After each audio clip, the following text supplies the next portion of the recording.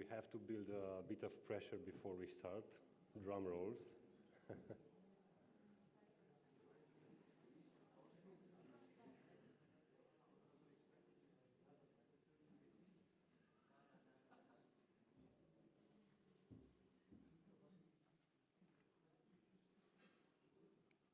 Bună dimineața, doamnelor și domnilor.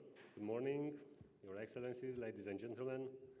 It's so great to meet during this year Romanian Energy Day. We have reached our 12th edition. Last year we organized this event during some complicated times. We were 2 years from the sanitary crisis and the subsequent social and economic crisis, which heavily impacted our energy sector. We were 4 months away from the beginning of an unjust and unprovoked armed conflict at our borders, which provoked probably the worst energy crisis during the past decades. The energy prices, natural gas and electricity skyrocketed, reaching never-seen levels. Last year, we spoke about the complicated and strange times we were living, and that we need swift measures and an open dialogue with all relevant stakeholders, policymakers from Brussels and from all capitals, companies, associations, academia, and so on. Last year, we said that we need to do more, and I think we've done a good job during the past year. We've managed to drastically reduce our dependency from the Russian Federation. We've strengthened our partnerships with energy-producing countries. We've accelerated the development of indigenous energy sources, especially renewables. We've continued the focus towards energy efficiency and digitalization. We're addressing the skills gap, and we recognize that beside not leaving anyone behind, we need skilled people to manage the energy transition. So, we are meeting in a better context. We're more prepared and we are stronger individually, but more importantly, we are stronger together. I'm honored to meet you all again, and I'm glad that at our 12th edition, we have with us representatives again from the European Parliament, the European Commission, ministries from Romania, Bulgaria, and Republic of Moldova, members of the Romanian Parliament, regulatory agencies, relevant associations, and energy companies. So, yet again, we have the right participants to share ideas and what has happened during the past year and what should be done during the next year and the next period. We are also fully using our technical capabilities to remotely connect with ministers from Bucharest, from Chișinău, and from Sofia, and we are live streaming on Romanian Energy Center's official pages, Facebook and YouTube. Please also let me recognize our sponsors who supported us in organizing this event: Liberty Steel, Premier Energy, CEZ Romania, EON Romania, FPPG, Employers Federation in Oil and Gas, Oli Energy, and Enexus. I would also like to thank our main communication partner from Energynomics for their constant support. One more thing for me before we start with our keynote speeches. We are expecting a full days of idea sharing and debates. We will follow the evolving perspectives of energy security. We will follow the evolving perspective of energy markets and skills, as well as Romania's internal and external dimensions of the country's energy transition. Now, please allow me to introduce you Mr. Corneliu Bodea, the President of Romanian Energy Center. Mr. Bodea, the floor is yours.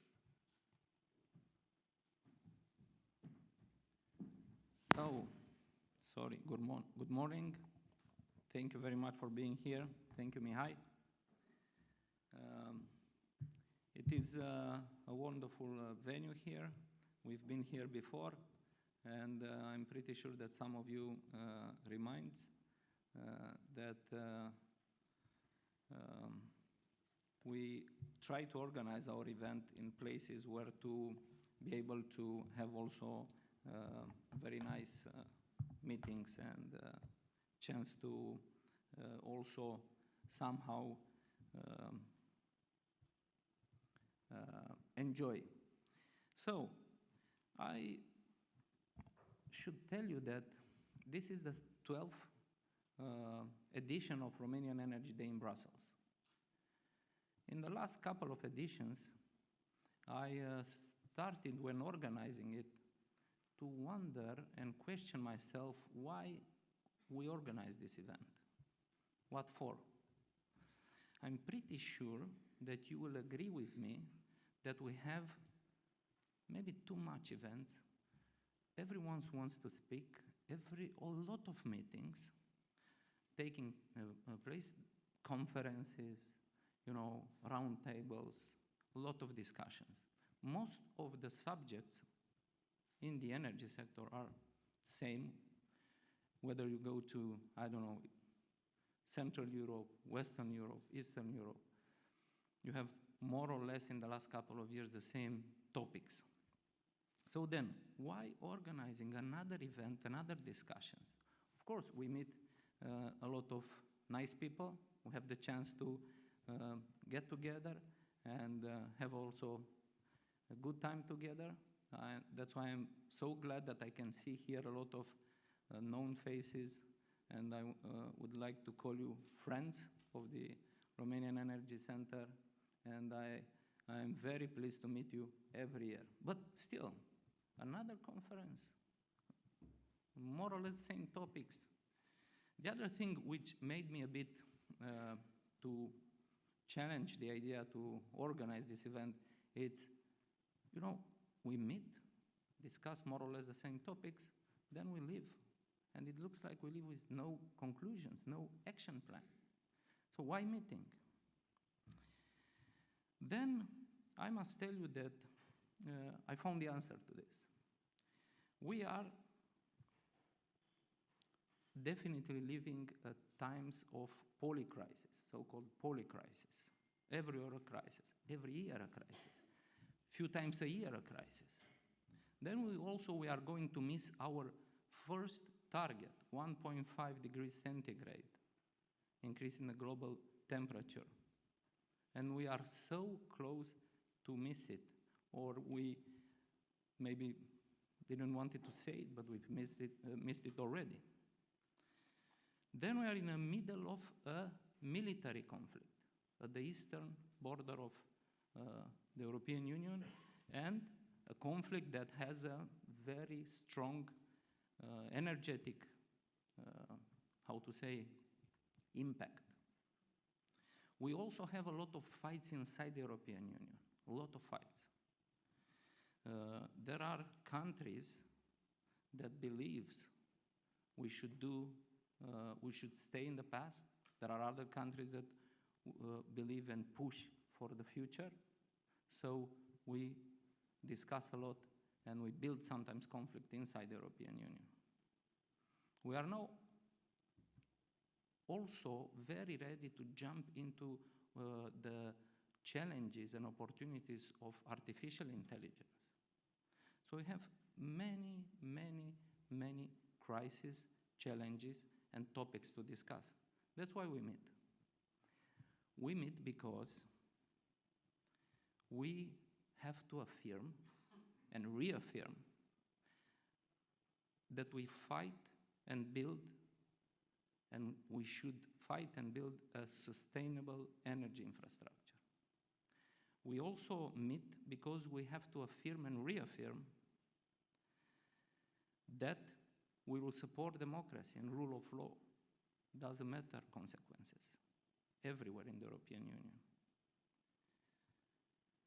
We also meet to reaffirm our strong commitment to fight against the climate change. We also meet to reassure everyone that we are going to act responsibly towards all technological development, including artificial intelligence. And that's why I believe it's important to organize these meetings. Doesn't matter whether we leave with a conclusion or not. Just the fact that we are all of us here in this room, it's affirming our strong commitment towards the targets and the fact that we are not going to go back home and forget. So that's why I will probably meet you again next year here, and we are going to continue to organize. Of course, next year event will be the 13th event, so a lucky one. And let me thank you, all of you. I am very glad and very happy that we will have with us, unfortunately online, but we will have with us Mr. Sebastian Burduja, the Minister of Energy in Romania, Victor Negrescu, Romanian member of European Parliament. He's just about to come. That's why you might see that I'm trying to prolong my speech because he was supposed to speak after me. Mr. Cristian Bușoi, member of the European Parliament, President of ITER Committee. Mr. Dan Nica, also member of the European Parliament. We will have a regional approach because we will have, as mentioned by my colleague, ministers from Bulgaria, Secretary of State in Energy, Minister of Moldova. And we will also have Mr. George Niculescu, President of the Romanian Regulatory Body, also online. Thank you very much. I wish you a very good day and a fruitful discussion, and hopefully we'll end our day also with some conclusion, but at least with the strong feeling that we have,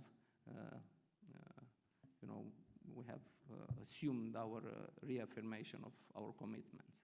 Thank you very much.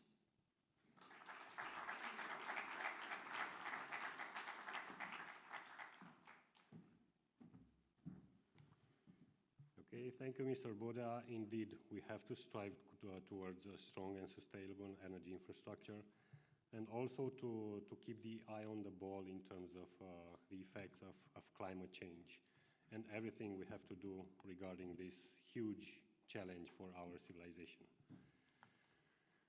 Right.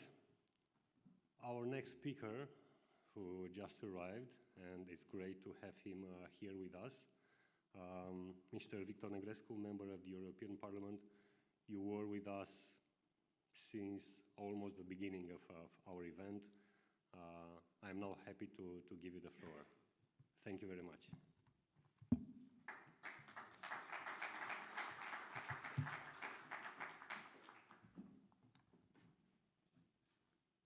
So good morning to everyone. I'm really happy to be here again and to be able to discuss about the Romanian energy sector here in Brussels, in the capital of Europe.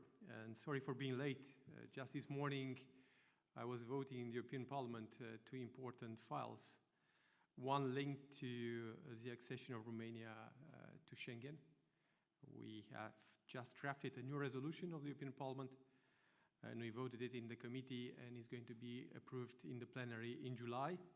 And in that respective resolution, actually, we underline some of the challenges raised by the fact that we are not in this free movement area, and many of those challenges are linked to environmental issues.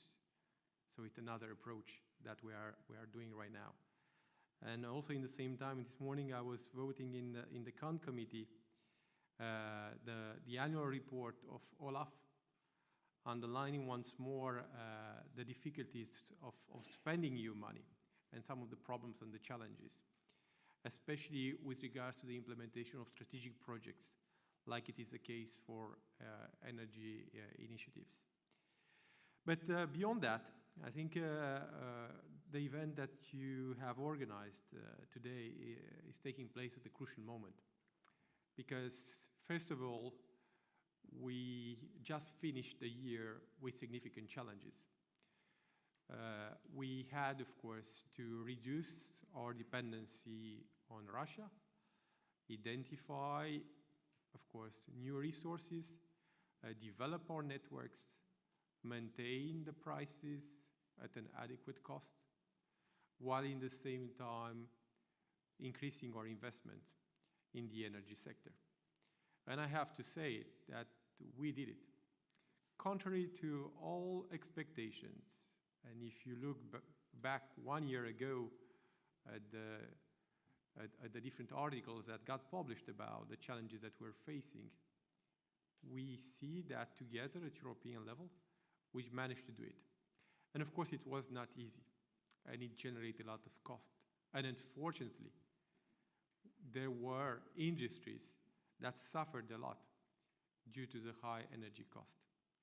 But I think, despite those difficulties, decision makers across Europe have understood that the energy sector requires more support, more investments, a more strategic approach, and in the same time that we need to plan ahead. We cannot do things from one day to another. We really need to think ahead. Therefore, of course, and I'm not going to mention all the numbers, I have all the numbers here, but there have been billions of euros invested at in the different energy sectors, from production to distribution, from research to interconnections. Some of those projects involved you directly. And of course, there are new opportunities that are offered for us in the future. Firstly, we have the REPowerEU financial scheme, this new, let's say, important chapter that has been added to the Recovery and Resilience Facility, about 300 billion euros.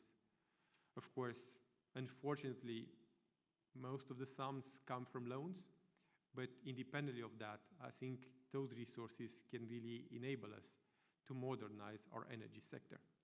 I also need to mention that according to the recommendations made by legislators, 20% of those projects need to involve participants, companies from different member states. So we need common European initiatives, bilateral projects, in order to really use all the available sums.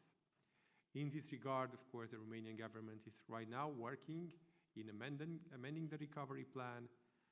There have been a lot of discussion with the Commission, back and forth exchanges, but I just discussed yesterday with the Minister for Investment and European Project, and I'm quite sure that very soon we'll have the final version of the amendments and the changes that we are bringing to the recovery plan, and of course the details of the REPowerEU plan that we're going to add to our own national plan.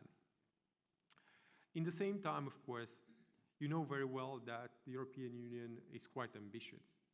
We have this target for 2030 to reach 45% renewable energy. It's a quite high objective. In the same time, there are a lot of discussions about what we actually mean about renewable energy, but also in the same time how we can make sure that we are not replacing a dependency with another dependency. And in order to do that, we need to invest in our industrial capacity in producing and manufacturing the technology necessary for renewable energy. In the same time, we need to invest more in the raw material and making sure there, again, we don't have entities in the world that are controlling those resources that are absolutely necessary for this type of technology. In the same time, of course, we need to accompany our industry to modernize, to have a less impact on the environment. In this regard, there are new opportunities that are in front of us, adapting our industry, adapting our manufacturing, and this is again not easy, knowing again that at global level we have countries that offer large sums, important subsidies to attract those industries in different parts of the world. So Europe has also to think about that. And one of the key directions, of course, is to do the most as possible to work with the energy sector, reduce prices where possible, but also in the same time increase the efficiency of the energy sector. For that, you know very well, there are a lot of opportunities, and I can tell you in this regard, for instance, one data that was really interesting for me. For instance, in the last 2 years, the European Union's net zero startup ecosystem doubled. So now we are close to 200 billion euros market value of those small startups in Europe that manage to do their activities, do their job, while having a low impact on the environment. So there are a lot of things happening right now. And indeed, in order to succeed in this transition, one of the last elements that I want to underline, which is also crucial, is the issue of skills. This year is the European Year of Skills. We talk a lot about that. Again, we have very important targets at European level, but we are facing a severe deficit of skilled workers in the energy sector. In order to implement, for instance, the renewable energy projects across Europe, we need hundreds of thousands of employees that we do not have. But in the same time, there is no strategic approach on how to actually get those people trained and make sure that we will have the necessary resources for the future. The maintenance also will imply a lot of workforce, and there again, we have difficulties in having the people that we actually need for the sector. And if we don't have those people, the cost increase. So therefore, of course, everything is linked, and we have to also reflect on that matter as well. Last and not least, I imagine the Minister for Energy also said that in his speech, but I can also say that as well. You notice that in the last couple of days, the government has shown great appetite in supporting energy projects and investment in the sector. I'm certain this availability will continue in the weeks and months to come.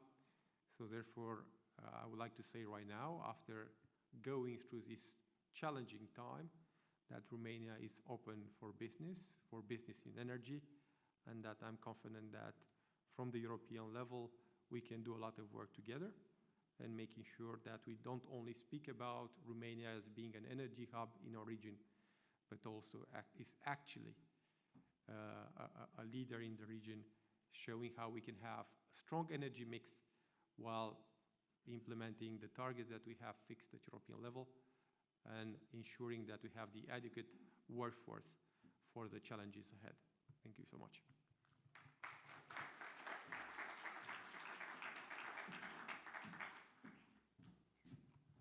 Well, amazing to see the change in rhetoric since last year.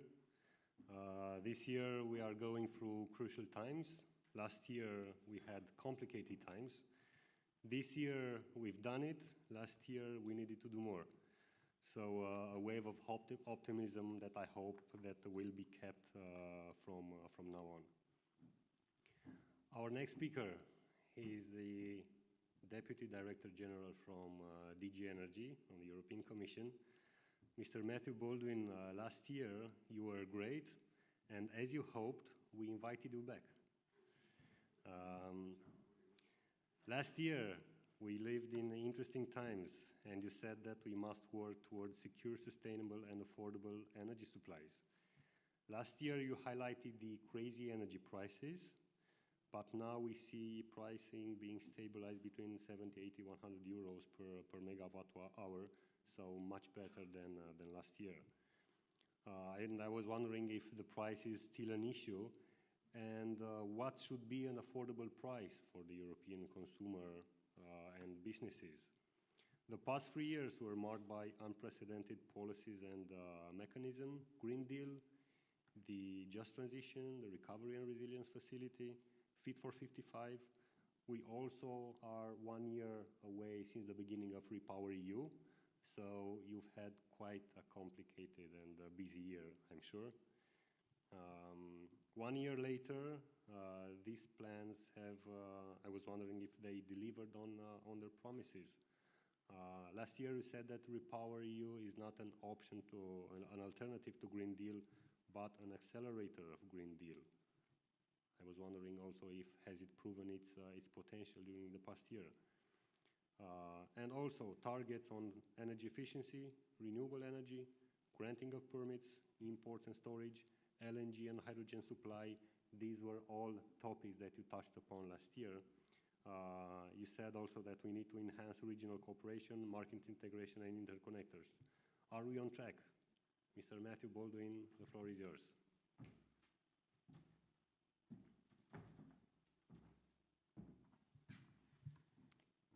Good morning, everyone.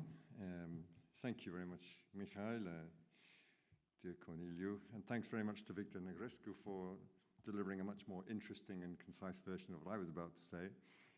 But I'm not going to be perturbed. I shall plow ahead with my assessment nonetheless.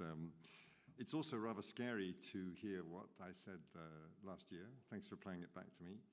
And let me try to do a bit of an assessment of what, if you like, are the three essential prisms of a modern energy policy: security, sustainability, and last but not least, affordability through this prism of this extraordinary year. I will spare you the long speech about the ghastliness of the unprovoked invasion of Ukraine by Russia, the consequent dramatic increases in energy prices, and how they've affected everyone and really put our energy market through rather seismic tremors. You have actually a great title for today's event. I'm sort of standing in front of it, but you can see it up here. Essentially, what we faced last year was the need to repower our energy system to find alternative energy supplies. We had to re-engineer it through deep and transformative changes in order to ensure its resilience. And you're right on the money with that. It has been quite a year. Let's just take a quick step back. The invasion of Ukraine was, of course, preceded by a manipulation by Russia of our gas markets. It's clear what the goal was. The goal was to destabilize the Union, to create uncertainty. We saw gas prices used as leverage to blackmail us. That's a big word. To try to divide us, to try to weaken Europe's resolve to oppose this unjust, this illegal war. It meant that it was crystal clear. We had to act. We had no choice. People have said, but you were so brave as the United. We had no choice in this. The Union had to take rapid action to put an end to the massive dependence, particularly on gas, that we had allowed to develop, and this dependence, of course, on Russia. I very much agree, Victor, with what you said. I think many doubted it was going to be possible, but 1 year on, I think the changes brought about by repower have been quite spectacular. Let's just take gas diversification as an example. In 2022, total gas imports fell to around 80 billion cubic meters of gas, compared to 155 pre-crisis, an extraordinary drop. At the same time, our LNG imports from non-Russian suppliers increased from around 55 BCM in 21 to nearly 100 BCM in 2022. In the first quarter of 2023, total Russian imports, pipeline and LNG, were down just to 11 BCM in that quarter, a big, big drop. Pipeline imports have fallen from around 50% pre-crisis to around 8% since January this year. The number one gas supplier to the European Union is now Norway. It's no longer Russia. We phased ourselves out of Russian gas by 2/3. A lot more, I'm not crowing, and they've been very helpful, a lot more than what the International Energy Agency estimated was going to be possible in its 10-point plan of March 2022. So that's the overall situation for the EU. Of course, Romania is in a particular position, being the second largest gas producer in the EU. You've managed to cover about 80% of your gas demand from internal production. The last few days, we learned about the final investment decision taken for Neptune Deep in the Black Sea. And gas from Romania can play a key role in the transition out of Russian gas and in the longer-term energy transition, allowing you also to play, I think, a key role in ensuring the security of gas supply for the region as a whole, helping neighboring countries to further reduce their dependency on Russian gas. So I think also this is a positive development in terms of the overall diversification. Now, it didn't just happen on its own. We backed up this overall diversification effort in Europe with some new tools. Common storage policy. It's worked extremely well. Last year, we filled our storages up to 95% by November. That was an essential bulwark against the winter. We've already got our gas storages back up to around 75% after the winter, compared to where they were this time last year, around 52%. And we're on track, therefore, really to reach 90% again before November. We've introduced a framework for coordinated gas demand reduction. Again, this felt very ambitious at the time. All member states agreed in record time to reduce their consumption by at least 15%. They've done more than that. Gas demand has dropped by more than 19% between August and March of 2023. That saved us more than 40 BCM of gas alone. And you're right, it was at somewhat at a cost to industry, a very, very tough year for gas-consuming industries. But it was also a signal that Europe was going to act itself to put its house in order. We've set up an energy platform to support diversification in our purchasing of gas to secure better prices for European consumers. It's also delivered, I think, beyond the expectations of many. We've done this through a dedicated platform called Aggregate EU. We've currently got more than 130 companies from the EU, from the energy community, willing to buy gas, together with suppliers from Europe and beyond. The first round of tenders closed in May with a total demand already registered at nearly 12 billion cubic meters. The total offer to supply gas blew us away. It came at nearly 19 billion cubic meters of gas, resulting, when we did the technical calculations, in around 11 BCM already being fully matched. As we speak, the second round of tenders was launched yesterday with the demand aggregation processes. We'll be following this next week with the supply offers, with the matchmaking processes again. We plan a total of 5 such tenders during the course of 2023. So again, joint purchasing has got off to a great start. We're very much on track, I think, with these innovative efforts. And last but not least, we introduced a mechanism to correct price peaks if they should threaten to recur, like we saw last August, particularly relating to TTF. In fact, as we've seen, retail prices have come down quite a lot. They're close to pre-war levels, even if they remain relatively high and relatively volatile. But the key thing here is we've done all of this without derailing the Green Deal transition. Last year, carbon emissions dropped in Europe by 2.5%. So at the same time as we were doing all this, we are actually motoring ahead with the Green Deal. And there is much more to repower EU than simply diversification of gas supply. The longer-term focus is indeed, and I'll come on to this, to accelerate the green energy transition, to reduce our dependency on fossil fuels. And let's finally just remember, when we look back at this last year, it wasn't just wise, brilliant, far-sighted actions by government in Brussels and of course across Europe. It wasn't a top-down process. It happened because our companies, because our citizens acted to join in these efforts. It was our citizens who took those important economic decisions to install millions of solar PVs on their roofs. They're putting heat pumps in their homes in record numbers. Poland led the market for heat pumps in the first quarter of this year. Citizens are adjusting their lifestyles. They're reducing their energy consumption. And of course, this is partly driven by high energy prices, but not just by that. And again, the same story in Romania, a very dramatic increase in energy prices, both for gas and electricity, a heavy burden on Romanian citizens and companies. You put in place many measures to reduce the impact of energy prices, and at the same time, you've reduced your gas demand by 20%, above the European average, and remain very much committed to the Repower EU objectives. And last but not least, I think you've stepped in when necessary to help other countries who've been faced with even worse hardships, such as Moldova. You played a crucial role, I think, in regional energy security. So to come on to the second point in terms of the future, where are we going in the longer term, having put the dramatic year of 2022 behind us? And let me try to give you a glimpse into the energy system of the future. I think this will be more efficient and less wasteful. It'll be increasingly based on renewable energy, particularly renewable electricity through wind and solar PV, allowing us to convert more and more activities to the direct use of sustainably produced electricity. It will involve heating systems, largely using renewable heat, using heat pumps, for example, also waste heat. I learned yesterday of a mechanism to take the heat that comes off your shower, to reuse that, to reheat the water not the same water, but the same heat for the next person using the shower.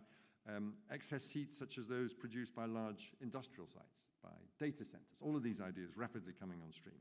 And last but not least, the energy system of the future will need to be, and I think will be, more flexible and better integrated. Just look at what happened last year. 2022, a record year in so many ways. It was a record year for renewables.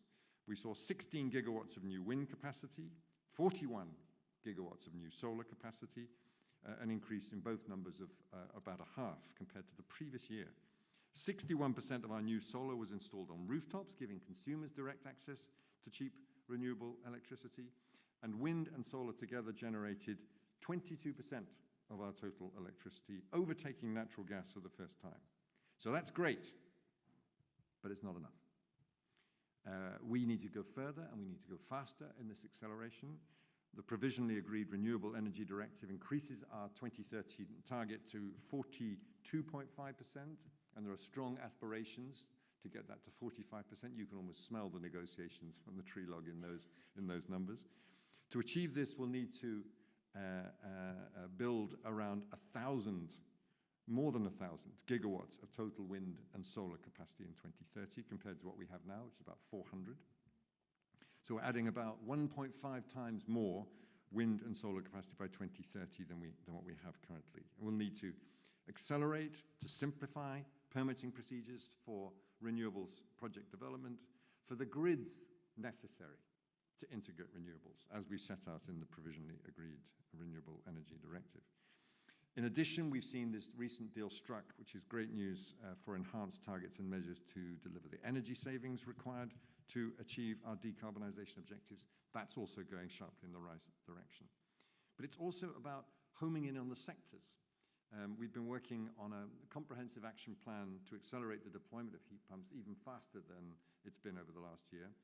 We often forget the decarbonisation of heat, in fact. When we talk about renewables, we tend to think about electricity from wind and from PV, but the heat part, not necessarily always in Romania, but the heat part is central to the clean energy transition and to achieving carbon neutrality.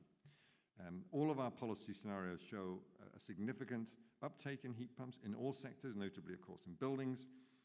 To meet those 2030 targets, it's really important now that we stop installing standalone fossil fuel boilers in new buildings, replacing old fossil fuel boilers by newer ones.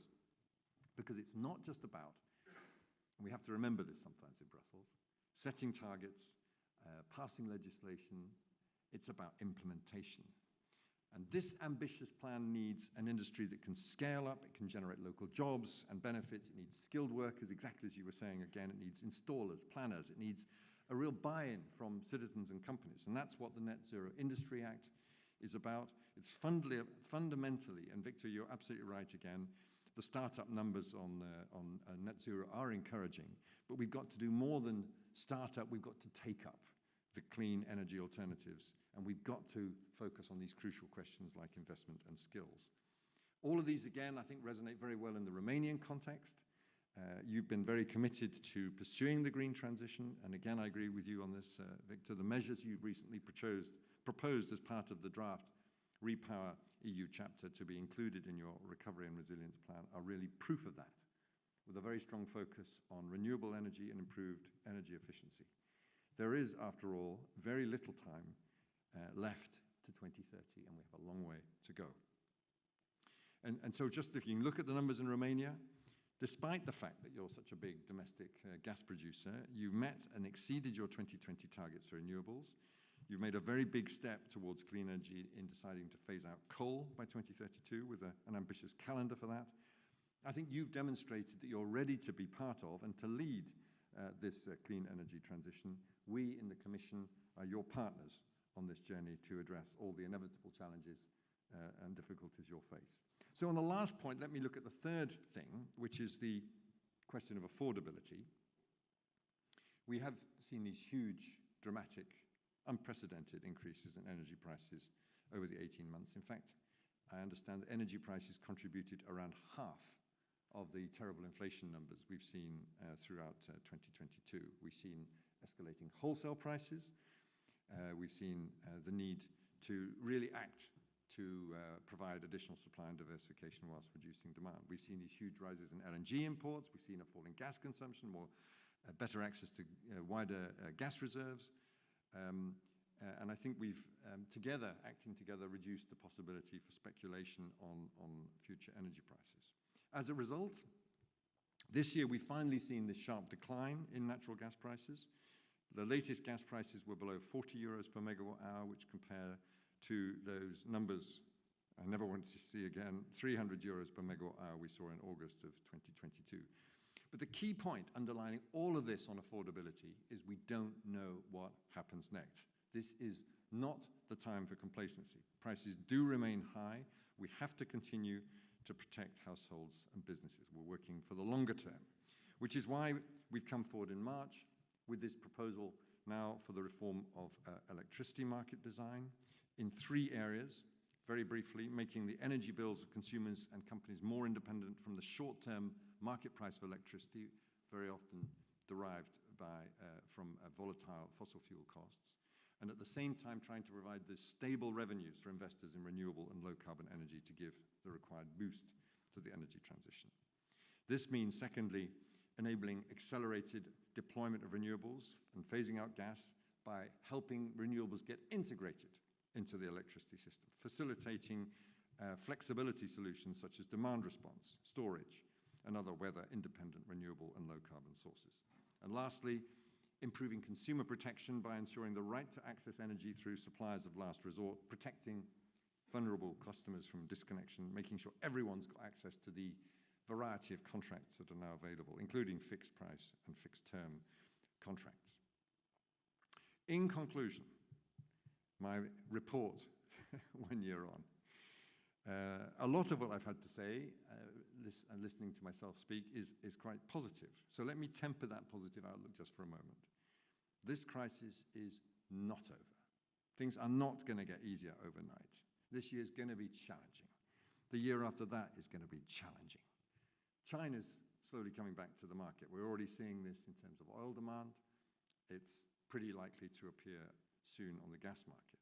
So we need to keep a healthy and prudent supply and demand balance on our markets. We will continue and extend our efforts at diversification around the world. We will continue to push to ensure reliable supplies of energy to everyone in Europe from reliable partners. So far, Mr. Putin, who's had an interesting weekend, has failed in his efforts to blackmail Europe and to weaponize energy. And he's failed partly because we've acted together. We're not always renowned, are we, in Europe for our unity or our speed of response. We've done it this time through our efforts in Repower, through our efforts in the energy platform and elsewhere. But we will only win this energy war when we finally deliver on the clean energy transition. That's why the end goal of Repower EU is so important, to leverage our energy independence and our strategic autonomy by accelerating the clean energy transition. So, ladies and gentlemen, so far so good, but our work is really only just beginning. Maybe you'll ask me back next year to see how we got on in 2023. Thank you.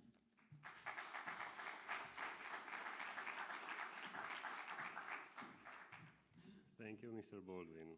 Well, I guess when the going gets tough, the tough gets going, right? I think we've got this. Our next speaker honored us last year in his position as Secretary of State in the Ministry of Energy. Now we are glad to have with us Mr. George Niculescu, the newly elected President of the Romanian Energy Regulatory Authority. Mr. Niculescu, last year you said that you had a lot of responsibility in the Ministry of Energy, and I'm curious to see how have these responsibilities changed since you took on the position of ANRE President. Last year, you had an optimistic discourse. And you said that despite the latest challenges, we have to look into opportunities. And among such opportunities, you've mentioned the immense funding available for renewable development, storage capabilities, production of batteries, strengthening the grid. And I'm curious to see how have we tapped into these opportunities 1 year on. Also, last year, you said during these times, because even though it's difficult to think that the winter is coming now in the month of June, but you said that we need to act fast towards supply and route diversification. And yet again, without surprise, the cold season is approaching. I think we are better prepared now than last year. In the case of Romania, we are 1 year away from the beginning of a new exploration of the Black Sea oil and gas, and there 1 billion cubic meter per year of new gas. We have the new phase of exploration of Neptune Deep, just a launch that will bring, starting with 2027, around 10 billion cubic meter per year from. So we are optimistic. Last year you said that we must keep the eye on the ball and focus on the path towards energy transition. And I was wondering, how does the game looks from your position of President of Regulatory Authority? Mr. Nicolescu, the virtual floor is yours. Thank you very much. Thank you very much for the presentation. Ladies and gentlemen, distinguished participants, it is a great honor for me to be present again at this event, this time via an internet connection. Congratulations to the organizers for keep organizing this important event in Brussels. Mihai, you raised a lot of interesting topic of discussions. I was not aware that I said so many things, interesting things last year. Of course, in the end, winter will come also this year, and we will have to be better prepared. And I think that we will be better prepared than we have been prepared last year through common efforts between all the countries in Europe in this effort to stay away from the Russian oil products and natural gas. So lesson learned from the past year, I think that I have to mention that we all see that this marriage, convenience marriage between Russia and Europe is no longer working. We see that we cannot rely anymore on Russian products in order to fuel up our Europe economy, and this marriage of convenience is no longer working. So Europe must, in my opinion, speed up all their efforts in order to speed up the transition to a greener economy. It will not be easy, but we see that things are happening. Again, I'm delivering you also this year an optimistic message because, as I said last year, whenever we see problems, we have to look for opportunities, and the opportunities, of course, are represented by the huge volumes of investments that needs to be done in all the energy sector.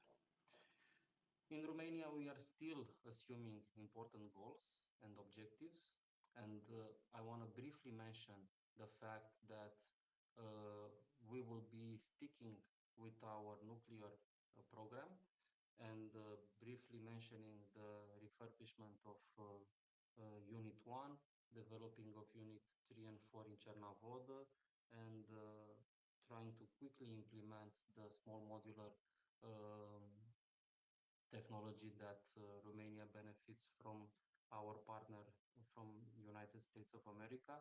So sticking with our nuclear program, of course, continuing investments in the extraction of natural gas resources from the Black Sea, and this is a huge thing that happened last week by the announcement of the two companies. They will start production. They announced the FID, the final investment decision together.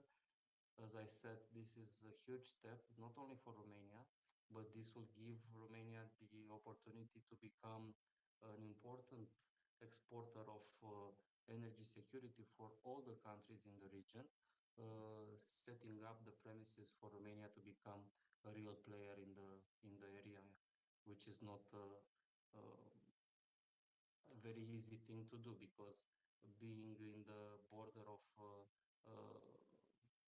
the war in Ukraine gives you another perspective than being in the situated in the western part of Europe. So assuring energy security by exporting natural gas to the neighboring countries will be a huge role for Romania, and Romania is committed to do this. Again, keeping the eye, as I said last year also, on the transition path, continuing to support investments in the renewable generation capacities, also in parallel continuing to deploy huge amount of money in order for the distribution operators and the transport operator to adapt, to invest, and to develop their grids in order to be able to take in all the energy that is going to be produced from the newly installed renewable capacity. And I want to mention a thing that it is very important, and I want to underline the fact that Romania is a safe and healthy environment for investments, by saying that since I took the position in ANRE, I see another dimension of the energy sector. And just to give you a small example, a few weeks ago, I have received an application for releasing an authorization for a PV plant that is have the installed capacity of more than 1,000 megawatts. So it's a huge investment, uh, roughly 1 billion euro investment in a generation capacity that will be added to other investments that are made in Romania in the generation part of the energy sector. This gives me an example that Romania is proceeding and going on a good path, and we see that we have built the trust between the government and the investors, and this type of huge investments that are coming to Romania shows me the fact that all the measures that were taken since 3 or 4 years ago are starting to be implemented now, with huge success for both investors and for the energy sector as well. Also, another thing that I saw since being in ANRE, it's a huge development on the prosumer side. We see a lot of small consumers that are looking to uh, make some energy efficiency changes in their habits, and they are installing a lot of PV solar plants panels on their houses. And we are now, by the end of April 2023, we have more than 63,000 prosumers installed in Romania, with a total capacity of 753 megawatt. This is more than one nuclear reactor in Cernavoda. So by the end of the year, my colleagues from ANRE are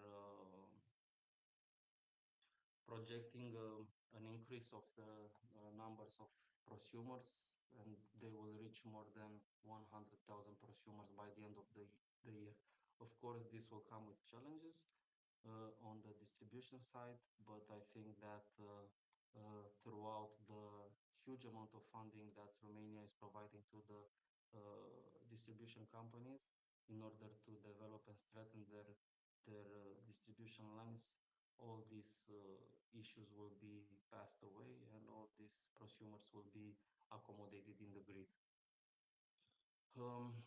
In conclusion, I am maintaining my optimistic message, because I see that things are moving forward. I see that we are sticking with the plan, and this is a good thing. We are not changing optics, I think that Romania can play a very important role in the EU energy strategy, and Romania is ready to be part of this role for Europe's energy security due to its energy resources and, of course, due to its geostrategic position. Of course, ANRE will continue to provide the regulatory framework that is necessary to speed up all the investments in the energy projects in Romania. And I can assure you that from this position, I will continue to be dialogue-oriented person in order to uh, find the best solutions for the energy system from Romania. Thank you very much for the attention. Sorry again for not being able to participate in person with you, and I hope to see you, everyone, very soon. Thank you very much for the attention.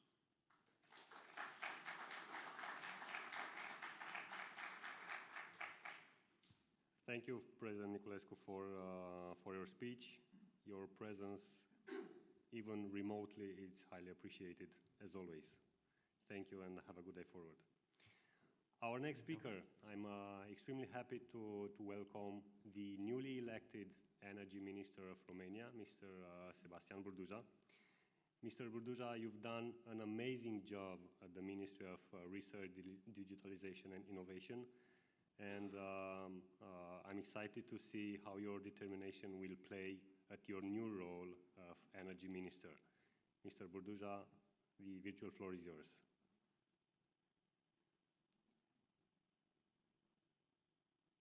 Thank you. I hope you can hear me and see me well. Yes. It's a pleasure to be with you, and hello to all in attendance and to my dear friend, the President of ANRE.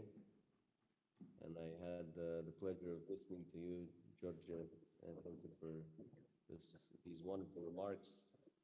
First of all, I'd like to congratulate the organizers of Romanian Energy Day 2023. It's already an important tradition, and it's very important. It's critical that we make our voice heard in Brussels on what is probably the most critical sector for security and prosperity for Europe, for the European Union, and of course for Romania as well. Obviously, we've had a very challenging year last year, and it goes to show that it is of fundamental importance to ensure that our energy resources are secure, they are accessible, they are affordable, especially to vulnerable consumers, and that they are as green as possible in the current context. I think that the energy crisis that we have all witnessed last year has demonstrated the importance of building an independent and resilient energy mix. I think Romania has responded very well to this need, and we have made important progress over the past years, really. And the world and Europe need to know about it. So thank you for allowing me to have these few remarks on the topic. I obviously commend the EU for the Repower EU plan. It is critical that we reduce the dependence on Russian resources. We know that the gas imports have dropped from a share of 50% in the EU to only 8% as of January this year. And happy to know that the storage facilities for gas in the EU are used up to around 70% based on the data I have. Romania as well features gas storage at around 66% of capacities, higher than in previous years. So we are well prepared for this winter. You've probably seen the headlines. Recently, we've announced through Romgaz and OMV Petrom the final investment decision on Neptune Deep. It is a huge resource of gas offshore roughly 100 billion cubic meters, maybe more. And that will enable us to have secure and affordable access to our natural gas, along with the decision to build the Tuzla-Podișor gas pipeline. This will essentially allow the country by 2027 to put these resources into our pipelines and further into the EU. In the nuclear field, I'm also happy to note that there's a global rebirth of the sector, and Europe has rallied to the call. Very happy to see that under the new taxonomy, nuclear is considered zero emissions. It is zero emissions. You all know that for Romania, this was an important stake.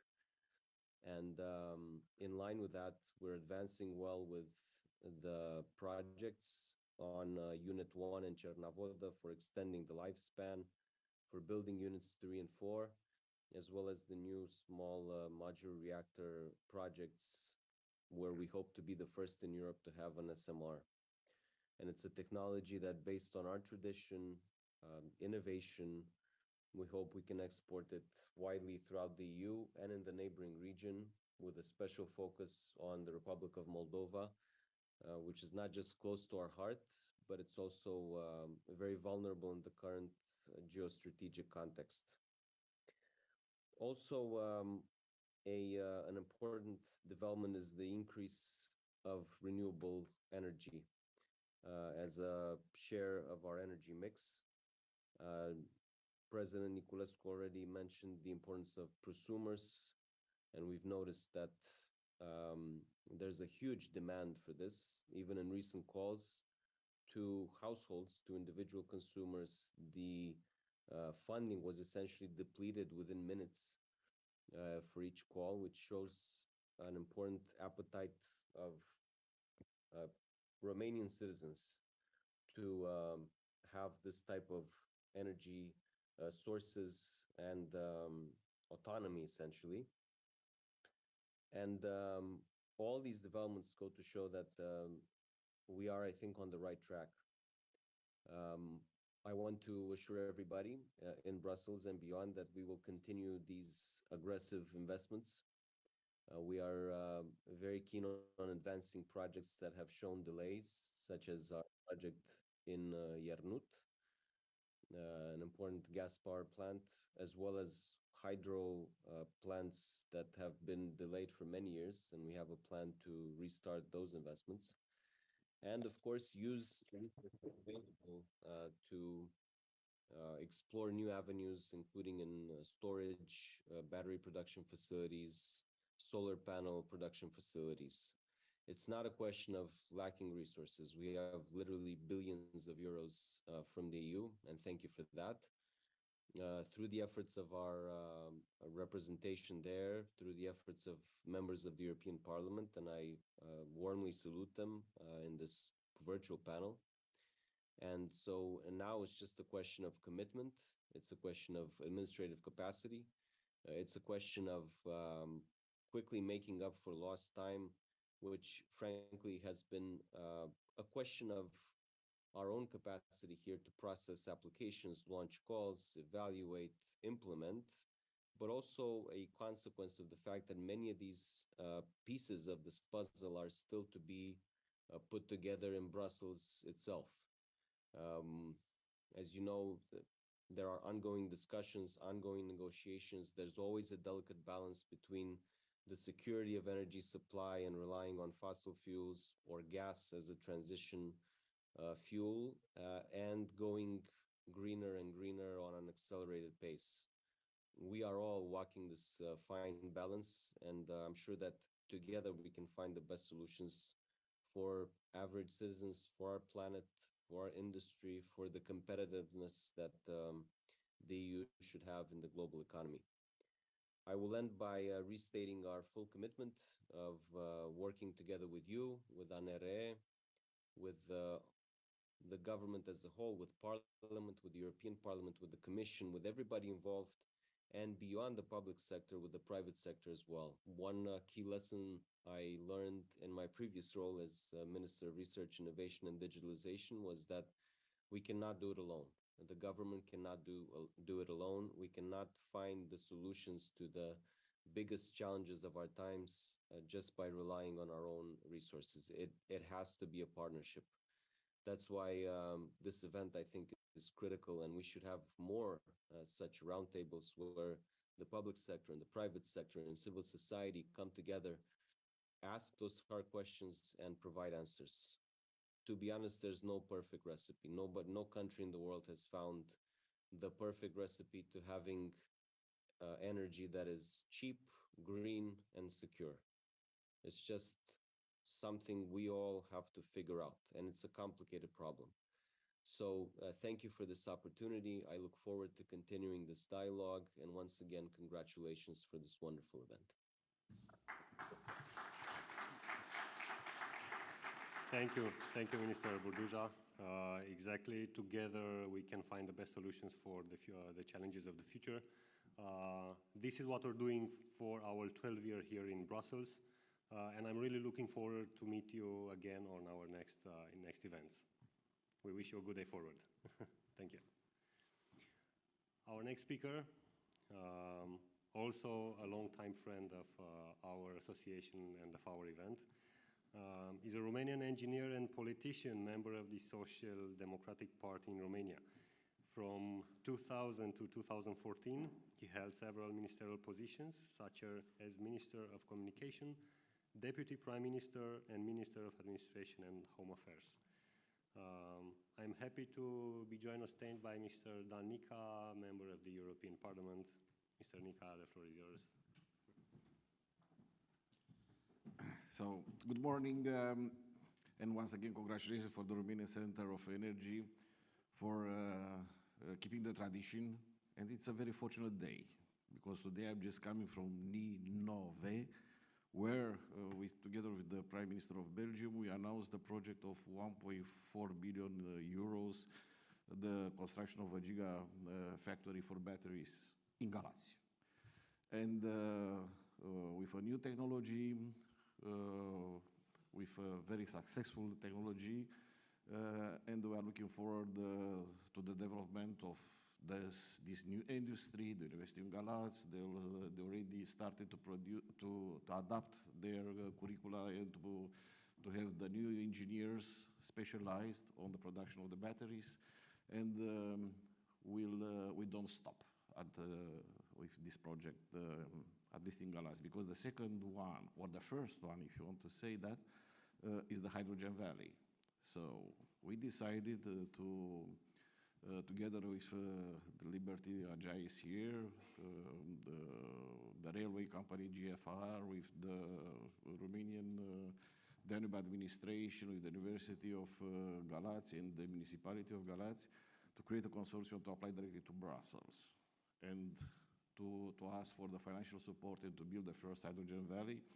Because for us it was not very clear the strategy of the Ministry of Energy at the time, because normally when we build a hydrogen electrolyzer, you have to build them where is the consumption, where are the consumers. The previous minister decided to build and to award the money for the hydrogen electrolyzer somewhere on the backyard of his house. So now there is a new ministry, Mr. Burduja, and I'm pretty sure that he's going to change the strategy and to allocate the money where are the biggest consumption, and then that will create an appetite for the investors. Just few short words about what I'm doing here.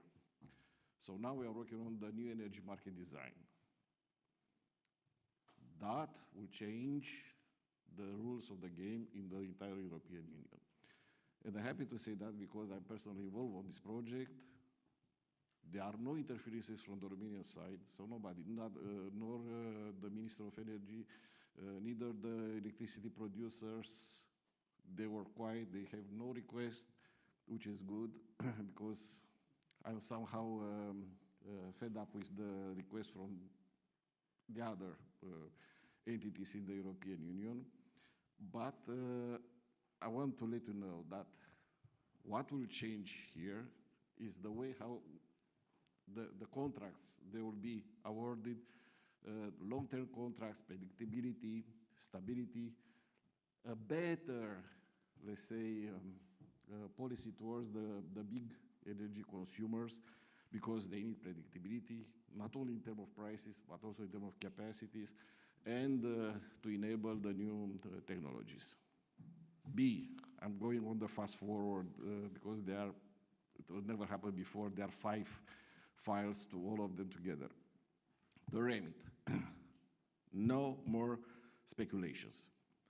That means if you are caught as a trader, as a producer, that you are manipulating the market, it will be up to 50% of the turnover, the fine, which is huge.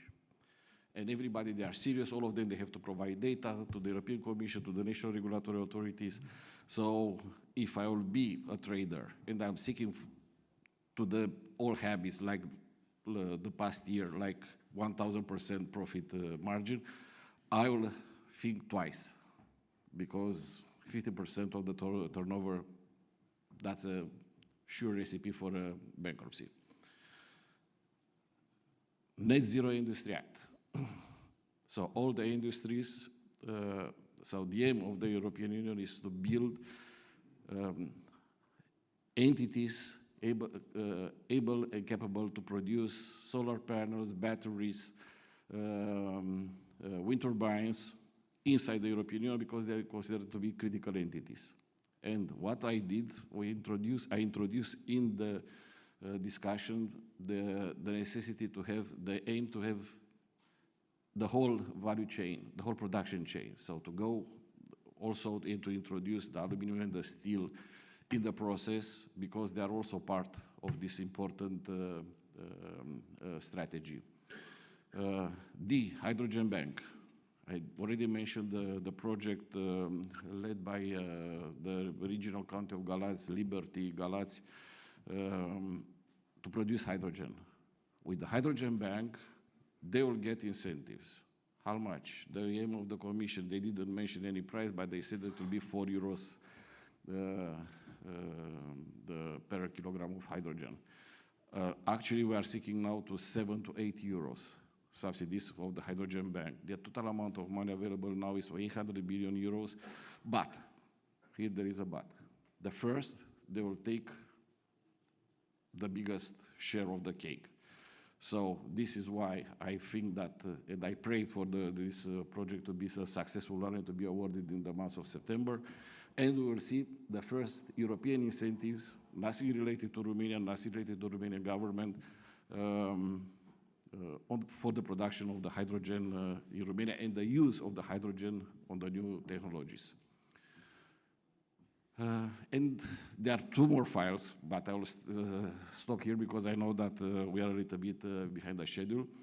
But if you have any proposals, we have 2 more shadow meetings on the energy market design.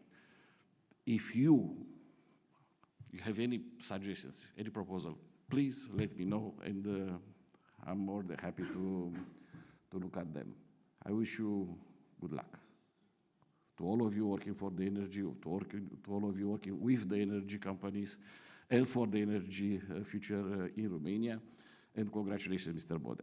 Keep going and keep doing what you are doing, because you are doing well. Thank you so much.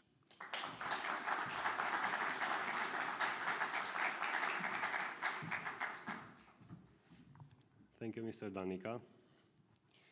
Our next speaker is a Romanian politician serving his 2nd mandate as a member of the Chamber of Deputies within the Romanian Parliament. He is the Secretary of the ITNC Committee and a member of the Committee for Industries and Services. Mr. Radu Popa, the floor is yours.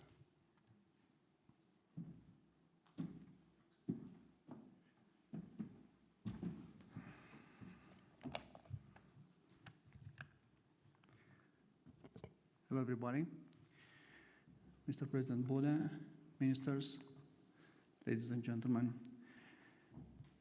I warmly salute you, and I am honored to be among the speakers of this important conference, giving the audience so highly specialized in energy topics.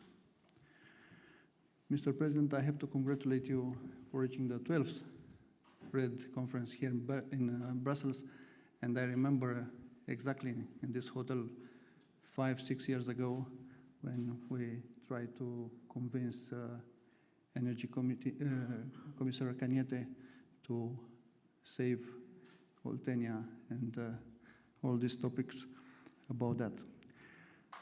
Ladies and gentlemen, I'm coming in front of you with the pride of the Romanian parliamentarian who succeeded to vote the offshore law 1 year ago, and today, through the decision of the 2 Romanian gas production companies, our country has become the biggest player on the gas market in European Union and to export the energy security, in fact.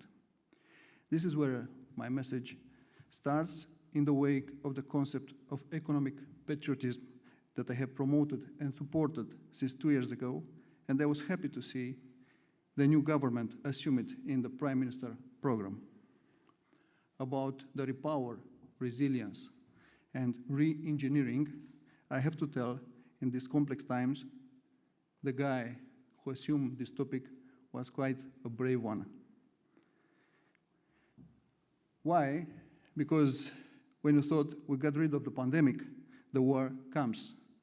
Then the war stabilized, but a financial crisis occurs. Behind of all this is an unprecedented technological evolution. So we must be prepared as society, as citizens, companies, government, and public, civic or private authorities to live in a period of pronounced uncertainty. That's why we need to stick together, because Romania means all of us. These 3 concepts are related to the energy security and are based on fuel and interconnections, energy and economic diplomacy of resources exploitations. Interconnection means openness and jobs ensured by saving the competitiveness of industries that have access to a cheaper raw material, finally, economic development. Do not forget, the European Union's import more than half of energy consumed. An important part was from Russia at the prices considered high.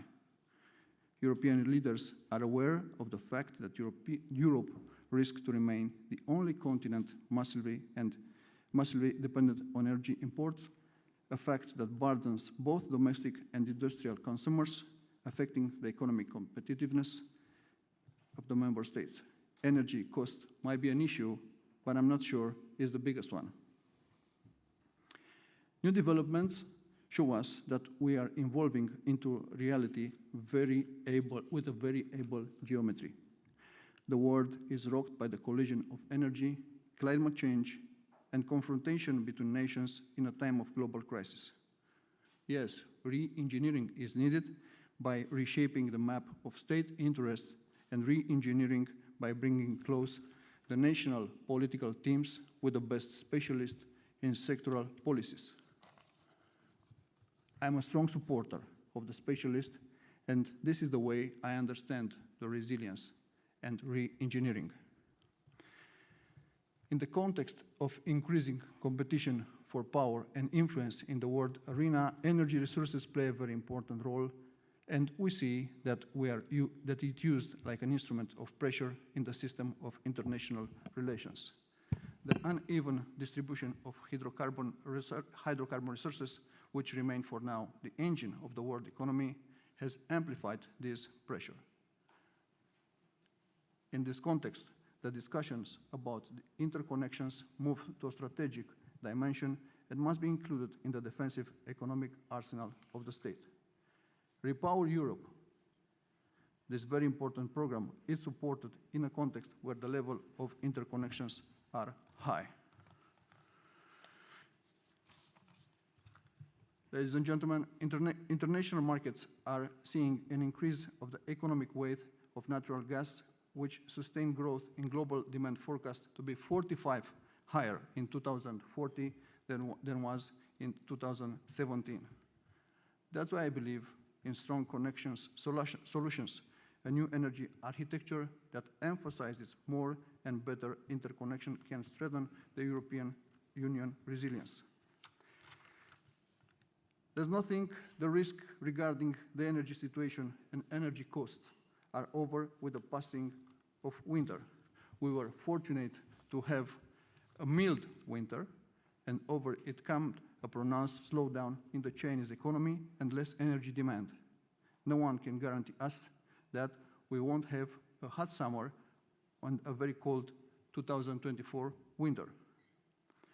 China is taking steps to grow economically again. All the signals we have is telling us to be careful. The trouble is not over yet. The energy war continues, but I have the great confidence that both the political decision makers and especially you, the specialists in this important field like energy, will be all proud to work together in order to protect Romanian superior interest. Thank you very much for your attention.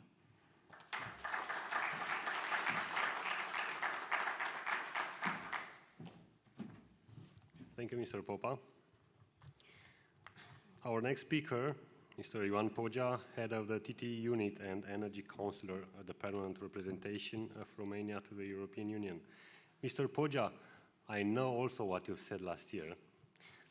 You were with us since the beginning, and you stressed upon the structural changes that needed to be ensured, the importance of gas storage, financing, and the important links that would guarantee optimal levels of energy flows. 1 year later, please guide us through on what's new and the new developments from the Council, the current legislative debates, market design, challenges, and opportunities ahead of us. Mr. Pogea, the floor is yours. Good morning to everyone. Mr. Bodea, many thanks for inviting me here today. It's the 12th edition. I'm happy that I was around Romanian Energy Days in the previous editions. Good morning to all the guests, members of the European Parliament. I will briefly make general remarks regarding what has happened and where we are, especially in the Council. Last year, 2022, has been a challenging year. It showed us that member states had to quickly react to the energy crisis in a very dynamic environment. There has been high expectations from the sectors, from the consumers, for member states to quickly adapt. That's when there has been high expectations from Brussels, from co-legislators, to quickly provide the right tools. We have been last year negotiating, I think, more than 5 emergency regulations in a time record. Usually, regulations, directives, they take up to 2 years. But last year, I think, energy ministers met more than 8 times in council formations during the Czech presidency. So in 6 months, we had extraordinary council meetings. From a personal angle, I can tell you that this energy crisis brought together energy ministers, and when faced with a common challenge, they managed in a very short time to bridge the differences. You know very well that there are different approaches when it comes to energy from member states. But this time, there has been a close understanding from all the member states that they need to come up with solutions. So we adopted the gas demand reduction regulation. Then we went up to the October emergency regulation with different set of rules when it comes to energy reduction, when it comes to peak hours, the famous inframarginal cap revenues, and the tax on solidarity for fossil fuel companies. Then we negotiated, and then we adopted the solidarity regulation that proved the legal basis for the EU energy platform for joint gas purchasing. It has been, I'm sorry Matthew is not here, but it has been a joint coordinated efforts between Commission and Member States. it's not easy. It has been a challenging process to design the platform.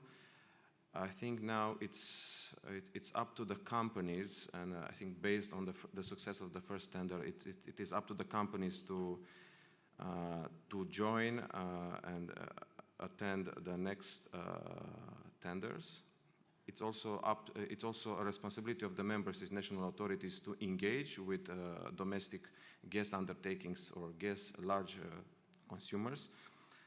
To explain, and also because there is also an obligation from the member states to ensure that 15% of the national domestic, so every member state has a storage capacity, so 90%, so 15% of the 90% obligation is to be pooled and in the demand aggregation process. So there is an obligation for member states to ensure that companies on their territory, at least they request gas storage obligation. But then it's up to the companies to decide whether, on a voluntary basis, whether they want to engage with external suppliers.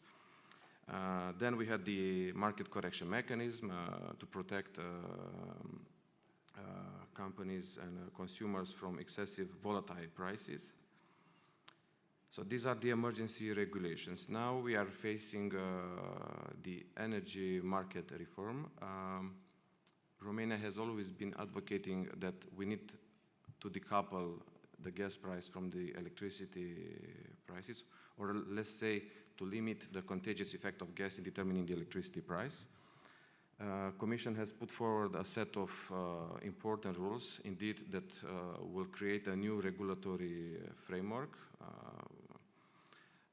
We are positive on the need to promote PPAs and CFDs. Now, Council is almost close to define its position in view of starting trilogues with the Parliament. I think that will happen in autumn.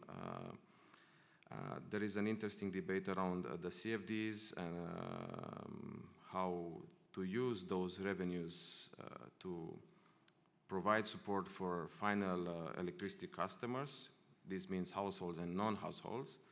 But then there is also a need to provide member states flexibility to use those revenues for other purposes still in the energy sectors. It can also be for financing the CFDs. Then we are also, because everyone mentioned about the hydrogen,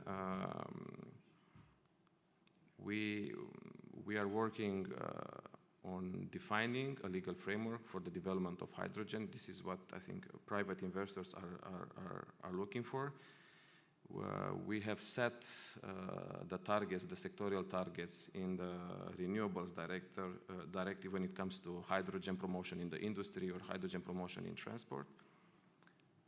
Council and Parliament are in the last stages of finalizing their official position, so to confirm the final details of the political agreement in the trilogue that was reached, I think, in March.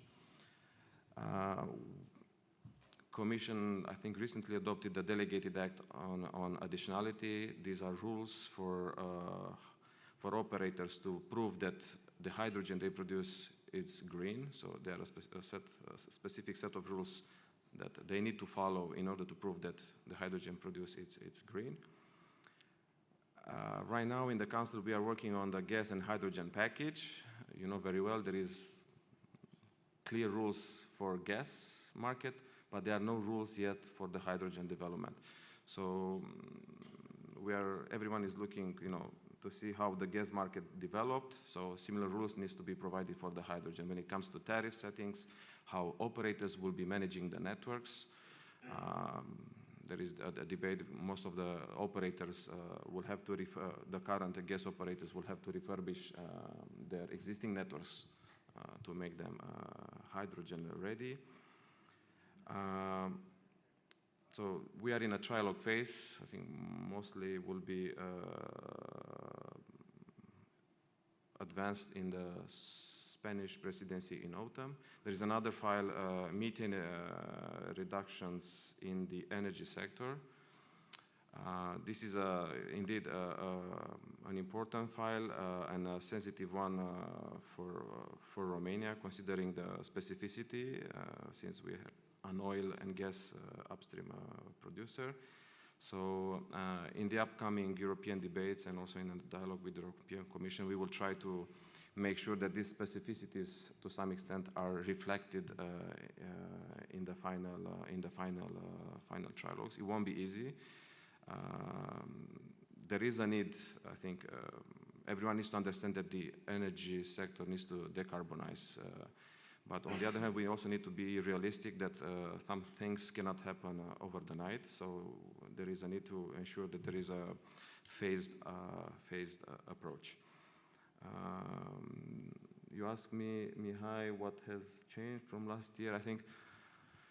I know EU is slowly phasing out fossil fuel.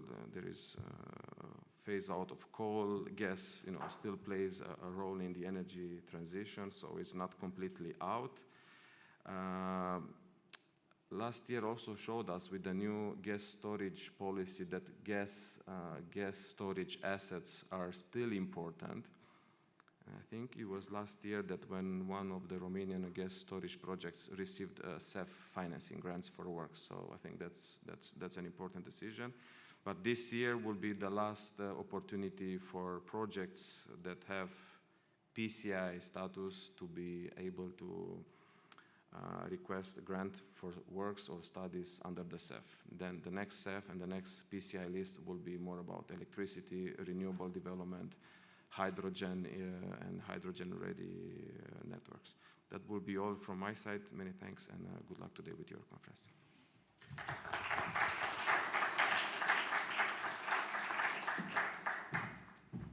Thank you, Mr. Poja. One more speaker from the opening panel, last but not least. Usually when we talk about energy transition targets, we are used to speaking with the business environment from the energy sector, but we are starting to see during the past year new players impacting the energy sector. Such is our next speaker, Mr. Ajay Agarwal, President of Liberty Steel Group. He is driving the green steel transformation of its European companies and the business growth at the regional level. Ajay, the floor is yours. Thanks. Hi, morning. So, as I'm the last speaker, I'll try to be short, as I'm sure some of you need to go out for some fresh air. Oh, most have already gone, actually. Morning. Anyway, thank you, Cornelia and Mihai, for organizing this again. I'll just be honest, my first thought of how do I speak to a whole bunch of energy producers as the only energy consumer in the room was daunting. But then I realized it's an opportunity. I can stand here and tell you all what I want. But first, quick summary of what we're trying to do in Galați. Steel today accounts for 8% of global emissions. By 2050, will be 15. Steel demand globally will double by 2050. We're also not going to live without steel. There's no replacement. We need it. The plan for Galați to decarbonize, we need to put in electric arc furnaces, DRI plant, solar energy. We're going to need eventually 3 times the power we consume today. I think today we're the second largest power consumer in Romania. We will be the largest by some measure by the time we implement all these plans. To get all of this done, we need all of you, the policymakers, the energy producers, governments, EU, all of them. Funding, banks, everybody has to be involved. We're not going to do it alone. I think the minister also said he cannot do it alone. We certainly cannot do it alone. We have to work together. The Hydrogen Valley project is critical, I think, for Galați, for the region. Industry is growing there. As Mr. Nica told us, we have a new battery producer coming soon to Galați. We have the trains, we have the Danube, we have the shipping, the shipbuilding industry, and of course ourselves. Ourselves alone, we can consume 85,000 tons of hydrogen, which will require 450 megawatts of power, which will require at least 150,000 wind turbines. All right, so I invite all of you, come to Galatz, build your renewable power energy there. We have the demand. We need you to come and build the supply. Funding, I heard a lot of talk about different funds, billions, which is good, I think, but it's very, very clever, very, very smart, very, very innovative, all of these schemes and ideas and policies that have been set up for funding. I think our only ask would be, please simplify it. It's very complicated at the moment. We're actually thinking about whether we do apply or we don't apply, just because it's very, very difficult and complicated. So we need it to be simple. We need it to be faster. It takes too long. We cannot wait 1 year, 2 years for approval to build a solar plant because we're losing out on having green energy on our sites. So markets, price goes up, price goes down, but the EU policies are very good. We've talked about many of them. CBAM is one which is important, but again, for us to take a full advantage of CBAM, we need to be carbon neutral, and that will require assistance on funding, okay? Let me remind you, the trade, the industry in general is looking to be carbon neutral by 2050, 55. We want to do it by 2030, all right? We cannot wait anymore for the renewables. We cannot wait anymore for the funding. We need it now. So I think, Cornelia, you started by asking, why do we do this? I hope that the takeaway from this conference should be now implementation. So thank you very much, and come to Galatz, people.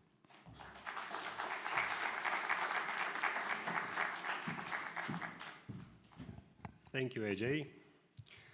Pushing on with the link between the lessons learned over the past year and the way forward and our next panel, and I would like to give the floor to Mr. Cristian Bușoi, Chair of ITRE Committee in the European Parliament. Mr. Bușoi.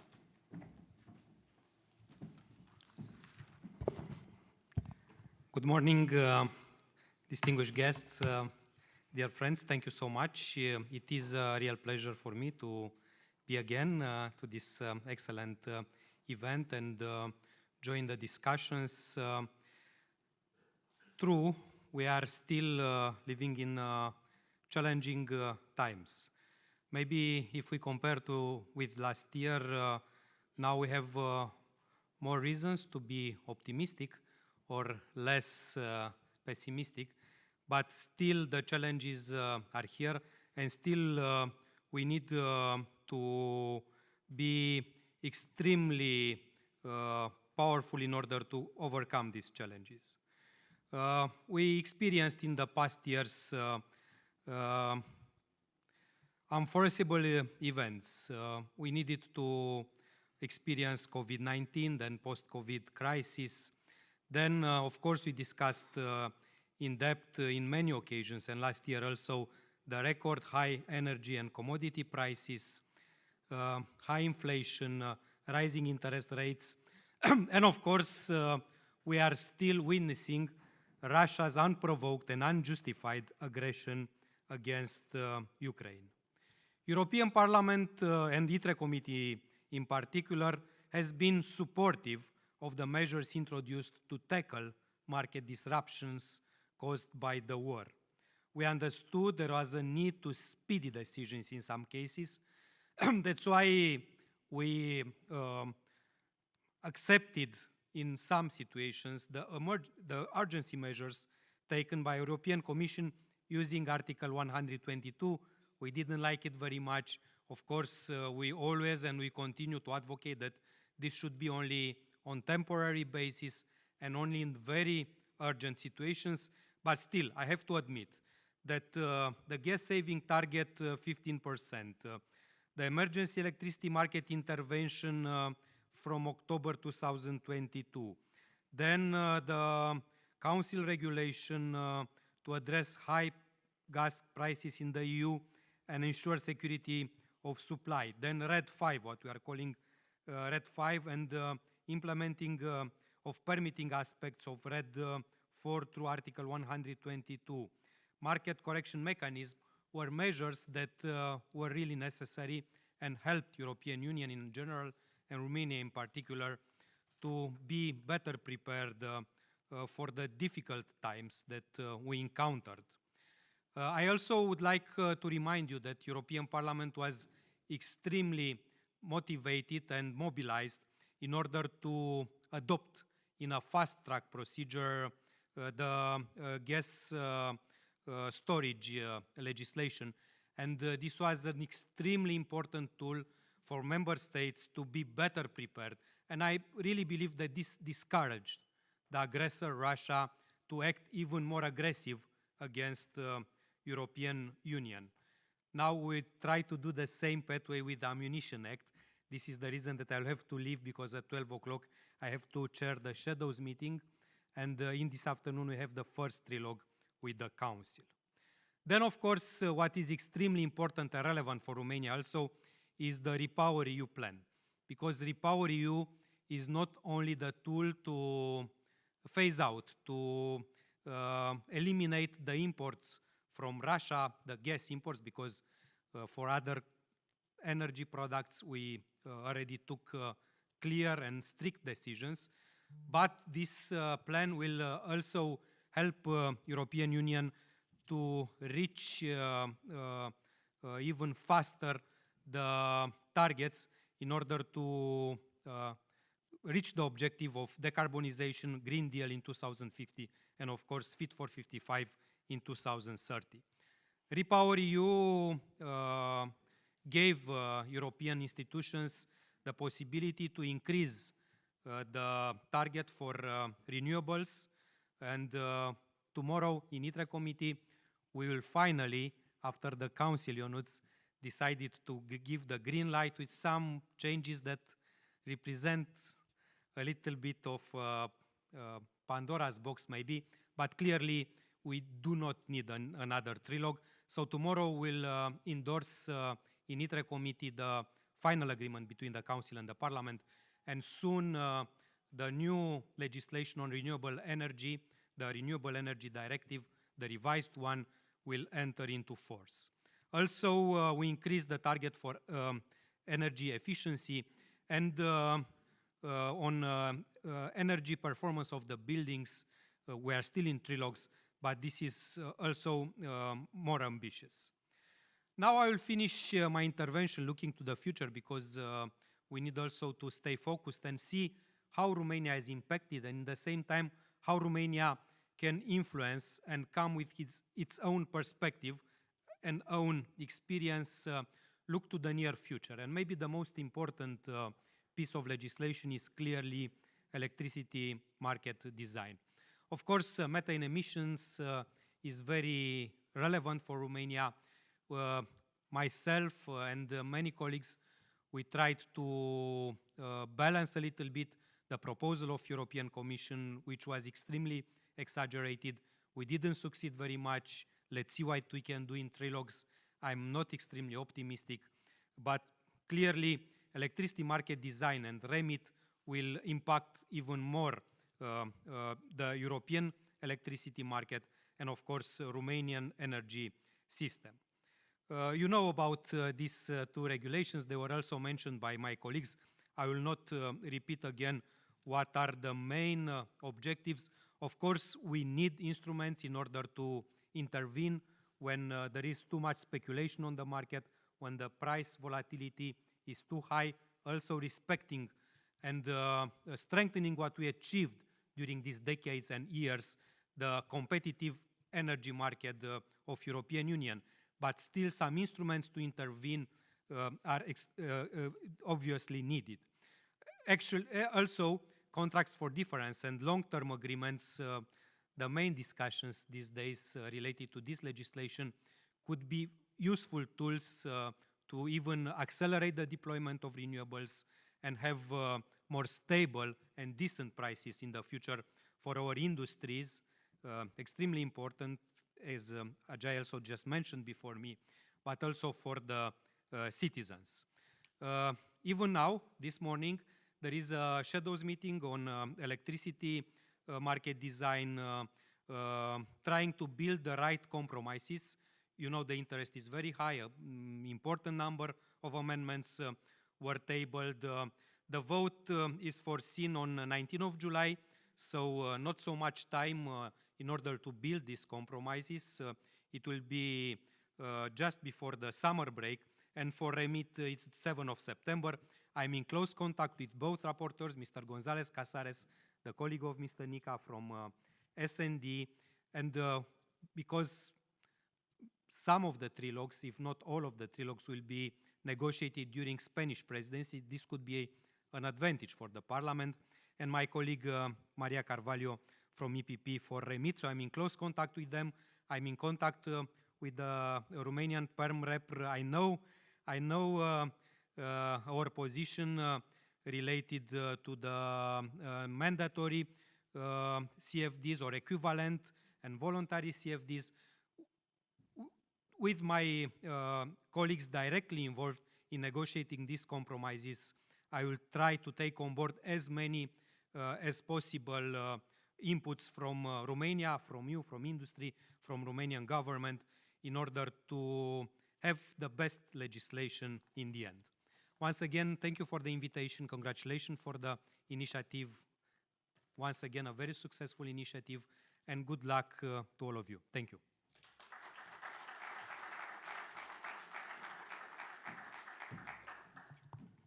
Thank you, Mr. Bușoi. Wrapping up the opening panel, pushing on towards our next session on the future of energy and climate diplomacy in Southeast Europe. Our moderator of this session is a household name in the European climate policy space. She is known for providing innovative solutions to solve some of the most intricate and consequential aspects of European climate policies through direct input to the European Parliament, Commission and Council, as well as the European Economic and Social Committee. Currently, Susanna Karp is the Deputy Executive Director for Clean Tech for Europe. Susanna, the panel is yours.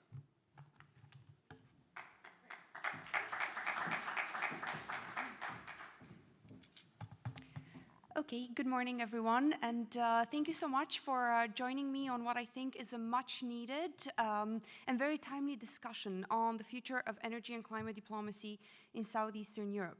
Now, if last year when we met at Romanian Energy Days, we spoke about the fact that Romania is destined to become a clean energy powerhouse in Europe, and if last year we focused on the technological aspects and the cost-effectiveness aspect of this potential, I think this year it would be great to talk about the partnerships that reaching this potential for Romania and for the region would involve. And in that sense, I am delighted to have with me on this panel Mr. Julian Popov, who's the Minister of Environment and Waters in Bulgaria, who's joining us online, as well as Ms. Carolina Novak, who's the Secretary of State from the Ministry of Energy from the Republic of Moldova. And maybe to just give a bit of background to really anchor the conversation, I think this past year has actually been extremely interesting when we look at the sort of regional dynamics that have emerged. So maybe a couple of things to recall are that just last December we had this agreement between Romania, Georgia, Azerbaijan and Hungary, which is called the quadripartite agreement on having a submarine cable for green electricity through the Black Sea. Now, we'll have to see how this shapes up and how this becomes a reality, but in any case, that is quite an interesting regional dynamic that we're seeing sort of emerge for the first time. And more recently than that, less than a month ago, of course, we had the summit of the European political community taking place in the Republic of Moldova, where energy emerged as one of the core areas of cooperation between Moldova and the European Union, but also with a strong bilateral dimension, right? So there was a commitment for 2 new high voltage power lines to be built between the Republic of Moldova and Romania, which is quite interesting. It nearly sounds like we're entering an age of electricity diplomacy, which, thinking of the fact that this could be the big decade of electrification, perhaps shouldn't surprise us as much. And not least, on a broader level, we've got huge geopolitical developments when it comes to the so-called global clean tech race, the competition, let's say, between the United States of America, China, and the European Union to develop as rapidly as possible the net zero technologies that will be dominating the market in the decades to come. And so, in that wider context, what is the role for Southeastern Europe, and the sort of discussion that I will ask for the panelists to share their views on? I'm really curious to hear if, in fact, Southeastern Europe doesn't actually hold maybe the puzzle key to the European Union's competitiveness in the long term, and if indeed we can't actually foresee a future in which the region can actually play at the global level, of course through its positioning in Europe, but how can we join forces regionally to achieve these goals? So maybe Julian, moving on to you, if you're on the line, maybe it would be nice now to hear. Yes, I am. If you can hear me. Let me just close the window because it's very noisy. Yes. For those of you who have attended Romanian Energy Days in the past, of course, Julian is a regular at these meetings, and I'm sure many of you in the audience are very keen to hear his perspectives now in his new role as minister in Bulgaria. We also know that Bulgaria has actually pushed itself as a possible host for COP29, the big global climate negotiations, coming up next year, when actually the rotation would fall in the Eastern European region. So Julian, it would be really nice to hear from you where you think that is going. Where do you see the potential for the region as such to play a role? And also, what is your take on this sort of EU, United States and China clean tech competition? Thank you. Many questions. Thank you. First, apologize that I will have to rush probably in about 20 minutes. And this is a job that keeps you quite busy all the time. Not used to that, but anyway. Well, Susanna, thank you very much. These are great questions. I will try to answer at least some of them as short, with as shorter answers as possible. So on the COP29, yes, Bulgaria is very ambitious, wants to organize COP29. We're preparing, we are prepared. The thing is that in the East European group of the United Nations, there is a procedure that gives an opportunity for Russia to block us, and it seems that they're doing it. So that's the short answer. One addition to that, wherever COP29 is, our ambition is to make it East European COP. So to put a special emphasis on the potential of Central and Eastern Europe for advancing climate policies, but also the huge technological potential that we have in terms of developing new companies, new technologies, outsourcing leading decarbonization companies in Central and Eastern Europe. I think this is a fantastic opportunity for the whole region to put itself on the map and to present itself as a region with massive net zero industrial potential.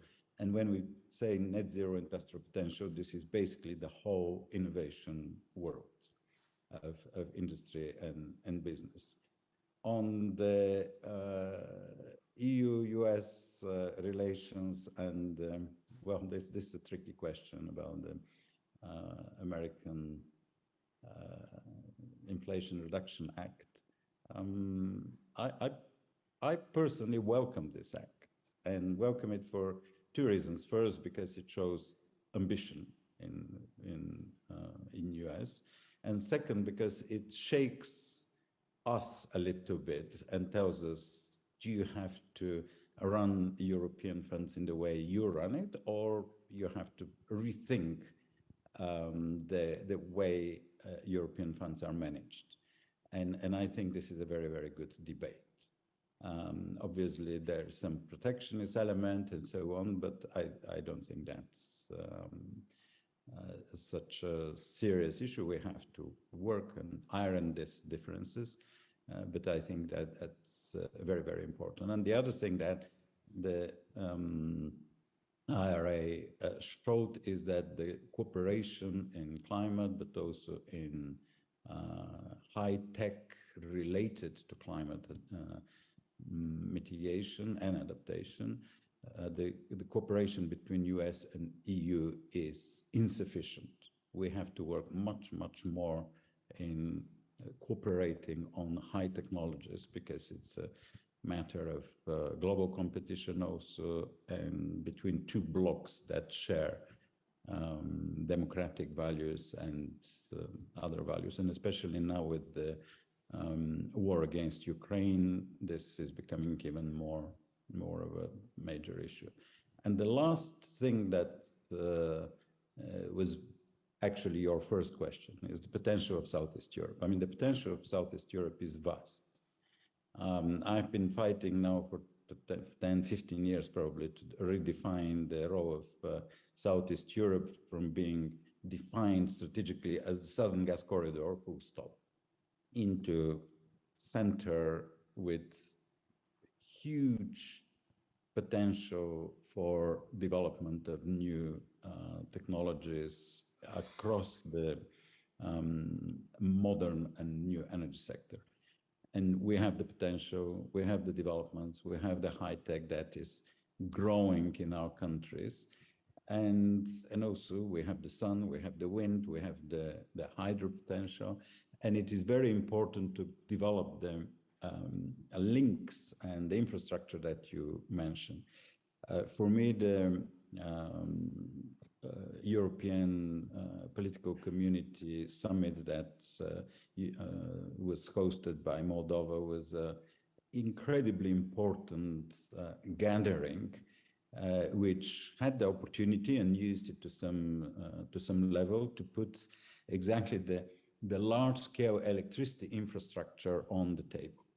Because you mentioned infrastructure project, the HVDC line that is being discussed between Azerbaijan and Romania. I would like to see this concept expanded and to connect to the development of offshore wind in Ukraine, Romania, Bulgaria, to capture the huge wind potential that Ukraine has. Also, Moldova has a fantastic wind potential. We have to very, very quickly develop that and open the opportunity for this development. The other thing is that we very often think about Ukraine, think about Moldova as countries that we have to help, or Western Europe or the European Union have to help. But the European Union has very ambitious clean energy targets. And yes, we can help Moldova, we can help Ukraine, but Ukraine and Moldova can help us. I mean, if they can develop the clean electricity that we need for the transition that we have committed to, then we're helping each other. And it is absolutely essential to develop a new concept for electricity grid that stretches well beyond the EU borders and goes deep into Ukraine, into Moldova, across the Black Sea, also across the Mediterranean, because this concept is needed. And nowadays, this is not a concept which is kind of an academic concept one day in the future. There are dozens of mega projects that have been planned on a purely commercial basis, some of them. So the time has come that we have to hurry up with the policies, with the cooperation and working together in order to create this larger, much stronger electricity grid, because that's where we're going. So these are my answers to your questions, and Thank you very I will much. give 10 minutes, but if there is anything in the 10 minutes that I can add, I would be very happy to. Thank you very much, Julian. You've really introduced several very useful perspectives. I would like to now move on to Carolina, but if I could kindly ask you to stay on the line for just maximum 10 more minutes, I would have a follow-up question with regards to the Black Sea, not least because your portfolio also covers waters, and I think that there's maybe quite a lot to be said in terms of what sort of diplomacy can we develop regionally around the Black Sea. But Carolina, thank you so much for being with us today and for waiting patiently online. I hope you're still there. We were, as you can imagine, in Romania, we're following with a huge amount of interest the development on the European pathway for the Republic of Moldova. And of course, as you're moving towards the stage of taking on the European acquis, we all know that actually the environmental acquis constitutes the largest part of European legislation. And some of that actually is covering the energy sector as well. So one example would, of course, be the EU ETS. And so I realize that will be quite an interesting process for Moldova as it will approach integration in the European Union. And I would be delighted to hear from your side what sort of plans or what sort of thoughts do you have around the potential of the EU ETS, and also sort of how can we envision a transition phase, or how can we also support with ETS revenues, maybe from the member states or maybe from the European level, to maybe support the costs of implementation in the Republic of Moldova. So any thoughts you'd have on that, I'd be delighted to hear them. I'm sure the audience would be too. Thank you. Dear Susanna, dear all, good afternoon. I'm delighted to be present as part of this conference, which I think it's a fantastic opportunity to emphasize once again the opportunities that the regional cooperation bring in such an event. Before getting into the climate-oriented policies and what we have to do as a candidate country to the EU, allow me just to emphasize a few elements on this wider energy topics, which I think are of utmost importance here. Last year, my country actually faced its biggest crisis, which originated from the energy crisis. And I think that must be, we should not forget about this aspect.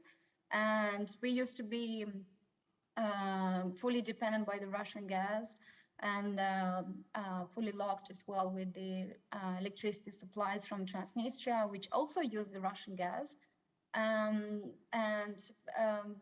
So from the biggest crisis with the Gazprom's shortages since basically October till right now, as well to blackouts, I think we managed to have this leapfrog, I would call it a revolutionary energy approach we applied, and we managed to absorb the shocks in the country to the extent that now we have the luxury to think of renewables deployment, energy efficiency programs deployment, but also climate-oriented policies. So before getting into CBAM, and here actually I want to emphasize the support that Romania has given to us, because in absence of this support, I think I hardly can imagine how we would have managed to go across this crisis. Likewise for the EU support. So now in terms of climate policies, actually the past days I have actively discussed with my colleagues on this. I'm in charge of decarbonization at the Ministry of Energy. So it's interesting in the sense that Moldova is a contracting party to the energy community, and we have a deadline as well to implement CBAM, so carbon border adjustment mechanism in Moldova by 2026.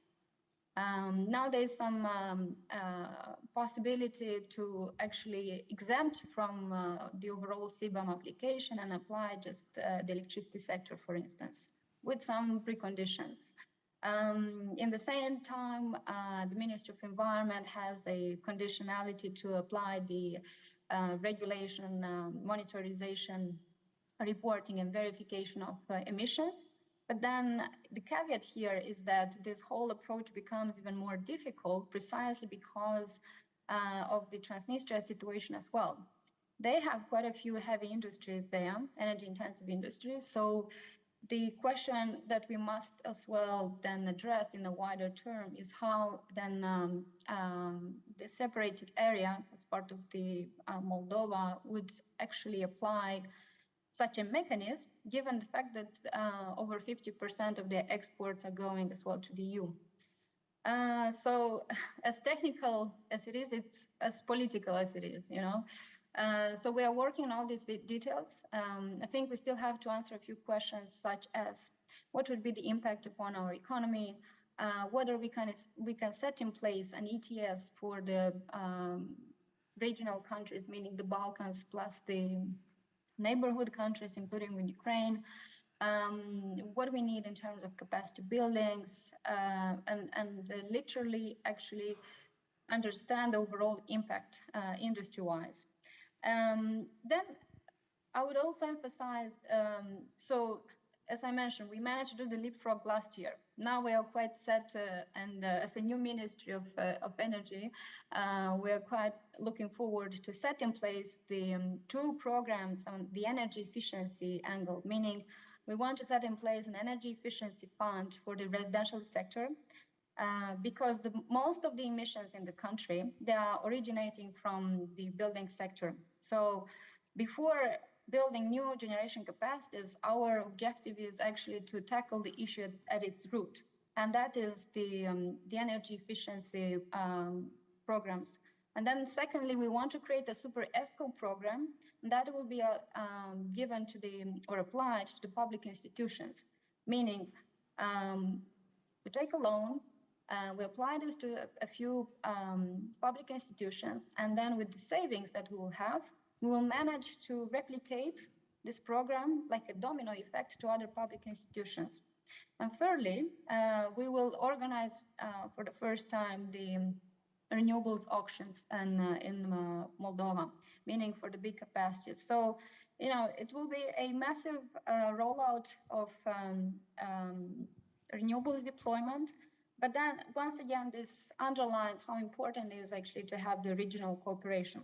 And you've mentioned before the submarine cable, which we actually want to be part of, and in our discussions with our Azeri and Romanian, but also Georgian partners, I think there will be some follow-up actions. So, you know, collaboration with stakeholders, collaboration and discussion with the banks as well, because then again, all these climate-oriented policies, renewables development, we need to not to be afraid to stay at the same table with the banks and to discuss all these issues. How can we best absorb the funding? And for Moldova is also important, how can we best absorb this pre-accession funding as well, which we hopefully managed to get. And we'll need to learn here as well on the Romanian lesson, I think. Thank you.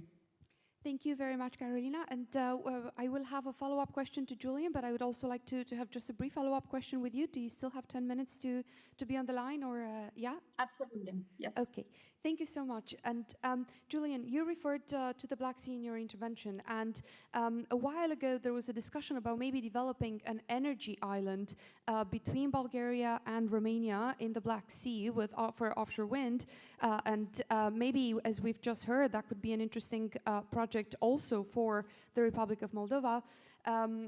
I was wondering where you think that project is at the moment. In Romania, we were meant to actually have the first offshore wind tender this year. Now, I'm not sure that is still planned. I very much hope so, but we'll have to see.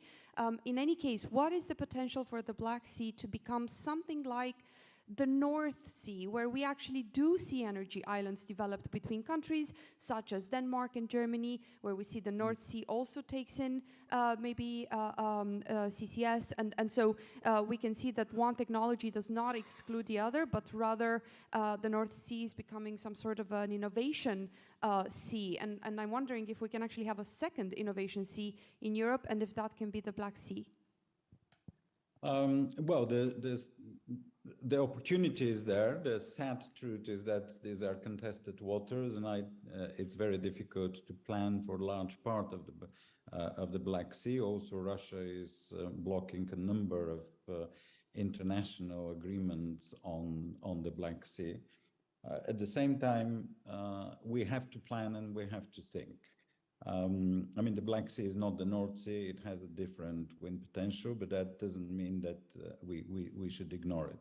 We have to work together, and also offshore wind is something that you don't develop from today for tomorrow. I mean, it takes time. So we have to work with this planning kind of stage and legislation. And it's very important when you develop the offshore energy capacity in general, not just wind, to work in cooperation. So, I mean, I would invite, or I would be very happy to be invited also by the ministers of Ukraine, Moldova, and Romania, and discuss also things with Turkey and Georgia and Azerbaijan and all the countries that are engaged in that agenda. I think it's very, very important, and it has huge potential.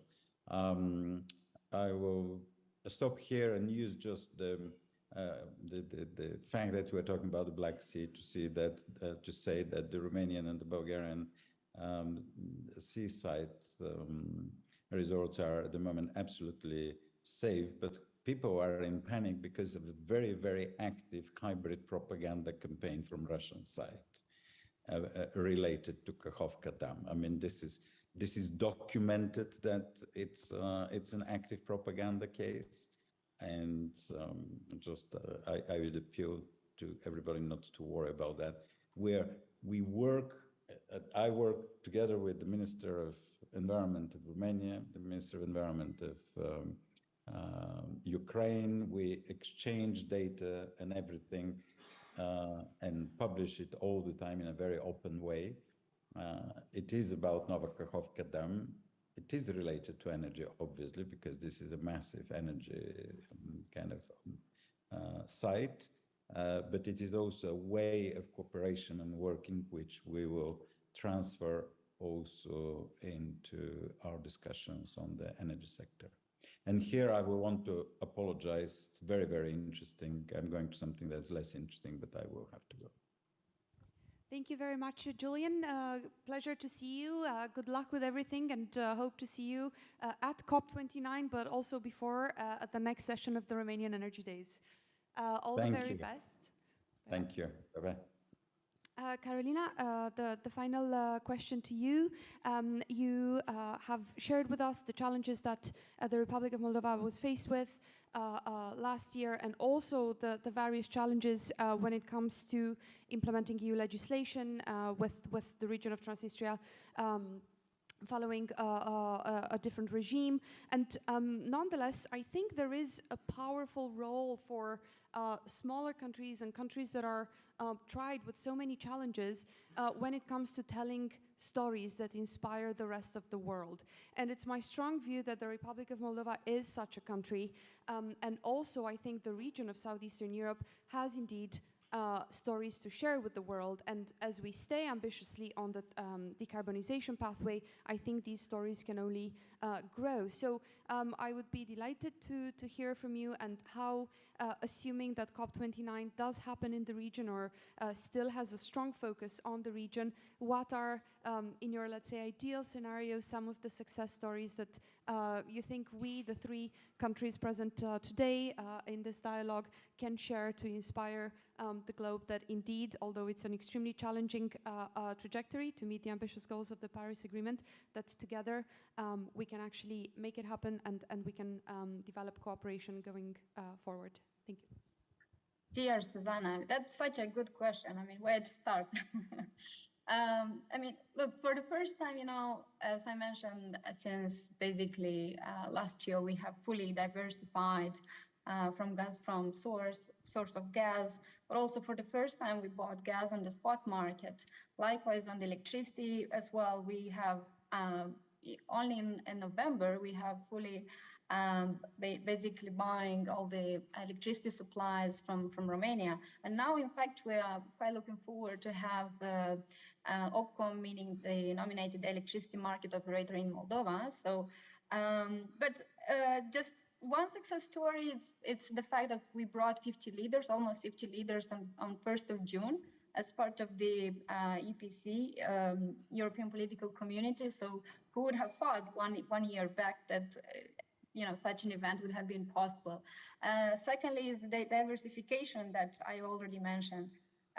Thirdly is as well the fact that we managed to store all our gas in Ukraine, but also to then this year to organize the renewables auctions that I have referred to them earlier.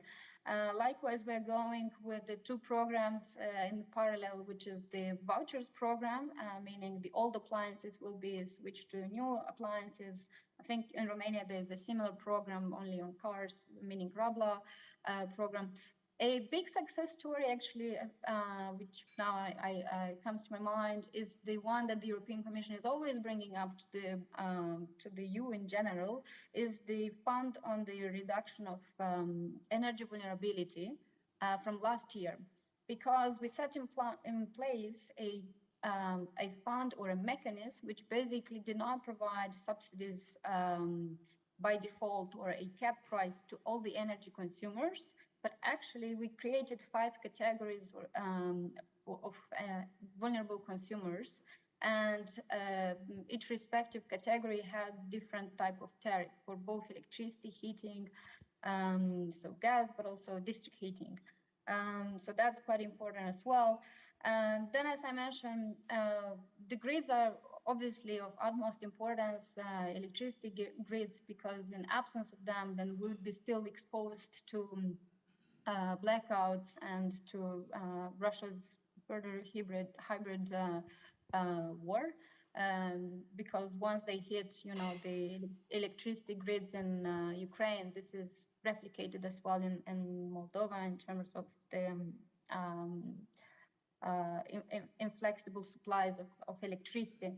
So, and another element I would mention here, it's the energy efficiency programs that I've referred to them before, because this is our priority right now, since most of the emissions and the highest consumption, it's not actually from the industry, but it originates from the buildings, over 50%. So then this needs to be tackled directly. But for that, we need substantial funding, and we quite look forward and hope we manage to engage with all our partners successfully to absorb this funding. So beyond the IT and the necessary investments, these are a few elements, I think we can call them a success in the past and hopefully successes in the future for this year.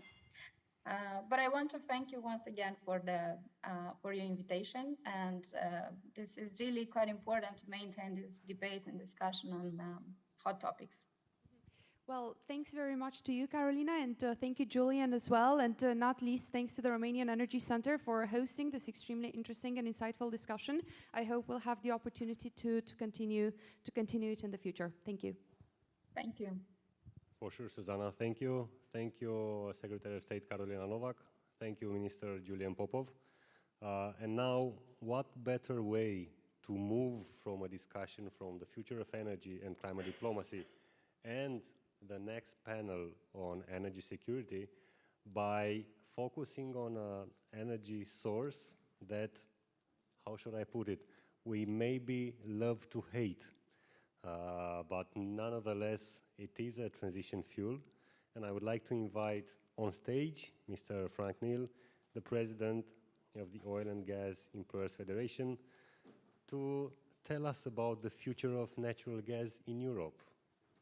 Mr. Neal, the floor is yours.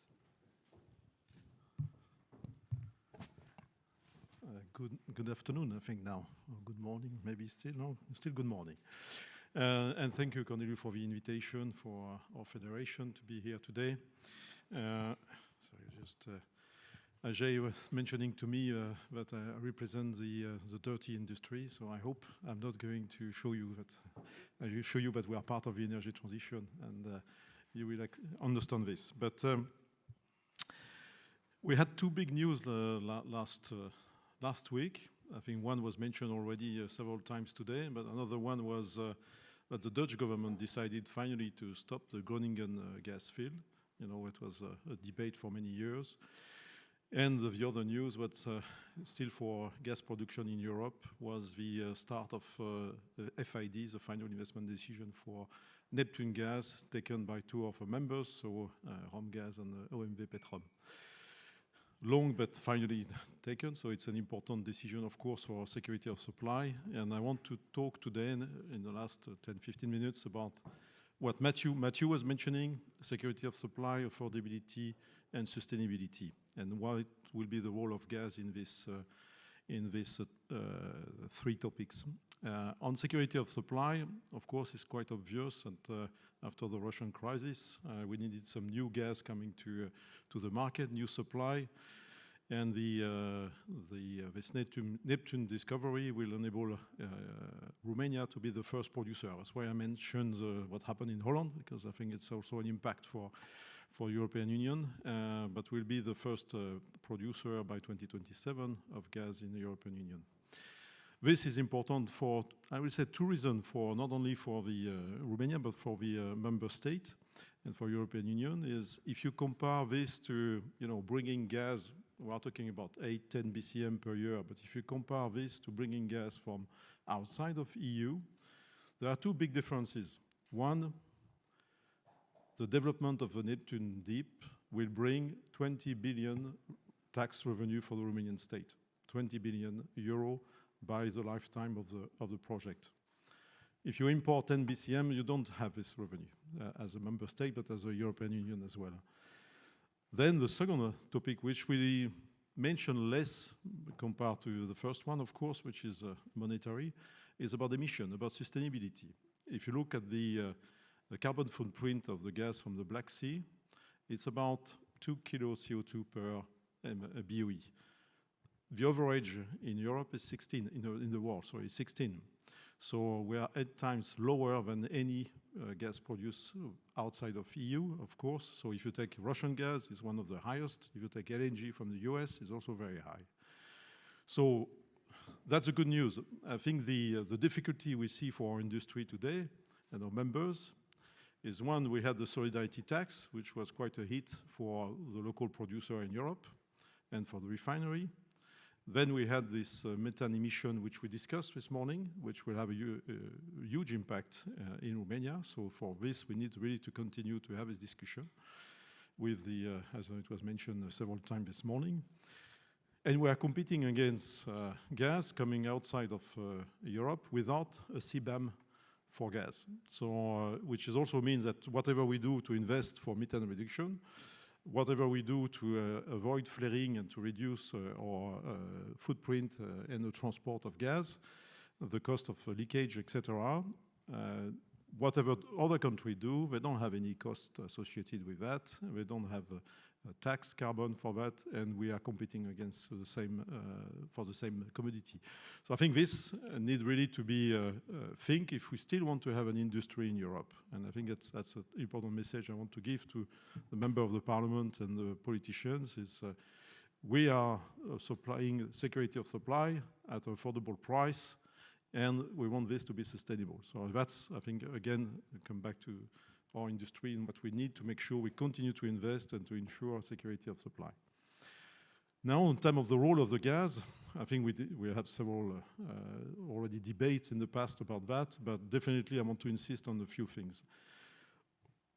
We discussed about, last year, the success of last year, but last year also we increased the consumption of lignite. We increased the consumption of coal in Europe.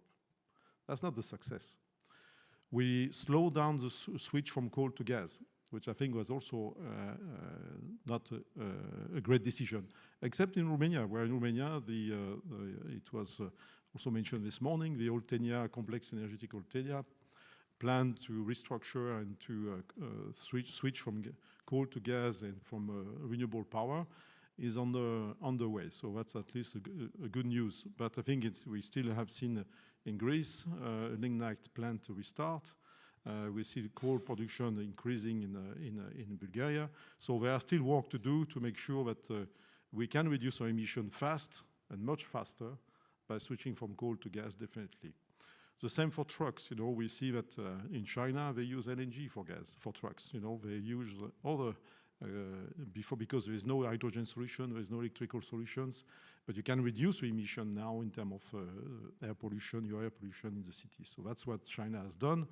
In Europe, we are still far behind on this topic in terms of mobility with gas. Finally, hydrogen. I mean, we had several discussions about hydrogen, and what I really struggle with is we are still talking about colors of hydrogen, when what is important is the CO2 content of the hydrogen at the end and the price of hydrogen. I think today we see, especially in Romania, with the gas resources, with the possibility of carbon storage. And I think that's also, when looking at the resources of Romania, we don't talk too much about this one. We talk about the wind, the sun, the gas, the oil, but we have also the possibility to store CO2. It's not everywhere in Europe. And that's why also the energy transition needs to be not one model for every country. You cannot have Denmark with all the offshore wind, the same in Hungary or in Central Europe. And I think for Romania, there are specificity due to these national resources. And therefore, the energy transition, the pace of the energy transition should take into account the national resources. And here, in terms of carbon storage, it's a topic that our federation is working with the government to find a regulation for that, because we need a regulation to be able to invest. But it's a long-term investment. We are talking about billions of euros in terms of investment, so it's also very significant. But we consider the net zero carbon will not be achievable, and it's not only us, the International Energy Agency thinks the same thing. You cannot achieve that without carbon storage. And in Romania, we have this possibility to do carbon storage, therefore to produce also blue hydrogen at a competitive price. When we look at, again, to come back to affordability, and Ajay is left, but it will be interesting to know at what price is ready to buy the green hydrogen. If we want the green hydrogen to be competitive with blue hydrogen by 2027, when Neptune will start to produce, you need a renewable power at, let's say, 25-30 euro per megawatt hour to be competitive in terms of cost of hydrogen. Today, if you want to take FID with a renewable project, if you want project financing, you will never sign a PPA at 30 euro per megawatt hour. So we need also to be realistic that it still needs the price to go down in terms of cost per megawatt of the renewable industry. The cost of financing is still high because of the inflation. So there is some, I do think that the price will go down. We see in Spain, we see in other countries, but there's still some work to do on that. And I think we need to not to choose the technology, but we need to choose the content of CO2 of hydrogen. That's the important thing, and not to continue to debate on the colors, because with that, no investment is coming. So I think the target, which was mentioned by Matthew this morning, by 2030 is very ambitious, even without increasing the target. So by increasing the targets, I think what we are facing is a risk of failure. And especially if after that we want to choose definitely a technology or a fuel, it has to be a mix of technology, it has to be a mix of fuel to be able to achieve by 2030 the target. And by 2050 it will be also a different technology. So that's, I think, my main message I want to give to you this morning is about the role of gas in this energy transition. We can accelerate the energy transition, reduce our emission faster by 2030 if we really have the gas play a role in this energy transition, from the mobility, from the hydrogen economy, and from the power sector. I just gave an example also in Hungary not long time ago, where they decided to build a gas power plant because they have industry coming, and the industry wants a stable electricity supply. With renewable, we still struggle in terms of battery storage, in terms of find the right way to be able to have a stable green electricity. And it will come. But it will take some time. Then you need in the industries, in Hungary specifically, they want power next year. So next year they want this power to be available for their factories. So we need to be careful that the solution should not be like, there was a paper I read this morning that said that the last 20 years, the European Union has really been successful because the GDP has grown, the wealth of the people has grown by 30%, and the emission has decreased. So it's possible to continue to grow your economy and to decrease your emission. But what the paper doesn't say is that we have to transfer a large part of our heavy industry outside of Europe. So yes, we achieved something, but the emission has just been re-import through China or through other countries, which have increased their emissions, by the way. So we need to be careful that by 2030, we don't achieve our target just by reducing the industry in Europe. I think that will be a failure. So thank you very much.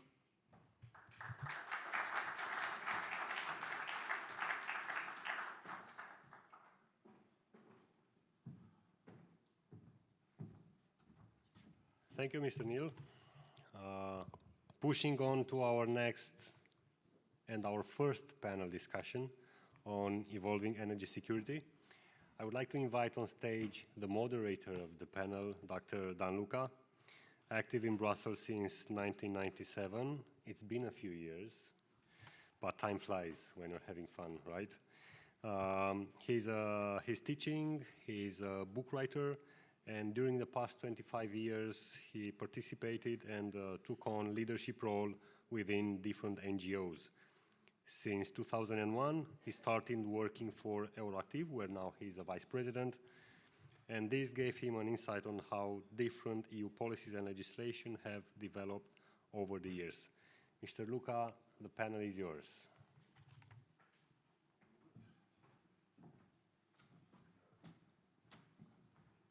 Many thanks for the invitation. It's a pleasure to be again back. Maybe it's not bad if we invite directly the panelists on the seats, and we'll start it after very direct. Mr. Constantinescu, let's stay here. I know you will start after, but it's good to already take your seats. I don't know how you prefer. I suppose it's already some order.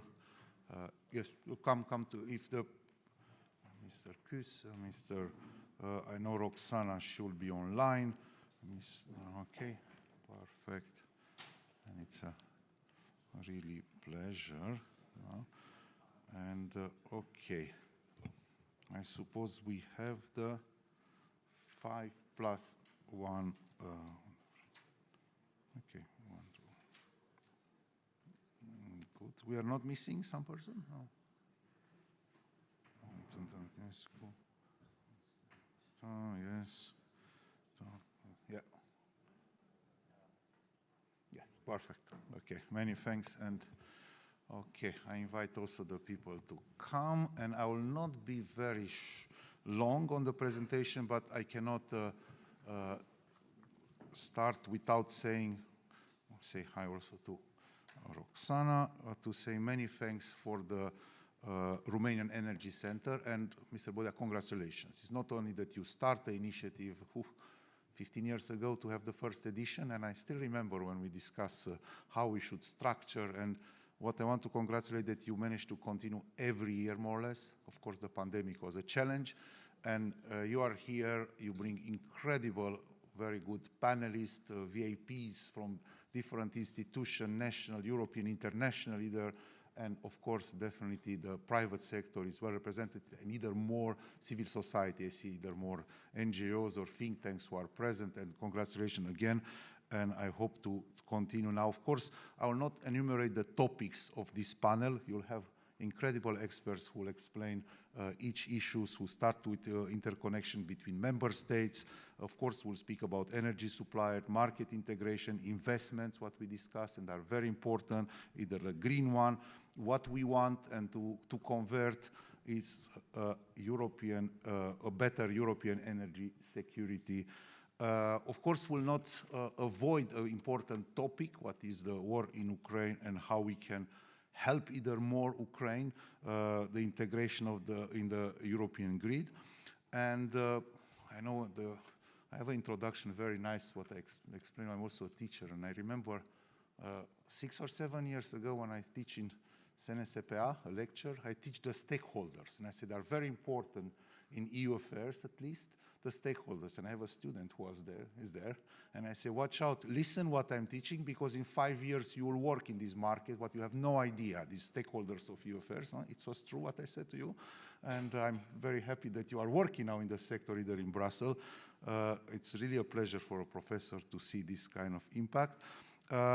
What I will ask, because we are a little bit not in the schedule, but I really want to finish at 1:15 already.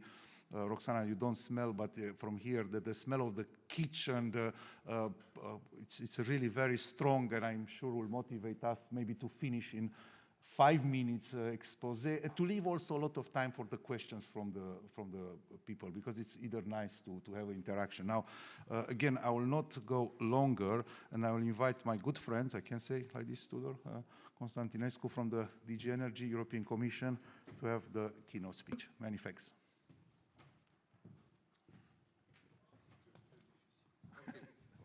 Okay, thank you.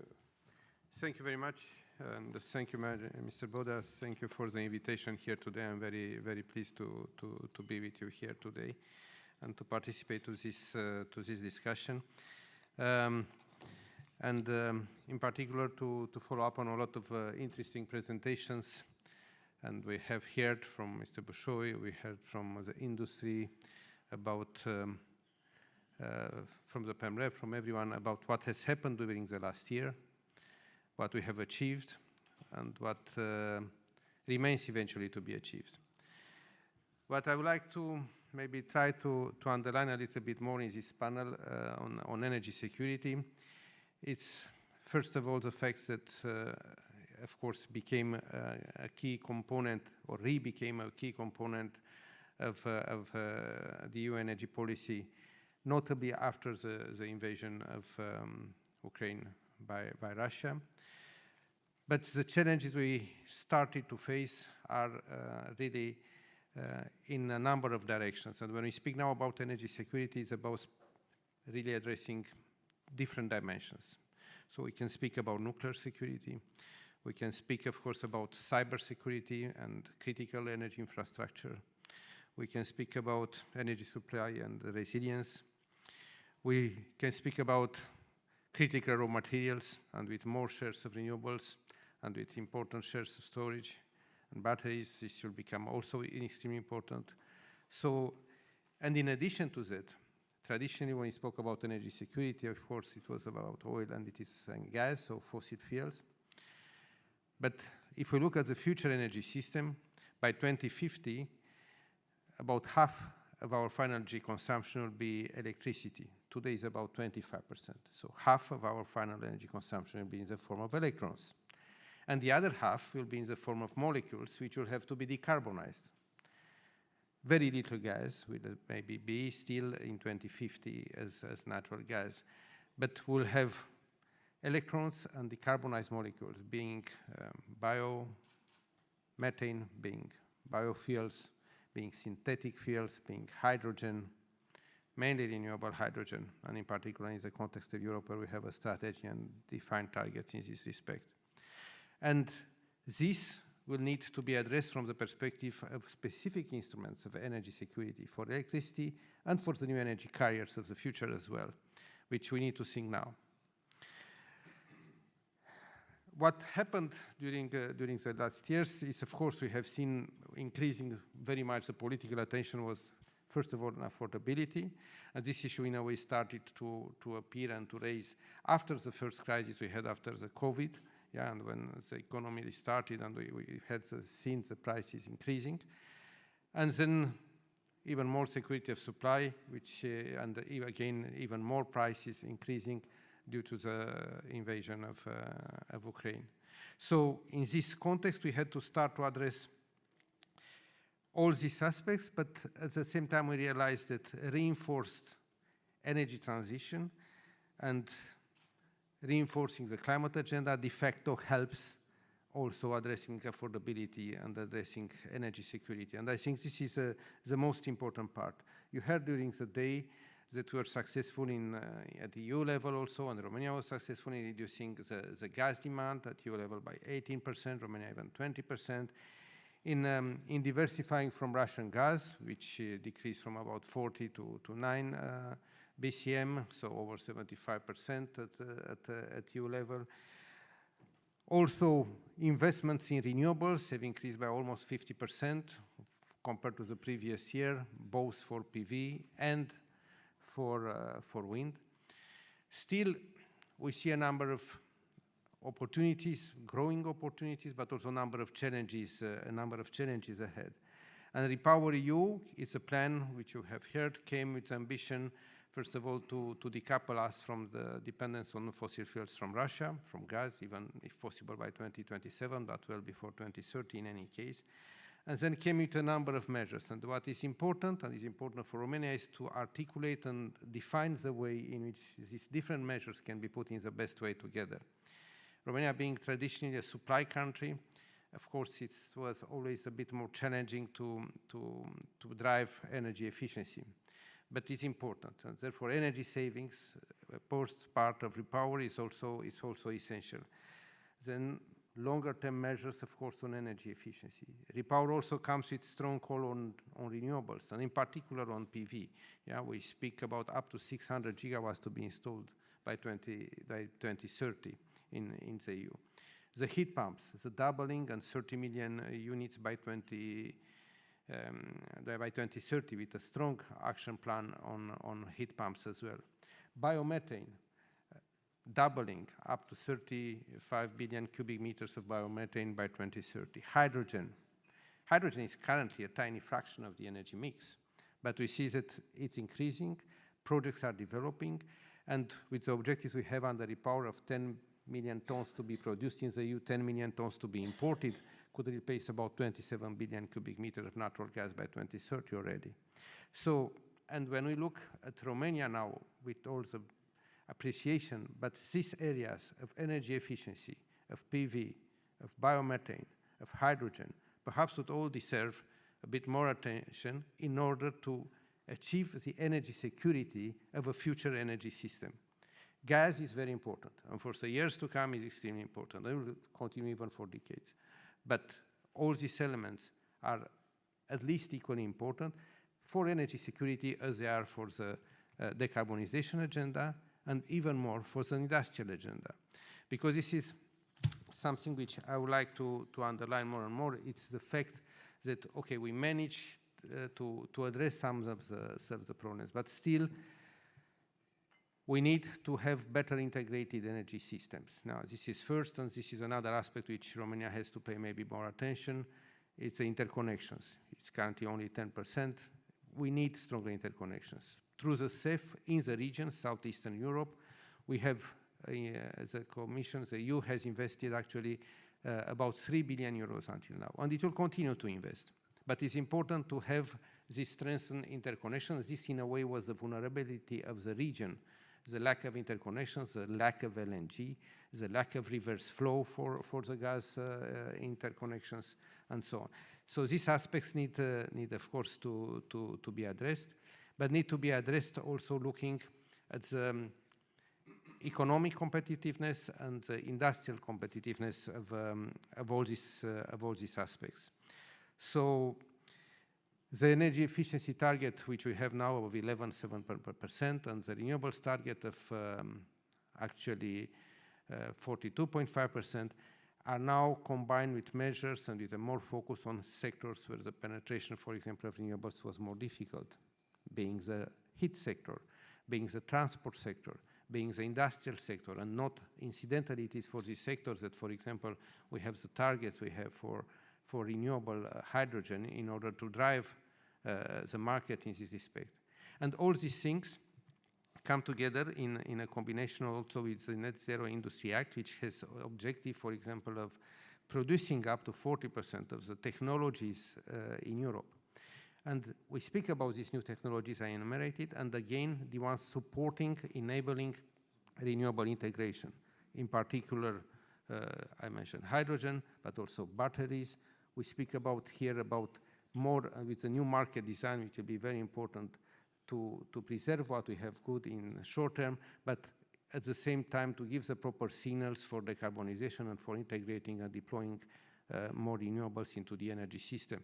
And for this to happen, now we estimate about 70% renewable electricity by 2030, we need large storage capacities.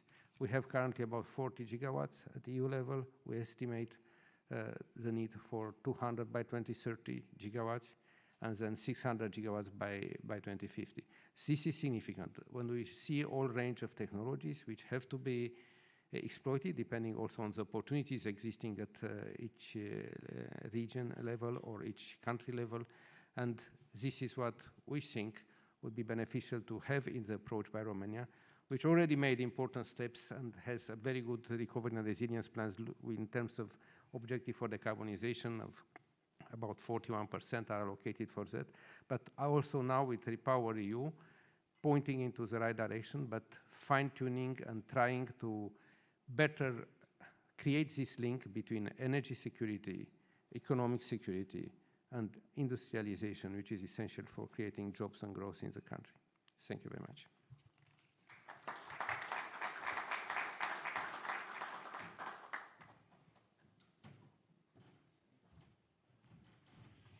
Good, many thanks. And now I will go to the next panelist, Piotr Kus, and maybe we'll switch now and you can speak from the... I think you have a microphone there. Yes, I have a microphone.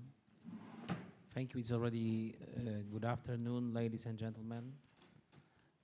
Glad to be here. I think it's the second year in a row that we are also contributing to this very nice event. And it's next time we are speaking about security of supply. And some time ago, at least 3-4 years ago, we were thinking that maybe there are some other important topics that we should concentrate more and not look at security of supply. But it's here. I looked at this very bright limelight, and we can already say that, let's say, 2023 and security of supply is still in the limelight and the center of our debates here in Brussels. And yes, I think I will make a bit of summary of the time that we met here, I think in a very similar panel last year during Romanian Energy Days, and we were discussing the situation just right after the crisis has sparked. And it's very nice now to have this, let's say, 1 year summary and overview how the situation has changed. And indeed, we found ourselves in a times of unprecedented crisis. We saw that coming with very, let's say, with huge volatility on the market, very difficult price structures, and not only for gas, because I will also hear from I think also our electricity colleagues that last year was a perfect storm with, of course, challenges on production side, with also low water levels. So basically, we were finding ourselves in a very difficult situation. And how we manage the situation? There is a factor of, there are a few factors that I would like to touch upon today. So I think that there is, of course, firstly, European and national framework which is set for addressing the security of supply issues. Secondly, there was unprecedented cooperation between all actors on the market and with also public administration stakeholders. That was really crucial. And thirdly, and I would say last but not least, infrastructure. And not saying that also from the perspective that I'm representing ENSOC, so the organization and association of all the gas TSOs in Europe, but this is something that basically brought and stabilized the market. And going maybe through these three angles, how we see this was happened. Of course, we see how quickly and how effectively all the mechanisms were activated, so how the response was tackled with the certain number of ad hoc meetings. And here I can only say once again that our representatives and the representatives of energy infrastructure have really brought up to the expectations. So we already started very early to have these operational calls to think how we can manage the situation in the field, looking at the situation on transmission, storages, on looking how to best use our LNG infrastructure. So this is something that worked, and we are very happy that also our solutions like RECO platforms and like early warning mechanisms have been activated and worked also to actively support the policymaker and the decision makers to make the right decisions, and then also to set up some of the regulations which are still with us for the time being. Secondly, cooperation, and I would say that without cooperation, without efficient cooperation with infrastructure, but also all the market participants, we wouldn't be in a situation as we are. And thirdly, infrastructure. Some claimed and claimed that we have too much infrastructure, that we don't need infrastructure, that maybe we should have a second look on how we use our assets. And the experience of last season showed that they basically we are in a totally different situation. Firstly, because of the fact that we showed how infrastructure can be flexibly readjusted to first accommodate the new flows. So where the inflows of alternative gas were active, then infrastructure could be prepared and could serve the new flow patterns. Just to say that over the last season we have totally reversed the flows in the European system from east to west to east totally. So basically you will see now how the flows are working. It was also possible into some minor changes, minor operation, also changes in operational matters, but also targeted and very quick investments that took place. I'm not speaking here, we have no time to also say how many of the infrastructure projects were put on stream also thanks to security of supply market integration policy that is present here, and they went on stream just in the time that they were needed. On speaking about the targeted infrastructure, we see how effectively also we deployed and maximized the flows from the alternative sources and new LNG terminals in Netherlands, Germany, Finland, upgrades also in Greece. And it helped, and also with this cooperation with the market participants, it provided for the possibility to change the supply structure from Russia from 30 plus to 7% currently in the structure. So it shows how it was achieved, and it also shows how the participants of the market and infrastructure companies seriously subscribed also to the goals to let's say finish this dependence on Russian gas. Finalizing my comments, just to say that we are not there yet, although, as I said, the infrastructure and the cooperation was one of the main factors to stabilize the situation, to finish the volatility of the markets and also come back to the level of prices pre-war as we see now. So we are there, but we still have to be very cautious and vigilant because we still have another winter ahead of us. I cannot give you exact forecast for the winter season of the temperatures, but we have to be mindful and we have to stick to these plans that we have. And I'm speaking in the wider sense also in our obligations, for example, to be really careful to fill in the storages.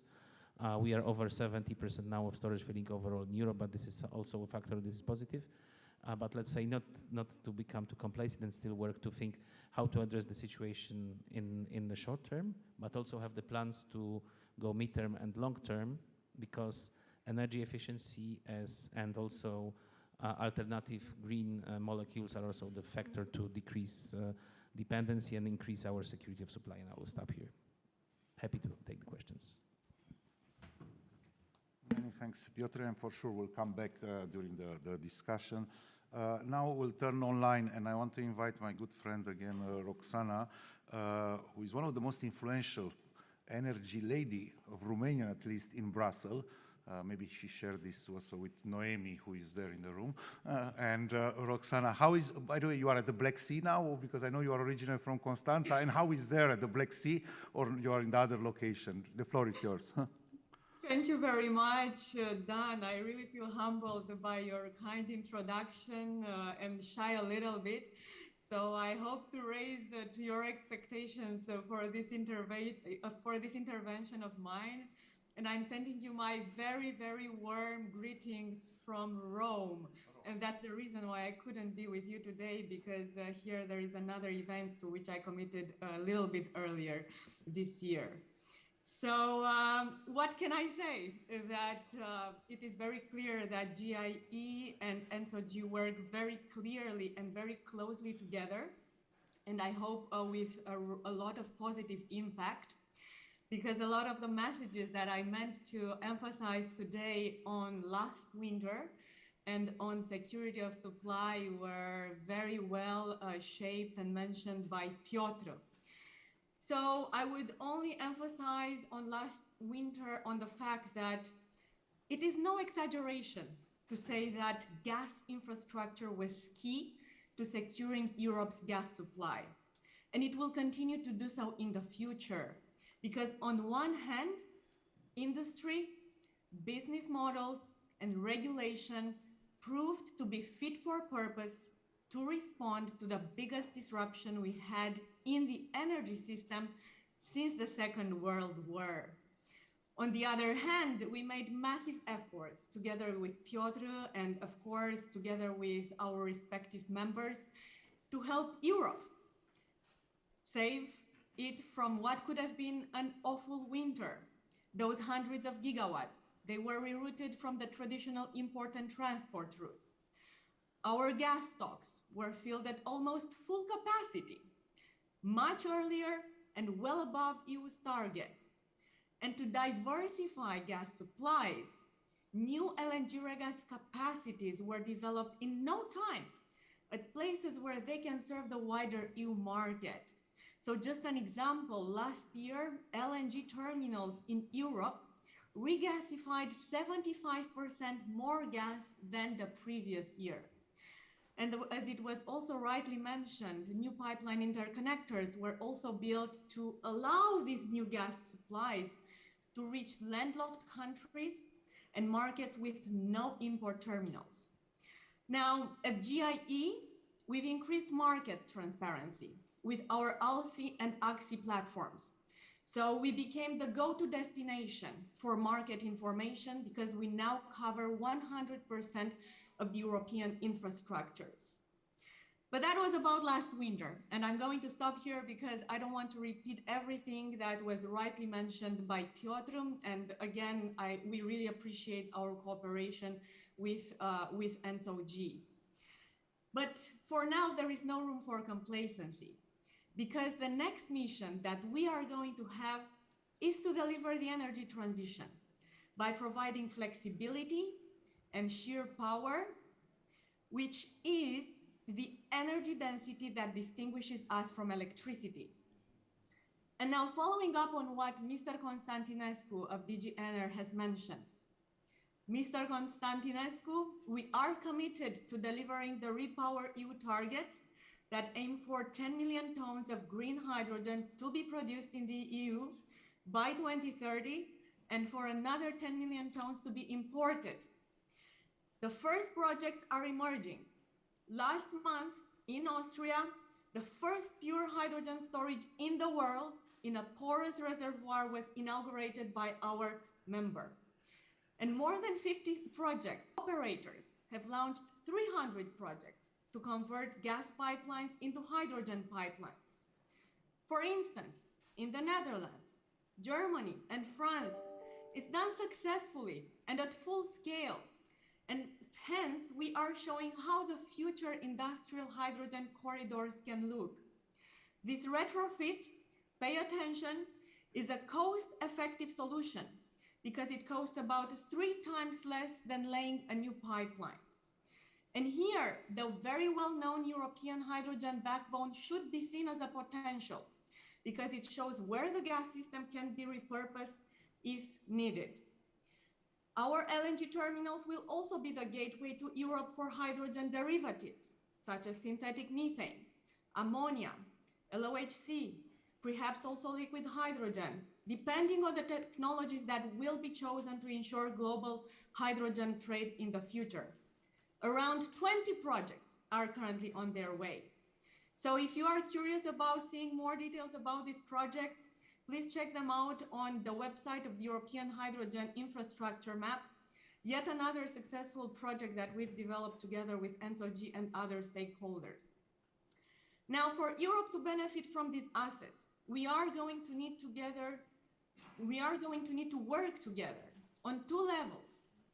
First of all, we need to maximize the synergies with all energy carriers and support an integrated planning with concrete actions.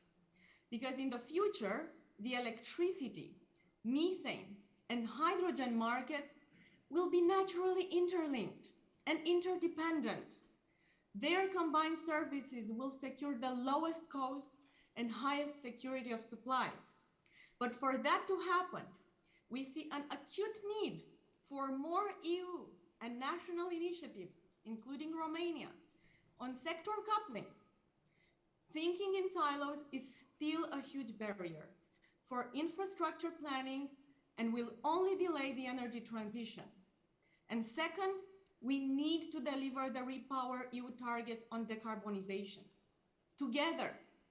But achieving that in the real world would only happen if the EU and national governments rapidly speed up permitting and allow subsidies to flow, because many projects are delayed because of that.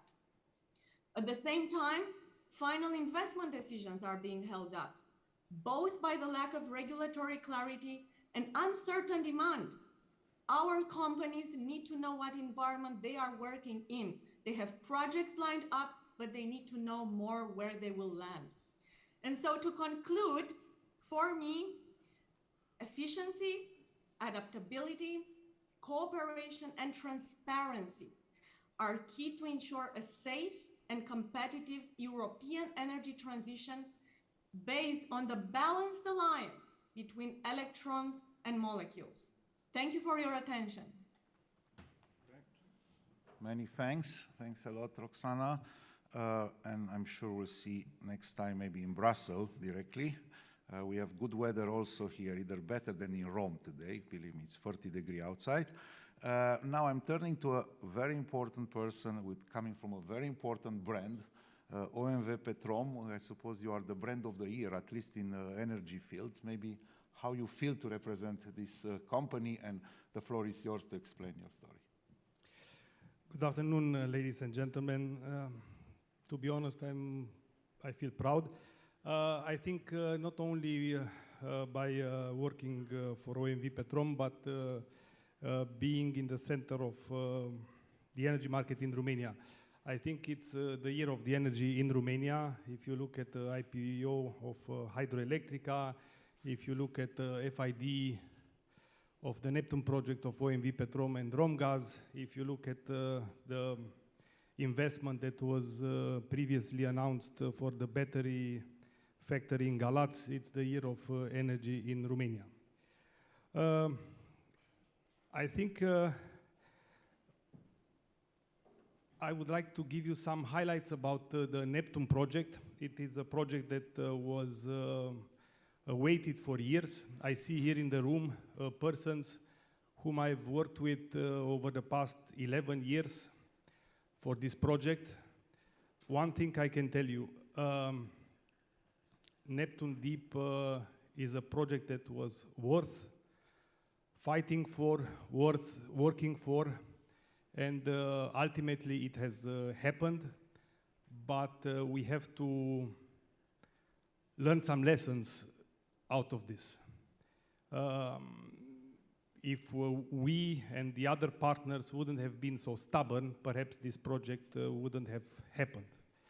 I don't want to count how many projects in Romania have waited for too long and did not happen. So I think perhaps the most important lesson out of this is that if we have competitive projects, we should fight for them, but on the other hand, we should try to do our best in order to see them starting investment sooner than later, or than no investment. Okay. In December 21, OMV Petrom has launched a strategy for 2030, looking towards 2030. And we had three main pillars. One is the transition to low and zero carbon. The other one was optimize the traditional business. And the third one was grow the regional gas business. And Neptune Deep is one of the main pillars that is underpinning the growth for the regional gas. Neptune Deep is crucial in securing our sustainable long-term growth by generating high profits that will facilitate new investments in and attractive shareholder returns. At the same time, by increasing the share of natural gas in our hydrocarbon production, this project is supporting our efforts to decarbonize, as we see natural gas as a key enabler for a successful transition.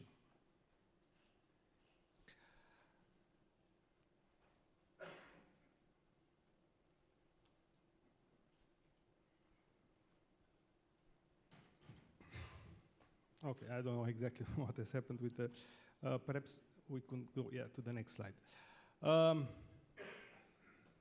Now, you have here a timeline of the journey of the Neptune Deep development.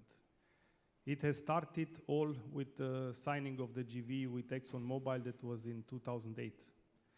Then, of course, along the way, we have had seismic acquisition, the 3D one. We have had vessels coming in the Black Sea for the drilling campaign. And unfortunately, after a long-awaited stable fiscal and legal framework, unfortunately, ExxonMobil has decided to market the project. Nevertheless, we were fighting for the project. A new company has taken over the shares of Exxon. This is Romgaz, the main gas producer in Romania, state-owned company. We have, with them, then taken over operatorship in last August, and in less than a year, we were able to bring the project to a final investment decision. That has happened last week. We have put forward the field development plan to the National Mineral Agency. This is the regulator in Romania. And we are confident that in the next weeks, this FDP will be approved, so we can start working on the project. Why is Neptune Deep really a transformational project? Here are a few highlights. First gas will come in 2027. We expect a production at plateau of 100 kBO per day, a production cost of approximately $3 per BOE. The estimated recoverable volumes are at around 100 BCM. The development costs are between 3.8 to 4 billion euros, and the IRR is around 12%. Those are figures that I think speak for themselves. I want to highlight that those figures are for the whole project. So production, if you look at the 100 BCM, it's half counts for OMV Petrom, half counts for Romgaz. Neptune Deep will transform Romania.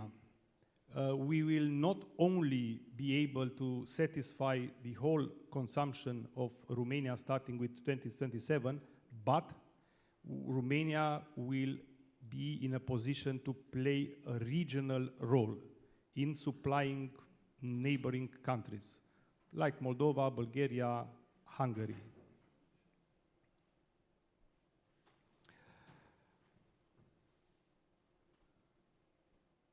it is not only for us at OMV Petrom a game changer, but also for Romania and the region, as I have told you.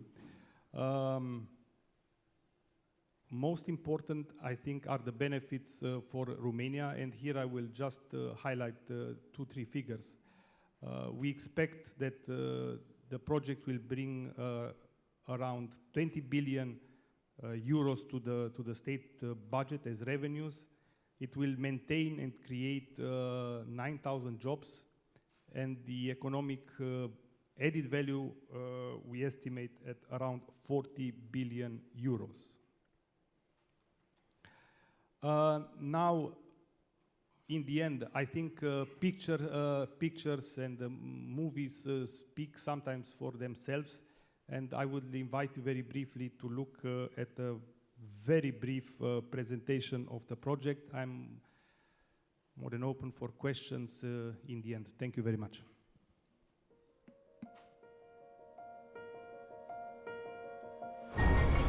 The Black Sea of Romania. Off this coastline is a natural resource that, in a few years' time, will deliver new, cleaner energy. A resource that could turn Romania into the largest gas producer in the European Union.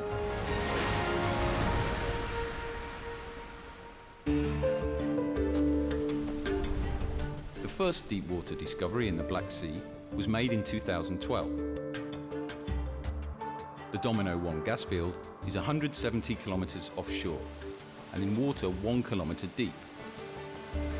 Further exploration identified another field called Pelican South.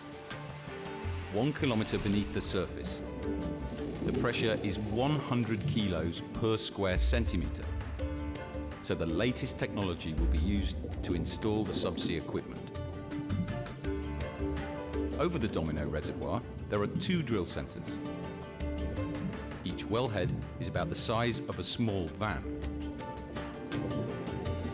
Both drill centers are connected to an offshore gas platform. The Pelican South reservoir has 1 drill center, which is closer to the platform. The offshore gas handling platform will be taller than 6 infinity columns stacked on top of one another. The platform is unstaffed and generates its own power, making it safer and reducing the project's environmental footprint. Routine maintenance visits will be made by a supply vessel to confirm safe and efficient operations. The natural gas requires only minor treatment before entering a new 160-kilometer pipeline to shore. Along its side runs a fiber optic cable that allows the platform to be monitored and controlled remotely. As the pipeline approaches the shore, it will dive beneath the sea floor. Using the latest low-impact pipe tunneling technology, the pipeline will pass under the beach without disturbance to the environment. It will remain buried until it reaches a small metering station, just over a kilometer inland. The natural gas will now enter the Romanian transmission system. Neptune Deep will bring new revenues and investments to the country's economy. And it will contribute to the building of a cleaner and more secure energy future for Romania.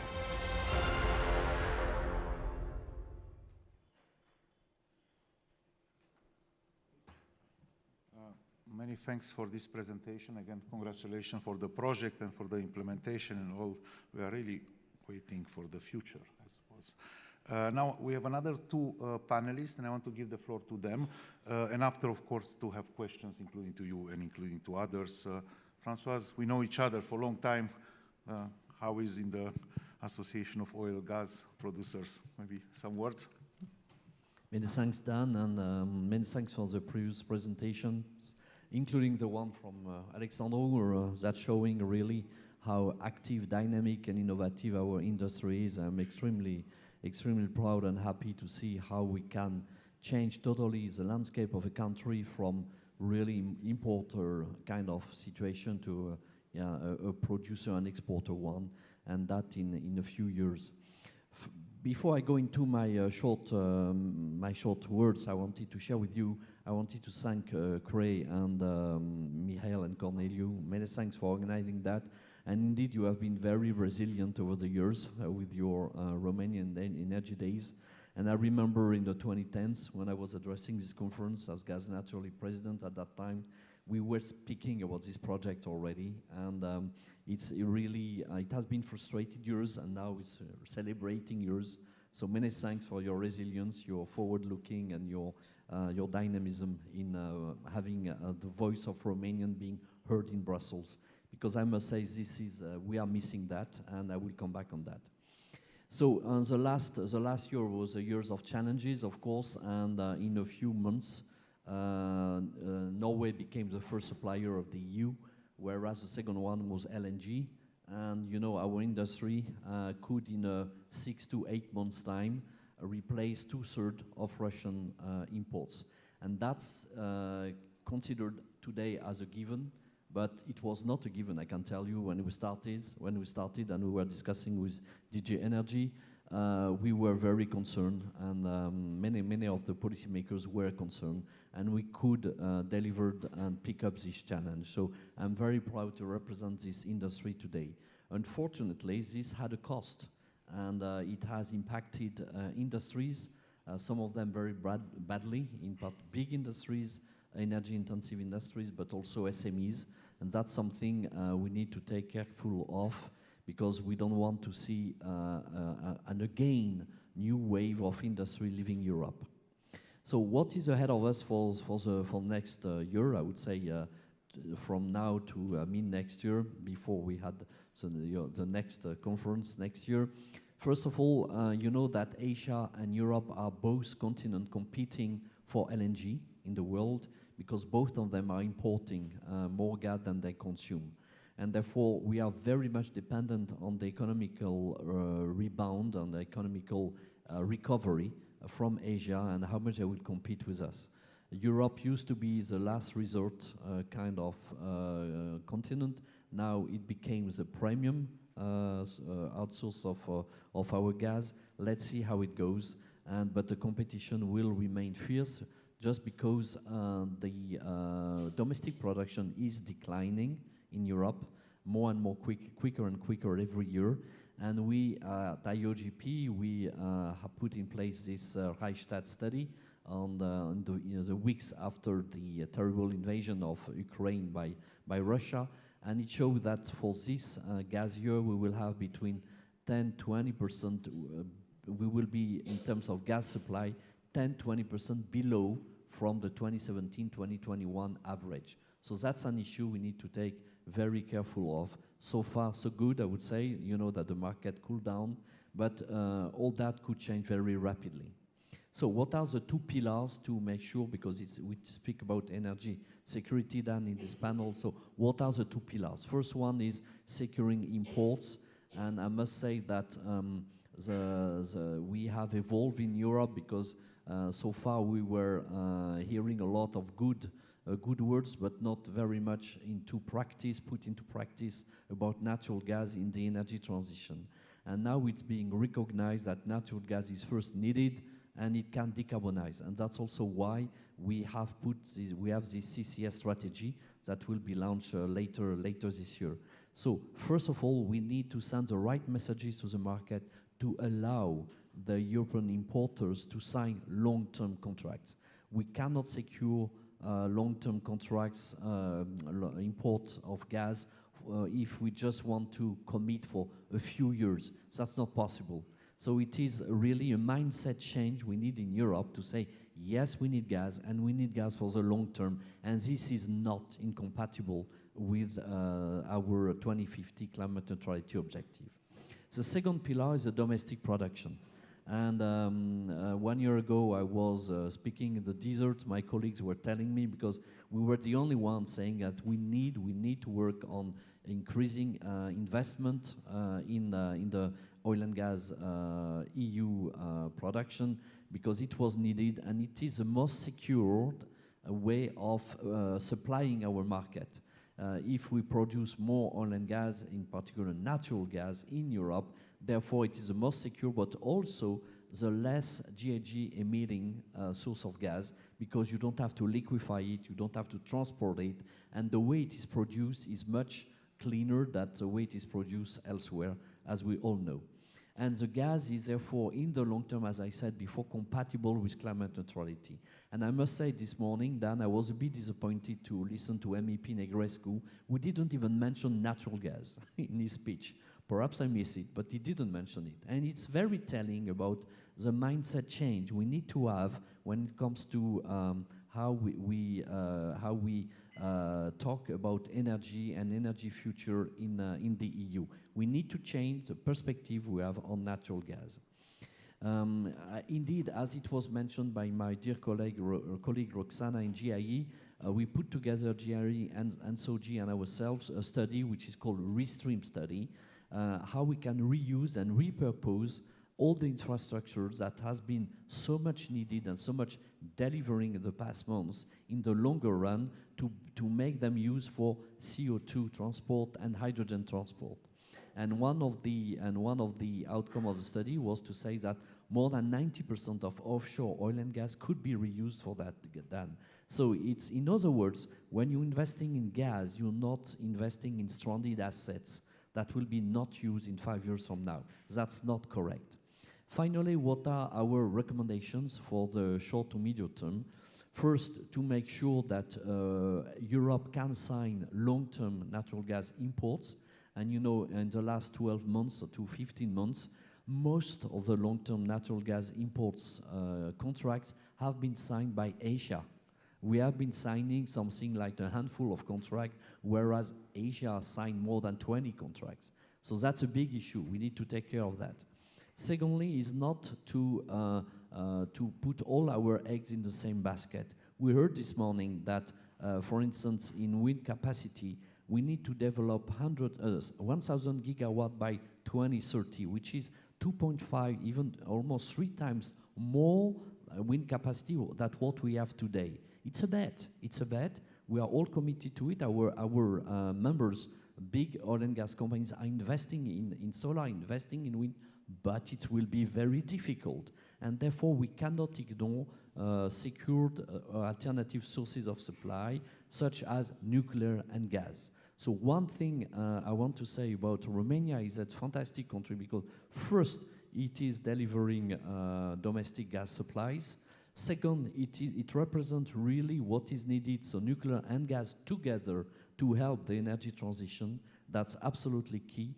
And finally, I would say we need also to have a methane emission regulation which is credible, reasonable, and applicable. And so we are entering the trilogue down of this methane emission regulation. And so far, it has been a little bit, I would say, going everywhere. And we cannot be the one continent which has the least methane emissions and having the most stringent methane emission regulation. That doesn't fit. And therefore, we need to have a methane emission regulation which is really delivering. We need it and we are supporting it, but it needs to be reasonable. And therefore, in order to achieve what we need in the longer term is really more, I would say, Neptune Deep discoveries and development in Europe. And just, I would like to finish with one figure. You know that as domestic gas supplies in the EU have been reduced dramatically in the past 19 years. And this morning I was looking at the figures. It has reduced in 19 years by 70%, 70% in the EU. It's a dramatic decrease of our own resources. And I'm calling DG Energy and all the different member states led by Romania to make that change. Thank you. Okay, many thanks, François. You give a good narrative for Romania, at least in the energy. I'm sure Ionuț is listening and is passing the message on the hierarchy. It's a hierarchic structure. Good. Let's turn now to electricity, and I will invite Bruno to have the floor, and I'm sure is a public in Brussels who really understand either the difference between ENSOG and ENSO-E In general, in the public affairs, people start to explain a little bit, but I don't believe it's necessary. Bruno, we have people who really understand electricity and networks. The floor is yours. Yeah, thank you. Thank you. Can you hear me? Okay. Yes, first of all, I have to apologize because I'm replacing last minute Mr. Hervé Lafay, who is president of ENSOE, but he was not able to participate to this conference today. So I'm Bruno Gouverneur, head of operations at ENSOE. From a European perspective, it has already been said many times, so the future is green transition, meaning a lot more renewable than we have today. So this panel is about security, but actually security also means that our power system, our energy system is going to be less dependent on external supplies from outside of Europe. And this requires a lot more investment in renewable sources, as we've seen the past year, if we want to achieve the targets in 2050. But it's not only about investing in renewables. It's more complex than that, because if we want the power system, because from electricity we of course look at the power system, if we want the power system to continue to be reliable in the future, we need this power system to be, let's say, manageable from a technical perspective as well.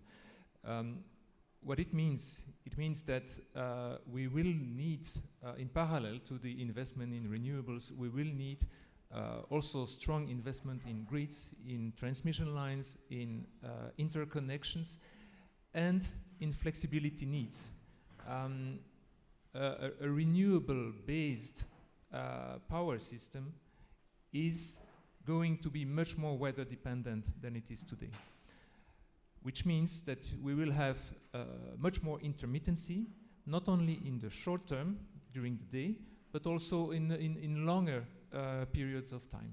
So we will need to find solutions at European level to have short-term flexibility and long-term flexibility solutions. Actually, our vision for a power system fit for carbon neutral Europe that we have published and presented last year in October really highlights this system of systems approach that we believe is going to be needed to be developed in the next decade. Actually, we are not talking about decades anymore, but really in the next 5 to 10 years from now. Of course, some changes need to be done, and this is ongoing with the support of the European Commission, also in terms of market design, to ensure that the investment signals are appropriate to, let's say, to promote investments in not only in renewable, but also in long-term flexibility solutions, short-term flexibility solutions, including storage, including demand response as well, and other types of solutions which will make the power system manageable in the future. Now, allow me to address something else, which was something extraordinary that happened last year, just after the start of the invasion of Ukraine. You may remember that the war started on the 24th of February last year, and actually less than 3 weeks later, the TSOs, the electricity TSOs, especially the neighboring ones, and I want to highlight the very precious role of Transelectrica here, have done something which was not envisaged at all, which was to synchronize the power systems of Ukraine and Moldova with the rest of continental Europe. This is solidarity, but this is also security. Of course, as Mr. Minister Popov said earlier this morning, solidarity can go both ways. So for the moment, the solidarity is essentially from continental Europe to Ukraine and Moldova, but maybe later, when there will be high investments, when the war will be over in Ukraine and there will be high investment in renewables, maybe we will, from the Western side, also benefit from their investments and restoration. You could think that this synchronization that was done last year in March was not, let's say, it was not absolutely necessary, because actually Ukrenergo, the TSO in Ukraine, has demonstrated that they were able to operate their system in an isolated way for several weeks before the synchronization and after the beginning of the war. But nevertheless, you may remember what happened during last winter, when starting from the 10th of October exactly, the Russians have started to target with missiles and drones and so on the power system infrastructure in Ukraine, doing huge damages. And we have heard this morning as well the Secretary of State in Moldova reminding us that there have been several major incidents, blackouts in Moldova, but of course also in Ukraine. And there would have been much more such events without synchronized power systems. Even after these events, we were able to restore the system, bring back the frequency in Ukraine and Moldova in, let's say, typically a few hours' time.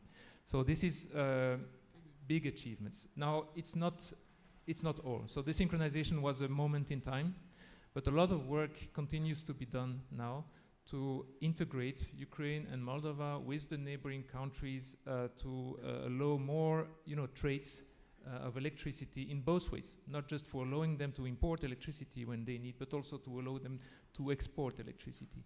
And months after months, we are doing progress in this direction. At the moment of the synchronization, there was no trade possible at all in none of the two directions.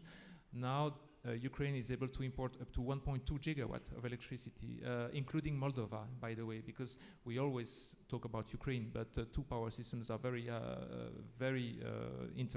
much interconnected with each other.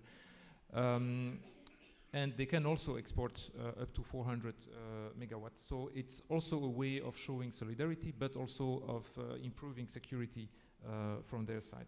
Another important element that was done on that region, even though it's not directly close to Romania, is a new interconnection was put in place and commissioned in May, actually, so almost 2 months ago, between Poland and Ukraine, which reinforces the security of Ukraine and Moldova and increases the stability also of the power system from our side. There are still a lot of technical challenges to be met, a lot of legal ones from their side and from our side. There's a lot of work still to be done to make sure that they are fully integrated also in the internal energy market.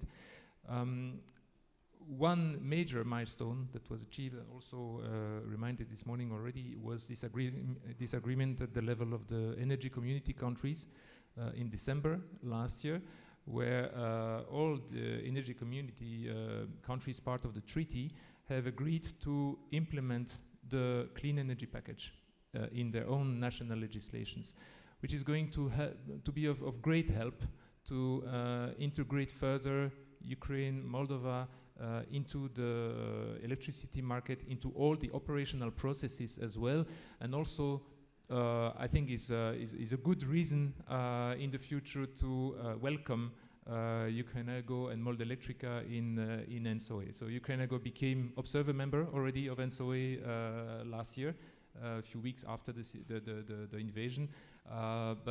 Yeah, we are already talking also with Moldelectrica probably for doing a similar step in the future and maybe for further integration in the association. Many thanks, Bruno. And now I want to turn again to the panelists, and I will have the honor to have the first question. I will invite my friend Mr. Tudor Constantinescu to a little bit more challenging questions, a little bit more public affairs or Brussels, if I can put you up, I suppose also microphone here. Imagine we'll be Agenda 24-29, the next European Commission. And of course, this energy security is an important topic. If you will be to advise not only the Director General, but also the new Commissioner for Energy, it doesn't matter what country, what name, what will be, it's a must to do, something we need to do more, better, new topics, and what is very important, of course, to know, and we know the new Commission will implement the targets 2030, and this is very important Commission. the floor is yours in this topic. Yeah. Does this work? Yeah. Thank you very much. Now, of course, I think the broad objectives are quite well established, and we have a diversity of projects, a diversity of solutions. We have a well-advanced legislation. Now, it's really time to put all these things in practice. So it's really a need for a focus on implementation, but on an accelerated implementation, deployment of the projects which were designed, on the technologies which have reached their maturity, on the interconnections which we need in Europe, on the supply side, on the end-use side, on all the new energy carriers. So there is really a need to accelerate and to make this happening. And at the same time, to ensure that there is a continuity and a good pathway towards 2040, towards 2050, the broader objectives, in a way to ensure that close monitoring is done and also trajectories are established, because otherwise there is a risk, if you do too late to do an ex-post evaluation, that it's not sufficient. So basically, this would be definitely a priority, and then of course we'll have to be flexible, and we learn to be also able to adapt to new challenges, although we hope that by now we have prepared a more solid grounds than we had before. I'll speak on the mic. Many thanks for the answers. I'm sure we'll focus on this accelerated implementation, and we'll see how also the countries will be on board, not only the Commission, because we know what is happening. Now, it's more or less 1:15, but I propose to still take a round of questions from the public. If you want to put a question, please first say your name and really come to the point. We don't need a long story, like 5 minutes and 1 second questions. It's more the point, okay? And if you want to also say to who you address from the panelists, and let's take 2 or 3 questions, and after we'll turn to the panelists to react. Thanks. Yes, I think I don't present myself again, but the question is for INSOE. This morning was mentioned the target of 1,000 gigawatts of renewable energy to be connected by 2030. Wind. Renewable energy. Are you ready to connect 1,000 gigawatts? If not, what do you need to be ready to connect 1,000 gigawatts? Yeah, maybe you reply directly now. Because it's Sorry? You can reply directly to this question. Yeah, thank you. So we are not ready now, but what we have published, and we publish that every 2 years, is a 10-year network development plan. So that's the T1DP. And the last edition was in 2022, which shows indeed that there are many potential projects in terms of development of transmission line and interconnection lines that will allow a massive connection of renewables, especially but wind onshore and offshore, in the let's say by 2030. It is. I cannot confirm the number. Okay, there's 100 gigawatt, but it is definitely in this order of magnitude. But these investments, they are on paper right now, so they need to be facilitated, they need to be financed, and they need to be permitted as well, because this is a major issue, is to get the permits in time. It can take years, much too long. So this is going to be one of the major challenges to let's say, to be able to connect more renewables without having to curtail them at some point in time. Many thanks. I suppose it's questions there, or yeah. Mike. And if you want to tap your hand, if you have some questions, just to know how many questions we have from the room. More. Okay, like this, we have the last question of the. All right. Alexander Frischtan, 5T Hydrogen and Investment Fund specialized on hydrogen. My question is for Alexander Maximescu. Congratulations on Neptune Deep, obviously. What's your next large project? But I want to put that into context. Obviously, I'm interested in hydrogen. So Romania just adopted the first law on hydrogen, imposing targets similar to the Renewable Energy Directive on fuel suppliers. Is your next big project going to be on hydrogen?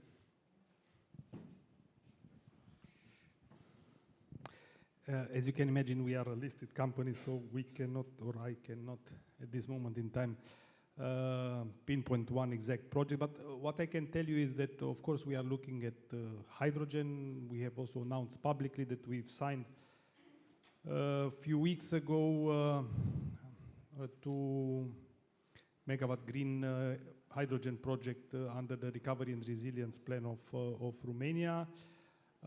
We are looking, of course, on renewables, and we are clearly looking also at biofuels, SAF, and others.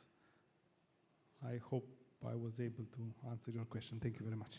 Okay, perfect. Now you know where to invest. Okay, I suppose there are no more questions. I'm turning left and right. No. As we said, we try to finish in time, and we are quite in time, only 5 minutes delayed. We catch up quite okay. Now I want to thanks a lot to the panelists. Many thanks for your intervention, your knowledge. It was really a pleasure. Many thanks to you, to the participants, and I suppose we can close, if I'm not wrong. You want some logistics things to explain? Many thanks. Thank you, Dan, and thank you to your panelists. Now we have an option. Should we go on with the next panel, or should we go for lunch? What should it be? It's up to you. Okay, then we have a lunch. Then we meet again here at 2:30. We have 2 other interesting debates on evolving energy markets and skills, and the internal and external dimensions of Romania's energy transition. So my beautiful colleagues will lead you to the restaurant. We meet here again at 2:30. Thank you very much.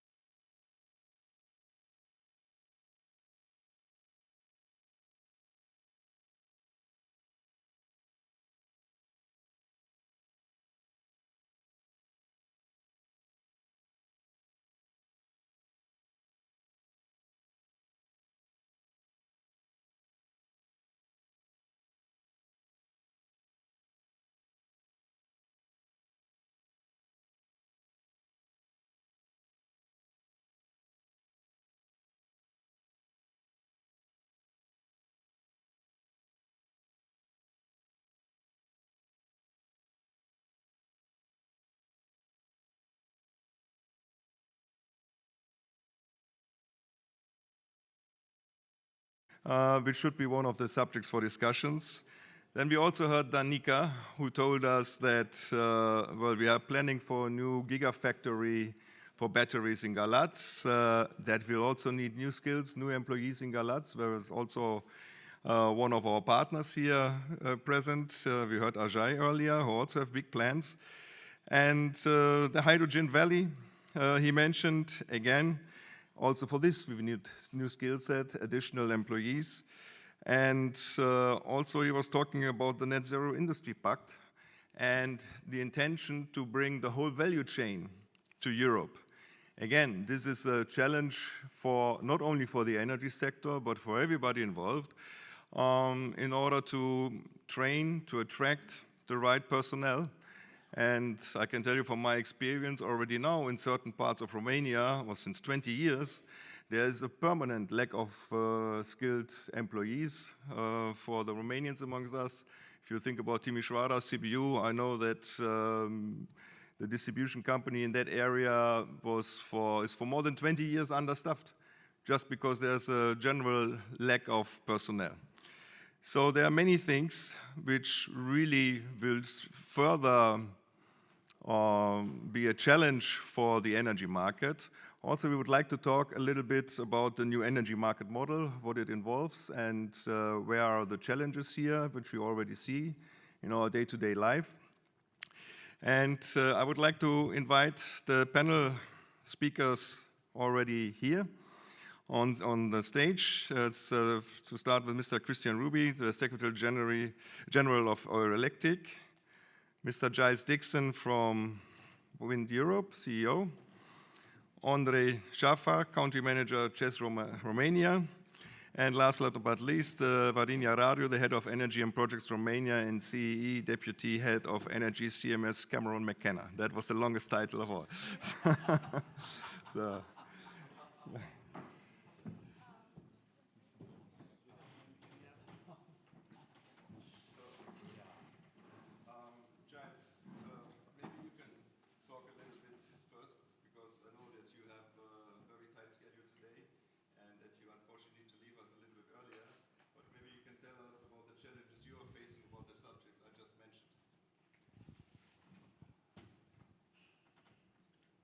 Thank you very much indeed, Frank. Good afternoon, ladies and gentlemen. Great to be here talking to you all. So, the challenges we are facing, the problems we are facing. Look, we're not yet building new wind farms in Romania, but it's coming.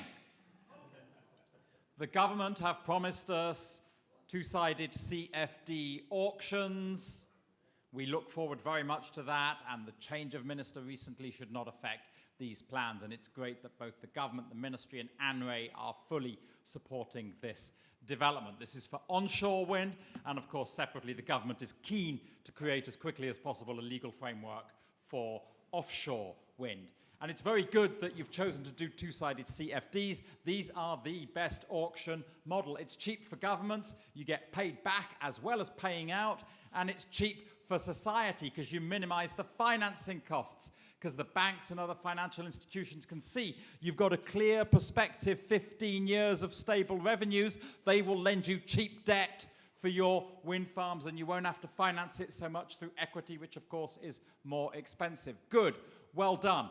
But one of the problems we face is who is going to make these new wind turbines that you'll be installing in Romania? You haven't built any new wind turbines for 5 or 6 years, and one of the very last wind farms you built by the great developer Monson, who do great things on the reskilling of coal miners, of course. It was built with Chinese turbines. They ordered the turbines from Goldwind, Chinese manufacturer.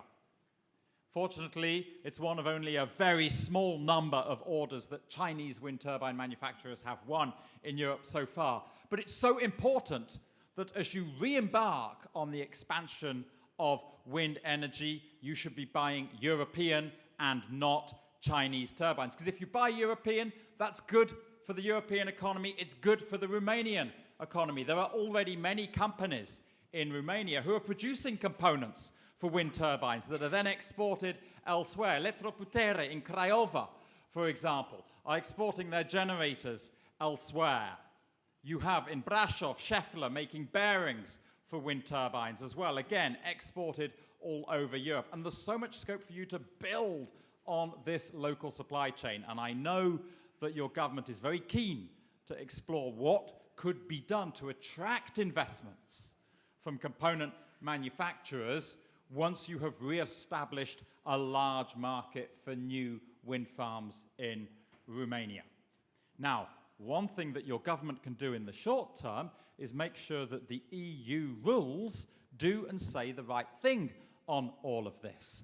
And of course, there are some important changes underway now with this new Net Zero Industry Act, currently under negotiation. It's going to change the rules on auctions. Auctions used to be 100% decided on price. Who had the cheapest turbine on offer? And that, of course, just drove a race to the bottom. And when you decide your auctions on price, of course, who's going to win? We know the answer. But now the EU are saying, aha, no, 30% of the auction should be decided on other non-price criteria. How good is this offer going to be for biodiversity protection, for example? What are you, the developer, offering in that area? What is the developer offering on batteries, electrolyzers, and things that will help wider integration of this variable energy into the energy system? What are you offering to support local communities? These are good things. It is good that auctions should be decided on these non-price factors because they're precisely the areas where the European industry has invested heavily in recent years. And the European industry deserves to be rewarded for those investments that they have made. And more importantly than that, governments should be rewarding the bidders who are offering these things that bring intrinsic value to society. Society wants turbines that are built with recyclable blades, for example. Well, who's the most advanced on recyclable blades? It's the European industry. So let's put that in the sustainability criteria. So now, in the Council of Ministers, in the Energy Working Party, of course, and then Coreper, Romanian permanent representation, has the opportunity to say and do the right things on non-price criteria. The Commission's been a bit weak in its proposal on the Net Zero Industry Act. It simply said criteria should cover resilience of the supply chain. No, let's be more explicit. Let us say in the list of criteria that auctions should give extra points to turbines that are, quote, made in Europe, unquote. Thank you. Well, that was a strong statement for Europe. Thank you very much.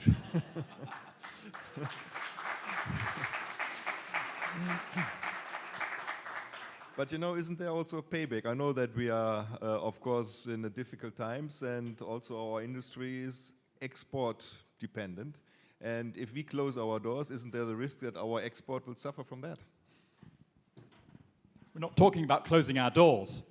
The European turbines will continue to have lots of components and materials that come from China. Today we are 100% dependent on China for the glass fiber materials that are in the blades. We're 100% dependent on China for the rare earths and the permanent magnets that are in so many of the turbines. This is firstly about de-risking, and secondly, it's about ensuring that the energy transition is made in Europe and reaping the economic dividend that will come from ensuring that that is the case. This is part of the political license to operate, the political license to have this rapid energy transition, the political license to say to the fossil industries, no, you're closing down.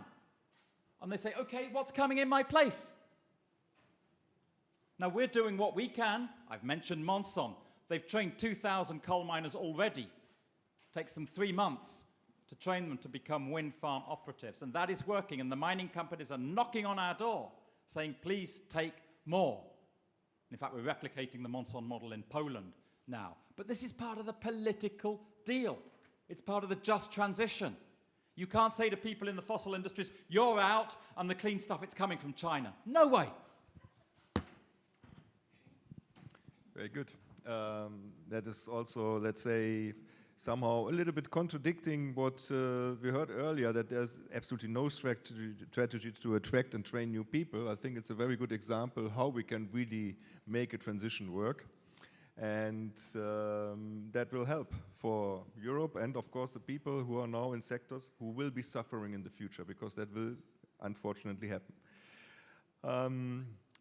Because I know, as I said, Giles will have to leave in a few minutes. Are there questions? So we have to run it a little bit differently. Are there different questions from you to Giles before he leaves? If not, then I would pass on to Christian. Maybe you can tell us a little bit about the challenges on the workforce market we are going to face and the transition we have in front of us. I can try. So I would perhaps zoom out a bit and try to take a look at some of the, let's say, mega trends that we're seeing in society. One being that we have a downward trend when it comes to the demographic development of Europe. We have a birth rate of 1.5. We would need to have at least a birth rate of 2.1 in order to sustain population at the current level. That means we're fewer Europeans. The second megatrend is the enormity of the green transition. Just a few figures for consideration. The tripling of the renovation rate. Let's imagine that we triple the renovation rate of houses compared to today. If we sort of ignore the issue of getting all those additional scaffolds and just look at the hands we would need to triple the renovation rate in houses, here is a very tangible skill challenge as well. The third key element that I think is worthwhile considering when we look at the big picture development of Europe is what's happening in the space of digitalization. We're seeing absolutely disruptive technologies enter into the space of all our work life. The Commission is grappling with how to deal with this. I'm talking about artificial intelligence and how that's going to reconfigure, reshape the labor market. You've heard this by now a million times that it's going to replace people, it's going to replace job functions. Well, somebody said it might not replace, you might not be replaced by AI, but you might be replaced by a person who is very capable in using AI for his job. We need to think about those three major developments when addressing the skills challenge we have. We have an absolute lack of people doing what Giles was just talking about, building the turbines, continuing to let's say, position Europe as an excellence center in, for instance, wind turbines. We need the demand for that, but we also need hands and people that come into this sector. The same is the case for the solar industry. We're looking at a tripling, quadrupling, quintupling of the deployment. So we need people with tangible, concrete skills that are able to slap solar panels on top of roofs. We need people that are active in a whole range of areas, all those hands that are going to triple the renovation rate of houses. So the picture I'm trying to paint here is that the energy transition requires technical skills and lots of people with technical skills that are different than the technical skills that many people have today. Giles talked about the coal industry. We see the same in when it comes to installations of equipment in houses. The standard installer will tell you a gas boiler is just working great. I've done that 1,000 times. Well, let's remember where the gas comes from and where we want to go. We want to have less gas in our system, and we don't want to reproduce that system. So those people need skills, and they need to understand how you install a heat pump, electric heat pump. So there's a huge reskilling effort, but at a technical level. And the last thing about the AI, what's that bringing to this equation? Well, it's in a sense an opportunity because what that's going to do is basically replace some of the need for white-collar workers. If we can do 3 times as much, each of us, because we're using these technologies smartly. Maybe we don't have to channel so many of our young people through university. Maybe we need to think in a different way about how we educate people, give them deep digital skills, but also give them skills with their hands, because all other things equal, that's going to be much more difficult to replace also in the longer term by AI, because if you have a set of technical skills combined with strong academic/digital skills, that's a very attractive, let's say, combination. So those megatrends should be kept in mind when we craft our strategy. I think there is a strategy for skills in the EU, but it's one that's let's say been a bit on the back burner, and it's as everything trying to cover everything. We need to focus it much more towards this task, to this big societal project we have, and we need to tie the connections between EU level initiatives and strategies much better with the national education systems. After all, this is a national task. This is where the vast majority of activity is happening. This is where the vast majority of budgets and people and resources are present. So this is let's say this is a connection we need to make, and I think what we can do at the EU level is to have the strategic conversation, loop in the unions and the like, to make sure that we have a common understanding of what skills are needed for this transition, and then we could do a little bit of seed funding. But at the end of the day, this is a big effort that needs to be made in member states. Thank you. Okay. Well, maybe we can elaborate a little bit on that, and allow me a little bit of self-marketing for CRE, because we are having right now 3 initiatives actually running, which are partially EU funded, partially by the Romanian state, which are tackling this topic. One is a Cyber Seas project, which is addressing multi-stage cyber attacks, and in there is also a special part for training employees. It's run by the engineering, so consortium leader is engineering from Italy, and CRE is a member in there. We have EDI, which is education for the digitization for energy, which also addresses the education for employees, and we're also involved in Digital for Energy, where we are training or hoping to train people from SMEs for the future challenges for the digitization of workplaces. So there are things happening, but do you have the impression that it's really enough what is coming from EU level, and partially then also, of course, from national level, I agree, in order to sustain and to make this really huge change for the whole sector feasible at the end of the day? I definitely don't have the feeling that enough is being done, and I think it would be definitely something for a new commission to take up to clarify the direction much more in this space. But as I said, as with many other things, the challenge is that the big bulk of resources and the actual work is happening in member states. So it's about tying that connection, or making that connection much more strongly. And one more question, the new energy market design everybody's talking about, or electric should be very close to it. So where are we? What's happening? Oh, that's a quick one. I'll solve that in 30 seconds. No, I was, maybe I can just, with a little bit of a punchline. I was discussing with one of the group CEOs earlier this morning, and trying to explain what's actually going on. We had this, reasonably focused reform. You could call it a facelift of the market, and then the entropy of politics set in, and the parliament comes up with 1,000 additional cuts they want to add to this facelift, and before you know it, the outcome might be a Frankenstein monster. So that's a little bit where we are.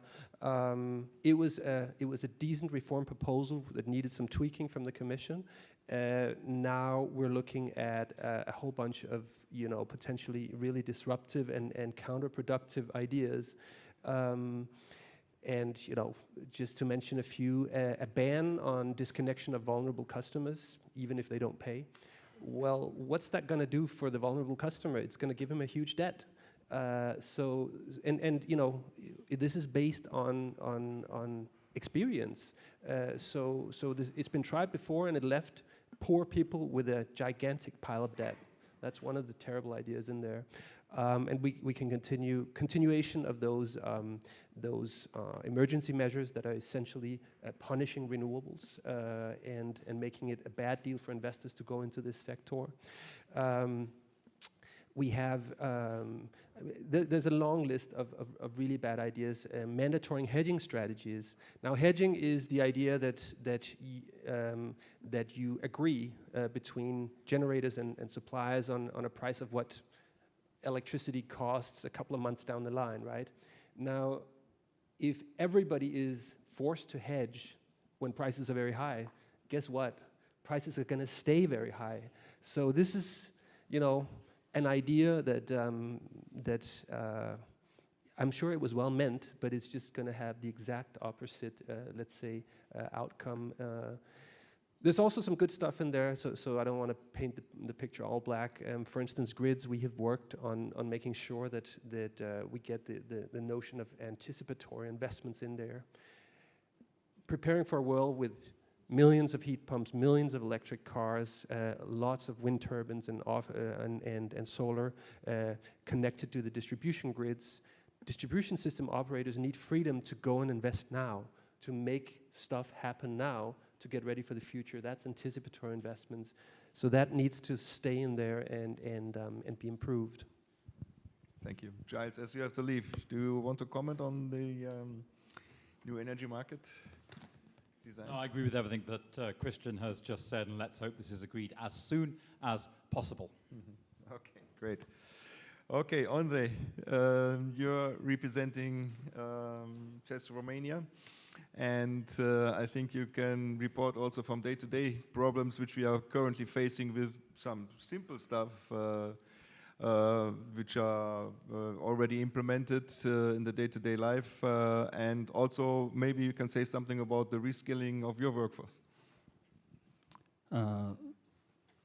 So first of all, thanks for the event. I have to say, like, for me, this event is always somehow refreshing of what is, let's say, what we are dealing with in Romania versus where the EU is heading. So this is something which is, let's say, really helpful.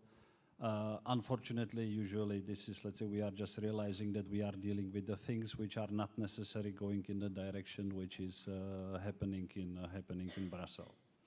It's what I was hearing today, which is like about the market model. It's how important it is to have long-term prices. How the customers and the producers should have the facility in order to fix the long-term prices in order to avoid some short-term price fluctuation.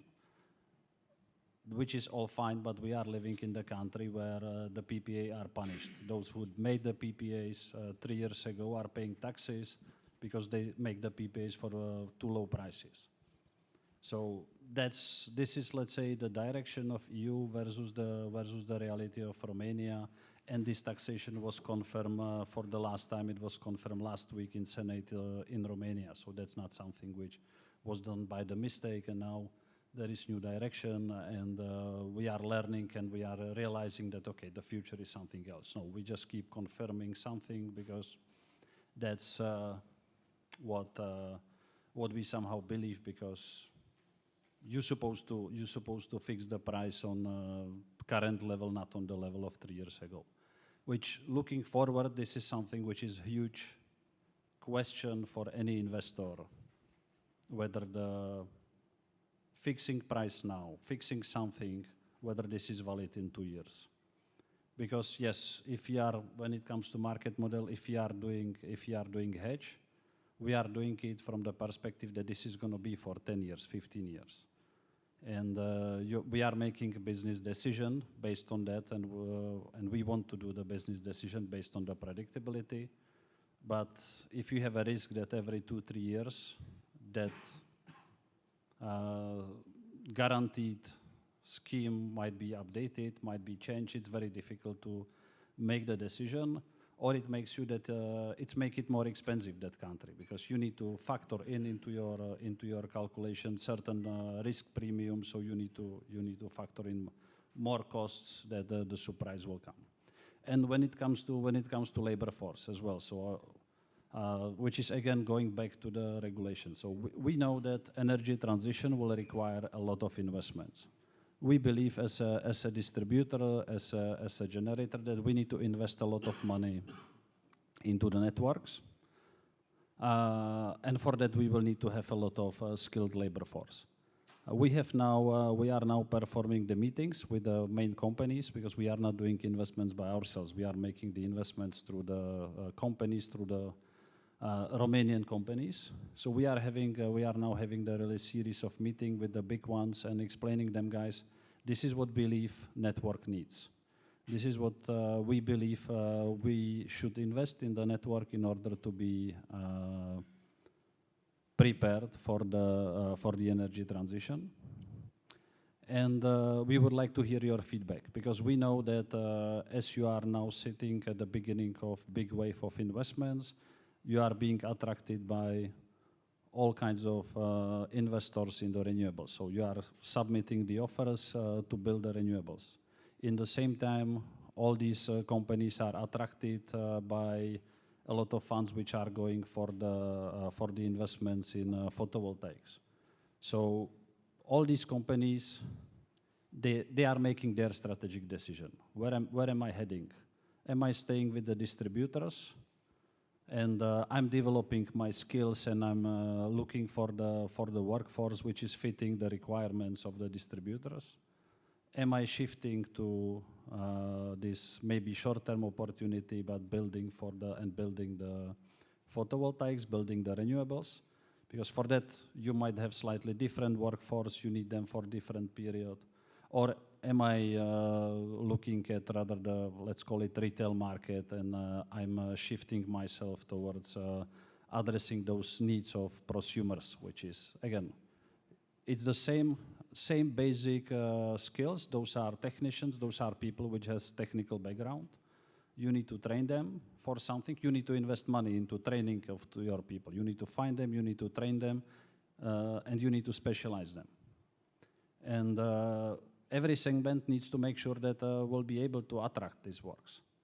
And what we are getting as a feedback from the sector is, yes, guys, we want to work with you because you are a long-term job. It's something which we can plan, but we need to have a visibility. If you want to increase the investments, we need to have a visibility that this is not happening next year, that this is something which is 5 years, this is 10 years. We would like to have the visibility. And as well, in the same time, we would like to really see the things happening, because we cannot just scale up, we cannot invest into the people, we cannot prepare ourselves, and then you are just gonna come that, okay, the regulator doesn't want, or authorities doesn't want the investments because this represents the costs in the tariffs, and we cannot afford to increase the tariff, so let's rather slow down. Yes. That means there are money invested which are gonna go in vain. So this is something which is really critical, and as we as a big companies are making those plans, there are plenty of companies which are the locally owned entrepreneurship companies which are now doing their strategic decisions. And we can share only our visions, but we don't have anything tangible on the side of the authorities. I really don't know. I know what we plan. We want to significantly increase the investment. So we are now investing roughly 300 million a year. We would like to go 700 plus. Ideally starting next year. But we need to have a response from the authorities, and we cannot have a response from the authorities in December for January next year, because we cannot do anything. We cannot build anything from 1 month to the other, as the labor force cannot be prepared from 1 month to the other. We need to have a really long-term plan, and we need to have a discussion about this long-term plan with the authorities, but as well with the business environment, because without them we will not be able to do it. And that's really something which I see as a key for the further development. The other thing maybe what I would like to address is really what's important is the affordability. We heard it in the first part from the authorities that we would like to invest in the nuclear projects. We would like to have those small nuclear things. which is good. We have to do it, but we have to as well put there and have in mind what is the cost of it. Because if you are discussing with those companies which are bringing the solutions, they will tell you that they need something like €100 base load price for long term. Households in Romania now are paying €50. So by saying the future is SMRs, and it might be solutions, I'm not questioning it, but then in the same time we are saying that the price of commodity needs to be double, otherwise it's not economical to invest into it. It's just pure consequence of those things, and we need to have it in mind, and we need to really discuss how to make it affordable, how we can address, let's say, vulnerable consumers, because there are vulnerable consumers and we need to address them. On the other hand, we really need to understand what all of these plans, how much it costs and what it's going to mean for the consumers in the long term. Because just saying that we have now crisis, energy is expensive and it will be cheap, but in the same time saying we will invest into new technologies, we will invest into new generation, while the new generation is even more expensive. The price of that is more expensive than what we are paying now, then it's not a solution. So that's something what we have to really as well discuss. And what I would like to invite everyone here is, as one of the outcome of this, I think we as a sector, we really need to put together how do we see the energy sector developing? What are the options? What are the strategic options? And have a debate among ourselves. So when it comes to electricity companies, producers of gas, really to put together our view and try to come with some scenarios how we can see it. Because otherwise we will never get it. We can just keep complaining that authorities are not delivering it. But on the other hand, if I ask my people how is the future in 20 years, it's difficult to explain it even from our perspective as well. We don't really know. We have best guesses. We believe in some directions, but it's not that clear as it might look. Thanks. Thank you. Yes, you mentioned also one important thing, that also the authorities are challenged actually, because we're talking about skill sets and skills which we need to have for our workers in the field, etc., and that it all changes, digitized, etc., etc. But I think also the challenge for the workforce in the authorities is challenged, because we need both on EU and also, of course, on national level, both for the policymakers and for the regulatory authorities, the right skill sets to write the right laws and to develop the right methodologies, because also there are new challenges from a political and regulatory point of view. And I hope that the authorities are prepared for this. But Varinia, you are in the middle of this with your expertise in the law field. Maybe you can explain it from your side a little bit, where we are from your point of view and where you see the big challenges right now. Thank you very much, and thank you organizers for the invitation. Congratulations for the 12th edition. I'd like to build on what was said before. Christian kind of gave us a high-level relevance on the scale that we have to ramp up our efforts at every level, and as you said, also administratively. As Giles said, there is now the political mandate, and in terms of policy making, so it's just a green light for the authorities to come out and draft and implement a set of policies that all work together in a coordinated manner. Indeed, it's very complex, and if we're talking about Romania, just to look at what is happening right now, and from the EU level, obviously the direction of travel is to incentivize renewables and obviously address the demand response and flexibility, but I will just try to focus on the renewables efforts. We have, according to the latest ANRE public statement, about 9 gigawatts, I think, of projects in ready to build, which have obtained setting up authorization. That is in a fairly advanced stage. And just to give you the full pictures, those projects are now seeking financing to go forward and start building. Now, we have a series of challenges for that. In order to have the full package for the financing in the current market, you need offtake arrangements. It's very hard to get financing in going totally merchant. So on Andre's point, you need, and also on the new market model point, we need more PPAs and CFDs. And then looking at the Romania PPA market, although they are permitted since May 2020 for new renewables capacities, it's been very slow. We have very little liquidity in Romania for various reasons. We had difficulty in predicting the price during COVID, then we had the crisis, then we had the market intervention, which it disincentivizes long-term contracting. The price discovery is very hard. One, because of the intervention in the markets. Secondly, because of the balancing costs in Romania are some of the highest in Europe. Last but not least, there is a limited number of off-takers. So we have at least these 9-10 gigawatts plus another 20-30, whatever it is on the making, in the permitting, various permitting stages, that are all seeking for a counterparty for long term. So on the other end, there's a finite number of takers, the industrials. Some of them we see now, especially tech companies or industrials, big industrials, wanting to enter into long-term PPAs, but they're not accustomed to it. It takes a long time. There is no practice in standardized frameworks for PPAs, so a lot of them are really bespoke.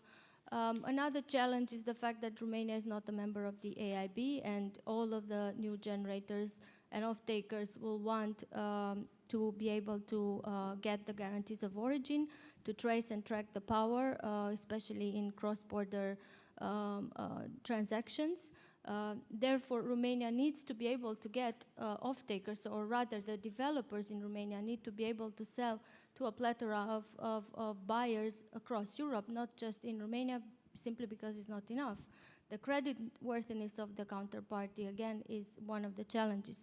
So looking at this, we don't have enough PPAs. In addition to this, we are much expecting the CFD. Obviously, there is green light under this temporary crisis and transition state-aid framework, which came up in March at the level of EU, incentivizing member states to promote CFD schemes for low-carbon technologies, especially solar and wind, for a duration of 3 years. So essentially, with auctions that should be rolled out by the end of 2025. That is great. We probably will see that the CFDs will become almost a norm in many countries. Already we see a lot developed in Germany and Portugal and other places. In Romania, they have to happen in a timely and efficient manner to be able to interplay with the PPAs. Because when the developers are looking at putting together a portfolio for long term, they need to have the physical or virtual PPAs and the CFD they need to put this into account for their entire portfolio. So if one of these cannot happen, they just don't have enough predictability. Okay, they have a good part is there is plenty of funds, EU funds that are coming through the modernization fund, but the CFD will not allow for double state aid. So the companies who will have benefited from modernization fund, they will be allowed to go to the CFD, but they will have to pay back all the money that they have received from another state aid source. So there's really a lot of elements that are making the life of the developers pretty complicated under the current regime. And all of these, in addition to this, it comes down also to the construction part, and I'd like to build here on your initial point on the supply chain, we also have those companies have now to contract long lead items, equipment, services. They keep the suppliers. It's a supplier's market right now. There is very little room for negotiation on prices, and the terms keep, the delivery terms keep being pushed for longer. So it is rather a conundrum to put all of these elements together to make sure you secure the financing and you have all the arrangements. And on top of this, you have the regulatory and legal interventions. And this poses the question, when do we go back? When is the good time to go back to a deregulated market so that long-term trading and hedging is incentivized and more predictable for the investors. And last but not least, generally the market faces other challenges such as the grid availability, the interplay with the other industries, the transportation and other industries that have to be worked around, the competition with new technologies that are coming in and want a market share, the offshore wind, the CCS, the hydrogen, and so on. I think in conclusion, it's, I mean, obviously building on Giles' point, we do absolutely need CFDs. I think under the current appetite and the volume of projects that are being on the market, if we are to see at least some of them, and somebody here suggested a 15% rate of success, even that rate, if we are aiming to get that, we need some instruments of long-term revenue stability for this to happen alongside all of the other things to drive political, legal stability, and a very good administrative capability. Because all of these elements, especially on the CFD, there is a lot of need of administrative capability for putting together the right resources to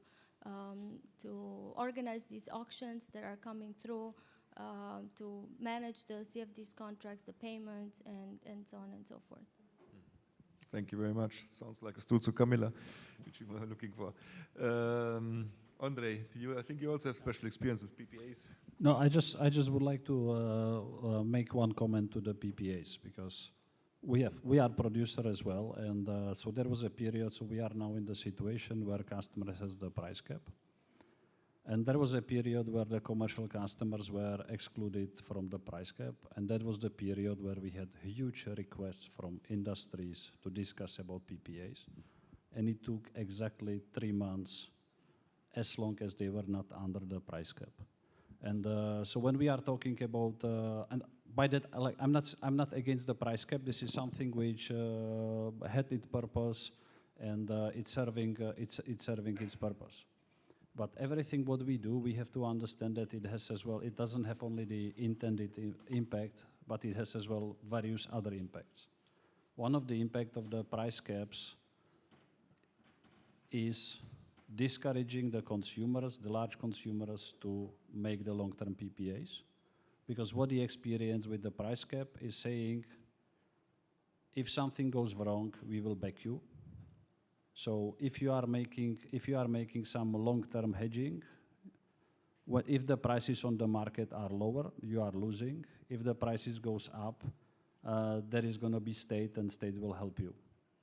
And so then the risk for the industrial consumers is not balanced. So for them, the right decision is not to make the long-term commitments, because you can be losing, and in the moment you can benefit from this long-term commitment, someone comes and protect you. So you are in the worst condition compared to your competitors, because these competitors are going to be supported potentially by the price caps, while you are not, because you made the right decision, but you are not benefiting in the time when the market goes in the let's say, wrong way for yourself. So this is something which as well is very important to have in mind, and that's something which really showed during this period very clearly.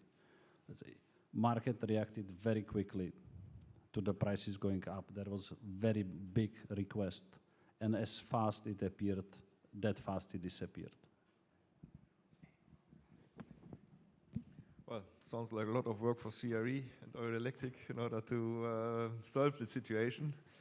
How do you see the Romanian involvement in Eurelectric, and what can we improve in order to better bring the Romanian position into Eurelectric? Well, that's an interesting one. Well, I would say first off, we have had and continue to have good cooperation with Romania. That doesn't mean that it can't improve, but I would say, without knowing too much about the landscape in Romania, it seems to me that there are many different associations. But I think Andres will know better. So the question is, how do you make sure that you have a strong, unified voice? I think is a key thing to consider. Yeah, I think I'd leave it there. Okay, great, thank you. Yes, I would agree with you. Are there any questions from the audience to the participants of the panel? Frank.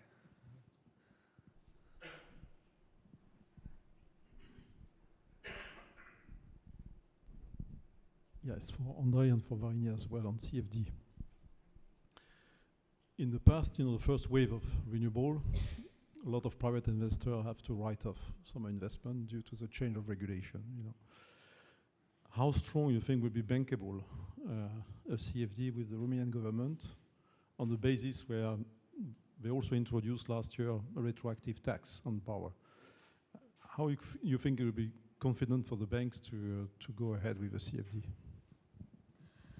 Well, thank you for the question, Frank. I can only speak, obviously, for myself as a consultant to the ministry in putting together the legislation for the CFD. We have highly recommended and drafted a change in law clauses, so protections for contracts that will benefit from contracts for difference, to be shielded from legislative intervention in the future. But this obviously cannot be guaranteed over the course of 15 years how this will play out. We hope that we will not have any negative surprises, but generally we feel like CFD is probably a more balanced mechanism compared to what we had before, feed-in tariff for green certificates, and to the extent that the legal framework will provide for the change in law protection, I think it should be quite investor-friendly, let's say.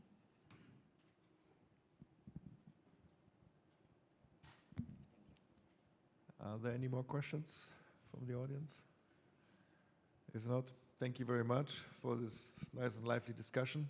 And in 2031, so the first year after 2030, will be the 20th Romanian Energy Day. And I'm curious how the situation and landscape will then look like, and how great Europe and the Romanian market will have developed. And I think we will do everything in our power together to get to a very good result. Thank you very much. Thank you.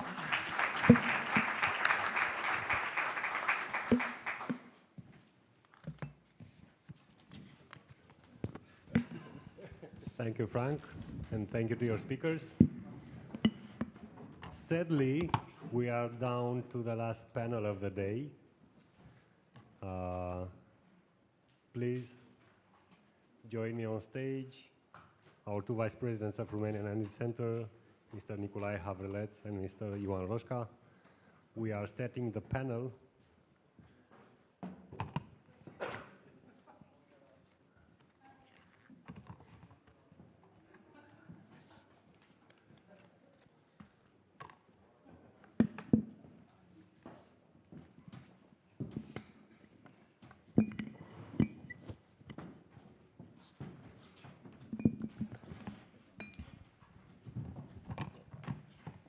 I will ask the panelists, because it's supposed to be a debate, just to take a seat and relax, because the last panel, it's always supposed to be discussion panel, a debate panel concerning the Romanian energy sector.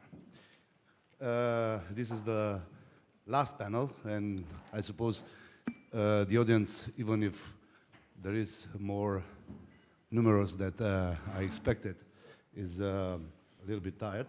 That's why we're not keeping you more than 3-4 hours here, and then we will finish our debate asking you to be proactive and to be involved in our discussion.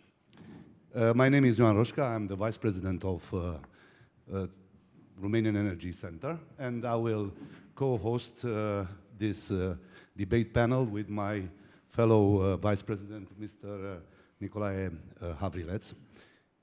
And this panel is reflecting the entire value chain of the energy sector. We'll have policymaker, production, distribution of energy representatives, energy services companies, professional association. Just before starting, let me make some remarks about how our edition of Romanian Energy Day evolved. First of all, at the beginning, I mean, in the first edition, there were totally disconnection between the message from the Brussels representative with the local energy sectors. There were people from the Romanian energy sector who didn't understand what the Brussels guys are talking about. But now I've seen that we are very, very much connected with the Brussels targets, policies. Even we have made some step forwards in some areas, as you have seen in the previous panels. Second, it was a custom at the end to have a discussion about Romanian energy sector, and always at the first edition, this kind of debate finishes with some harsh words speaking directly in Romania. Not is the case now, and I'm very, very happy. And third, in our first edition, and I'm not very happy even now, but some changes were made. The message from politicians to the sector, just because they were said in the first panels, in the first key speeches, were always sent to the receptors, to the sector representative, energy sector representative. And unfortunately, at the end, the message from the energy sector to the politicians was not so simple to be sent, just because always the politicians left the room after their speeches. Now it's not the case, because I've seen some policy Not makers. all of them. No. Thank God I'm talking about not the existing edition. Now I've seen some policymakers in the room, and we have also we are very happy to have also a policymaker representative from Romania in the panel. So we all know the very ambitious targets and policies defined by 23 climate and energy framework. We know the provision of European Green Deal framework, and as well the Repower EU strategy. But what is the case in Romanian sector? I will refer now to a document released by Romanian government last year, month, in May 2023. And the name of the document is Neutral Scenario in the Long-Term Strategy for Greenhouse Gas Emission Reduction, which is a discussion document, and it will be then adopted. And this document provides the targets to enable climate neutrality by 2050. And I will quote some of these targets. There will be a 99% decrease in emission until 2050, and 78% in 2030. It's somehow, it looks like it's very, very demanding, but we have to have in mind that in 2019, this percentage was more than 68%. The underlying targets ensuring the neutrality objectives includes 89.9% share of renewables in the final gross consumption 2050. That means an intermediate target of 36.3% by 2030. 45% decline in final energy consumption by 2030, and around 98% share of electric vehicles and hybrid by 2050. And target for 2030 is 45 to 50% in 2030.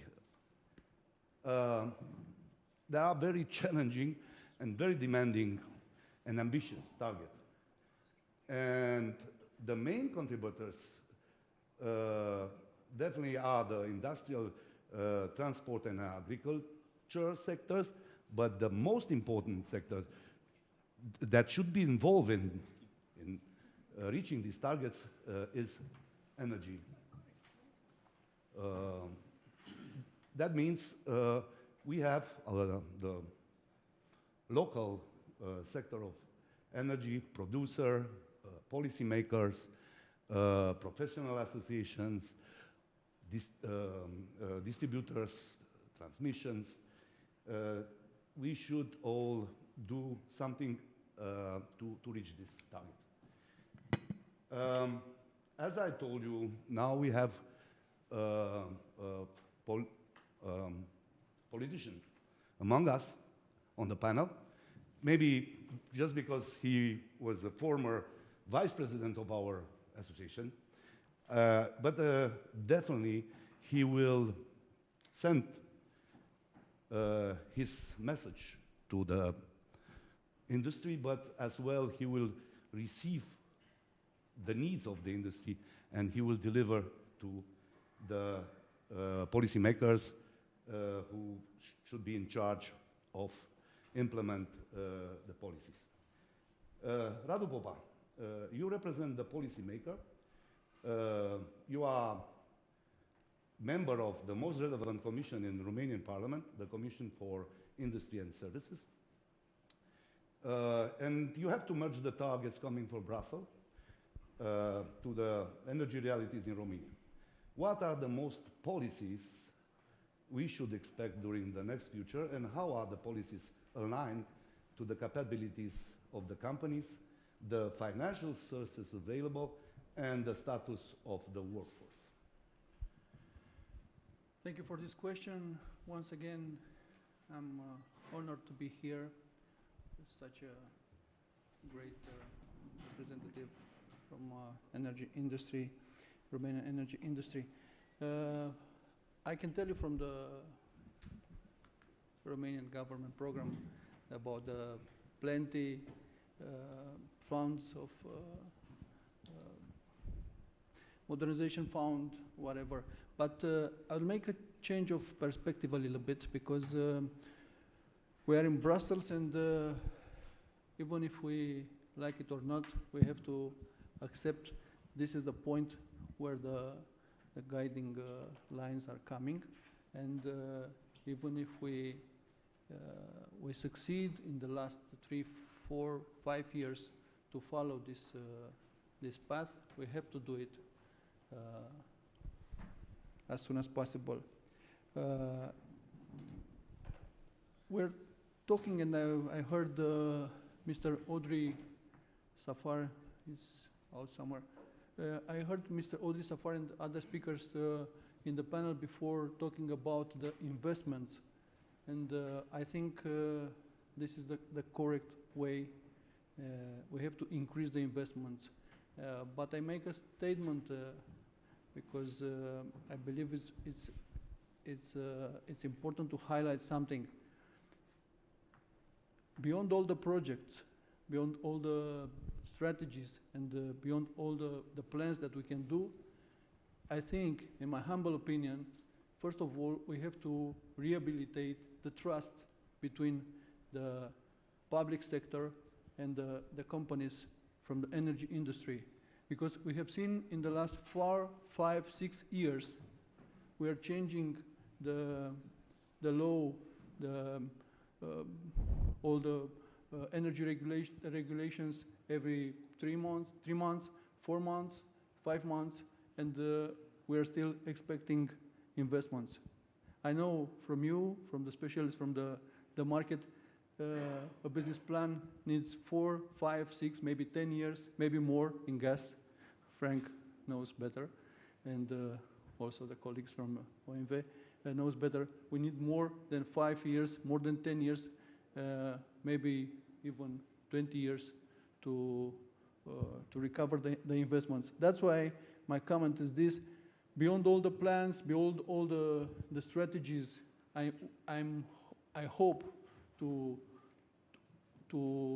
catch the day, to reach the day with the new government, with the new energy minister, to change this perspective and to rehabilitate the trust. Because first of all, we have to put together the main specialists in energy industry, the best politicians, and to fight together, even here in Brussels and in Romania also, to push forward the energy sector.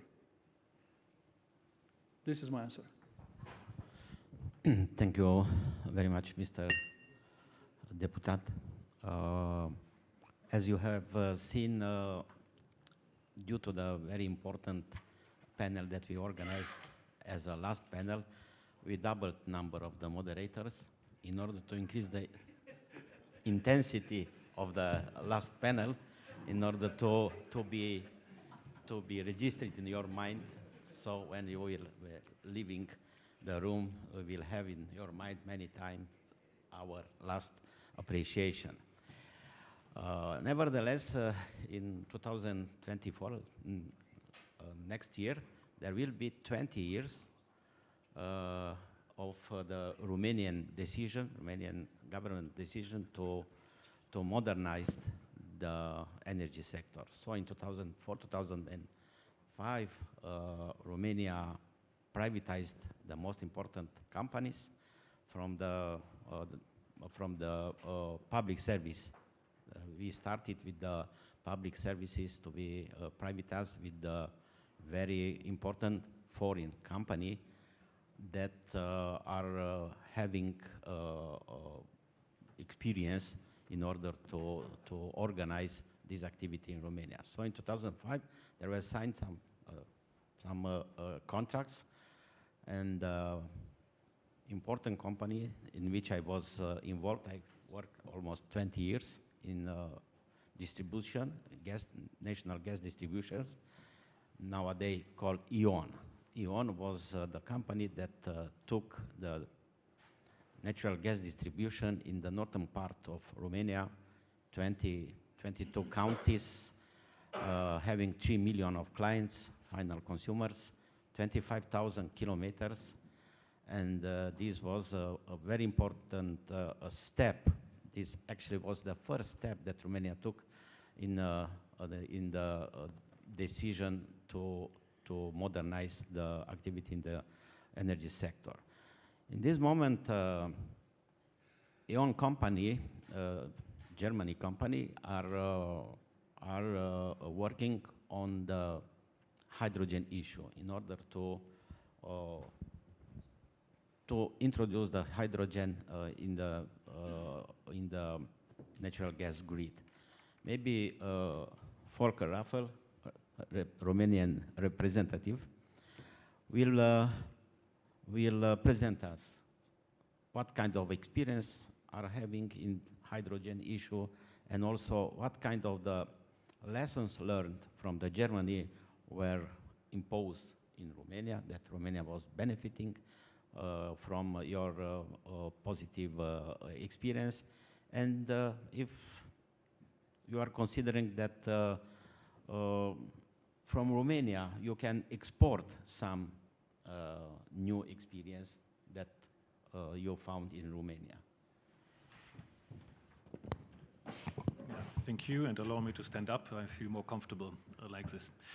I could repeat now many of the sentences from all over the day, what we did great in the last year, that we overcame the crisis, but I will not. In order to make it easier for you to judge how long I still will talk, I have 2 personal stories and 3 difficult messages. So the first personal story is, thank you, Nico, for reminding me, exactly in 2004 I was coming for the first time to Romania, and salaries still were paid into the hand at the casseria. To pay your electricity bill, you had to wait a full day until it was your turn and until you could pay just your bill. And then another day to pay your gas bill. So the first steps, as E.ON we did, we combined the sectors, was, okay, you could queue twice, but in one room. That was the first advantage we introduced. I wanted also to know how it goes if you want to have a new connection. So for this, you needed another counter. I went in a counter somewhere backside of the court, and I was looking, and it was a counter like this, very small, and somewhere here. Then I was trying, what do I need to do if I want to have a new connection? A new connection? Why do you want to have one?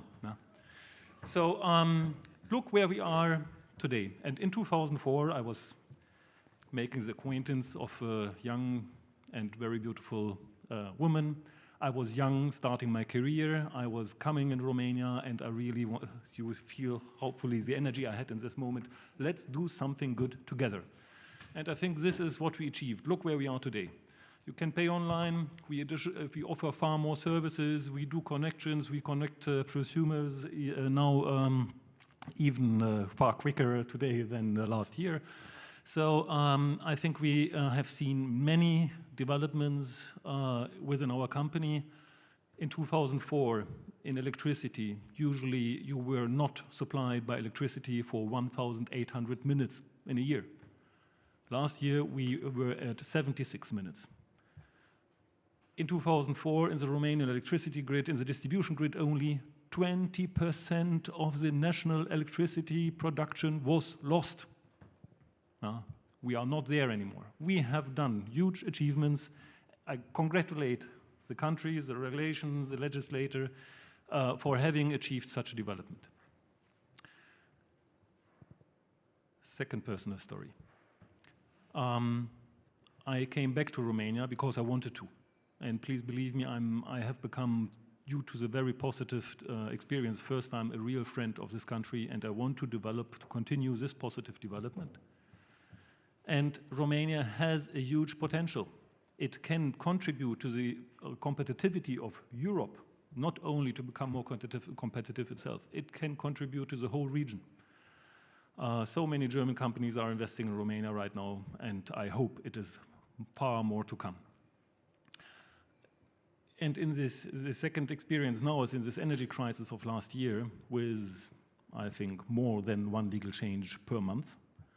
9 changes in invoicing and 16 legal changes in 14 months. We finally have come to a certain balance. And my experience in here is we have shown that distribution is a critical infrastructure. There is no way around it. The whole energy sector, the whole gas sector cannot work without distribution. And the second thing is also sales is a critical infrastructure. We realized it, or I realized it even more when I was reading in the newspapers that one company is almost going to bankruptcy. And I've seen it in other countries happening. These companies were saved finally by the state because there is no other option. These companies, the suppliers, are collecting the money, only 1 or 2% for themselves, but the rest is going to the producers, the transmission, the state, taxes, everything. So that's a second-person experience. It is critical infrastructure, and there is no way around it. So if we want to make now Romania to be a success, and the option is there, we have the potential, and it can really be a success story, then please listen also to my 3 critical messages. Number 1, it was an unprecedented crisis, and I was full of understanding that also politicians had to do very difficult choices. I understood that the government needed to intervene somehow to protect vulnerable customers. And I also understand that if you set up a certain scheme, you need some ramp-up time. This time, from my point of view, is now over. The Romanian state today owes us more than 1 billion lei, which is more than 200 million euro, which is overdue according to Romanian legislation. I'm not asking a favor or subsidy or whatsoever. I just want now the Romanian state to respect the law. And if you want us to invest so much money, and I'm now on the brink of submitting an investment plan for the next 10 years, and I'm really decided that I want to submit an investment plan which is doubling the amounts from the past, again, because the energy transition is not waiting. If you want me to commit to an investment plan, I'm still missing 1 billion lei. As I said, I was full of understanding until now, but now I have to say this understanding ends, and it ends very soon. I'm not going to commit to investments if this is not solved. I have hope that it's going to be solved soon, but it must be solved. Second, I recently was having a bottle of orange juice, and for fun it was written on it, shake it before you open it, not afterwards. And I think this is also a relevant story for the market opening or reopening or however you call it. For instance, just one example, we decided before this energy crisis not to serve big customers anymore because big customers just have the option to leave any contract after 21 days. So if I am supposed to hedge something, to make a CFD or PPA or whatsoever, I need to take a decision that I bind myself to buy something in order to be able to sell it. But if my customers can leave after 21 days, why should I do so? It's easy. There's absolutely no reason to do so. So this is just an example to show that we need to fix the basis and we have to repair the basis for an open market before we reopen it. I want to have an open market and a functioning market according to the European principles, and I think we are going to be able to do so. But first we have to think about it and then to open it. And therefore, please do not do very short-term, unexpected legal changes, but let's have a dialogue first together. And the third one is more difficult, maybe even to the European level. The whole day we heard about electrification and heat pump and the maybe future of gases or not. And now recently I was reading an eco-design guideline draft, which is saying, let's forbid gas boilers starting latest 2029.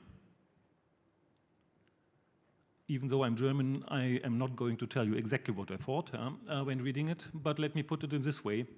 Are you serious? The German government just learned this spring the lesson that forcing millions of inhabitants to invest 30,000 euro each of them for a heat pump is a social problem. Can you imagine to force Romanians to do so? I know that heat pumps are something great. I like to sell them, we offer them. It's a very good thing if you build a new house somewhere where there's no gas. Use an electric heat pump. It's great, it's efficient, it's good. If you come to a Swedish person and you want to invest in a new heat pump, he says, thank you, you are relaxing my grid because you use less electricity than before. That's not the case in the German grid, and that's not the case in the Romanian grid. A friend of mine, living in a flat in Bucharest, wanted to have a heat pump because he thought it's good. And then he asked, but the heating system inside the apartment is not made for heat pumps. The electricity grid bringing the electricity to that house is not made for heat pumps. The electricity grid inside the house is not made for heat pumps. The power of a heat pump cannot be supplied into his apartment. What do you want now a Romanian citizen to do? To build a heat pump, 30,000 euro, to build a new transformer station for himself, to build a new cable up to his apartment? Is that serious? So my message here is the situation in countries is different. And the European legislation, I fully understand the direction, and I fully understand also the ambition to be net zero, but we have to take care to allow the different starting points of the different countries, because one size does not fit all. Thank you very much.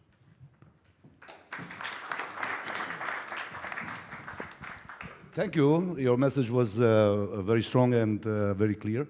Hopefully the receivers are as well hearing your voice. And for sure, they must. And I will take the opportunity to refer now to another so-called strategic investor, Engie, who is involved in gas and electricity, is a fully integrated supplier of both electricity and natural gas. Your business covers in Romania mainly the gas infrastructure, but I think you'll have as well facing the same problems as E.ON and as CEZ. So what do you think that there will be your challenges and the opportunities for the next period of time, having in mind what everything was said before? Yes, thank you for the question. I will try to be more brief since all the main messages have been spoken here, and to elaborate on what Volker had said. I have one main message, not three, but only one. And this message is we need to have a loyal, open collaboration with the state. All that the state means, authorities, ministries, parliament, and so on. And I'm very happy to hear this morning the minister saying this thing. I'm happy to hear Mr. Radu Popa once again underline this. For me, beyond all the problems, all the colossal challenges that we are facing in the energy sector, this is the main point. We don't want to have laws that are changed every month. We don't want to have laws that we saw in the official journal at the end of 1 month, applicable starting 1st of next month. And this can be done with an open and loyal discussion with the authorities. This will provide us solutions because no one have the solution for the new challenges that we're having. Not us, not the decision makers. We are looking for them. For instance, we are looking at the Repower EU and the first measures that are mentioned there to replace 80 billion cubic meters till 2026, 50 billion by renewables. 17 billion by biomethane, which was not mentioned today, and I don't know, 13 billion by reduction of the consumption. These are colossal challenges. We have to understand that, and at least we don't know if we will achieve those figures, even if all the discussion, all the drafting of the regulation will go very good, but at least we are obliged to do so. And I'm speaking as an old guy that worked in the regulation of energy for quite time now, and I can honestly say that this is the main problem that we have to address, and the rest will come, but this is the main issue for us. Thank you. Thank you so much. And now from the challenges and the needs from the part of the distribution company, let's go to a very successful in the last years producer, Hidroelectrica, who is the largest producer of electricity, hydroelectricity in Romania, and who was very successful in the last years due to the opportunities, let's say like that, of the crisis, and who is now in a process of an IPO on the London and Romanian Stock Exchange. And it seems that there will be one of the biggest privatization IPO in Romania for the state-owned company, even after my company, who I lead to a successful IPO in 2014. That's it, time passes. And I will ask Mr. George Marius Tonuc just to give us the state of the IPO process and some information about the IPO. Maybe we will find some investors around here. And also, if you can give us some of the future plan of this great Romanian state-owned company. Hello, everyone. Thank you for the invitation. First, I need to make a correctment to what you say. The IPO, it's only for Romanian market, will be held only on Bucharest Stock Exchange. As you probably know, one of the shareholders, Fondul Proprietatea, it's offering for sale up to 1994 of the shares that they have in Hidroelectrica. The IPO is ongoing. Now we are in the most important phase of the IPO, that is find the investors. So let me invite you all to invest in Hidroelectrica until 4th of July, when the subscription will end at 12 o'clock Romanian time. The subscription started last Friday. What I can tell you as public information is that the slot for retail investment, like general public, it's almost sold out. The value of the shares bought are somewhere around 1 billion lei. The slot was for the retail investor was 15% of the shares offered for sale. It's a lot of interest in that IPO, of course. We all hope to have success and finalize this project, expecting that the admission and first day for trading in Bucharest Stock Exchange will be somewhere around 12th of July. For this IPO, the company publish a prospectus. You can find it on the company website as well as the Bucharest Stock Exchange website and Fondul Proprietatea website. You'll find there everything that you need to know about the company, about the plans, the investment, the payoff policy that is very important, and as you probably know, it's up to 90%. This year, I think the payoff was amount around 3.4 billion lei. Of course, all the main projects are on the website. The company intends to invest in green energy, first to finalize, if it's possible, the hydro projects. And from all the projects that we have, I just mentioned one here. I find it interesting and new for the company. The company now had an idea and make a joint venture with Masdar in order to use the lake surfaces they are operating, and to do that, they want to install some photovoltaic park on the lakes. If you have a decision, don't forget to invest until 4th of July. Thank you.